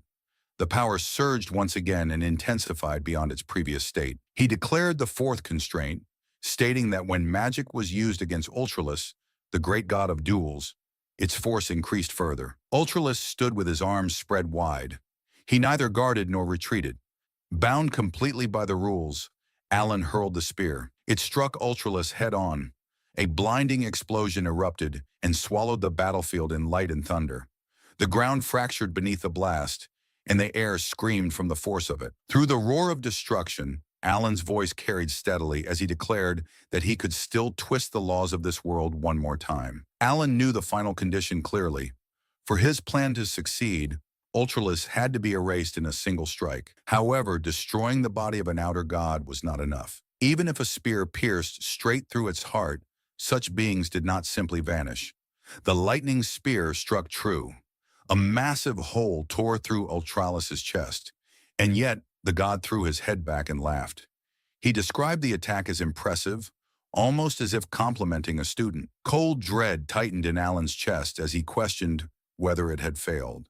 He had poured everything into that attack. Even the reserve of magic stored within his bracelet had been completely drained. Ultralis regarded him with manic amusement and remarked that he truly was the successor to that will and had already reached such a level. Alan's mind raced as he wondered what was happening. Before his eyes, Ultralis's massive form began to blur at the edges. His frame flickered like a reflection disturbed by rippling water. Ultralis described the duel as splendid and acknowledged it as a worthy clash between noble warriors. Alan stared as realization dawned that the god was fading. Ultralis continued speaking as his voice echoed strangely and his body grew translucent. He wondered how matters would unfold between the black one and the blue one. He then lifted a hand and produced an object, a belt, and tossed it toward Alan. He declared that he had lost the duel and granted Alan the belt along with its authority.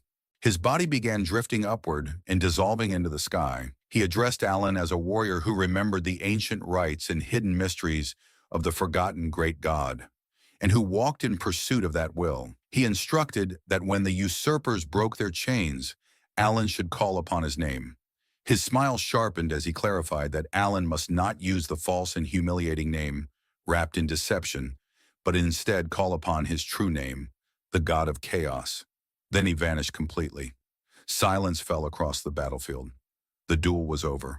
Alan had won. After the outer god's disappearance, Soldiers moved quietly across the battlefield and buried the fallen. The chaos gradually settled and preparations were made to return to Caliban. Inside a carriage, Alan sat opposite Pinea. He drew a breath and indicated that it was time for the next question. She immediately cut him off and stated that he was a rank 3. Her eyes widened as she corrected herself and admitted her mistake. Alan leaned back slightly and asked what she knew about the blue things and the black things. At once, tension seized her face.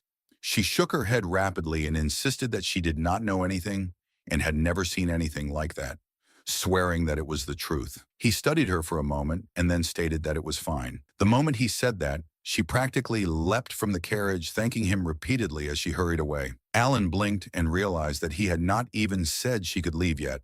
He exhaled quietly and reflected that if people kept thanking him for things so minor, he might start believing he was some kind of villain. His gaze lowered as his thoughts returned to the duel. He questioned why Ultralis had disappeared, even though his attack had not truly destroyed him. Ultralis's final words lingered in his mind and raised more questions than answers. Beside him rested the belt that God had given him.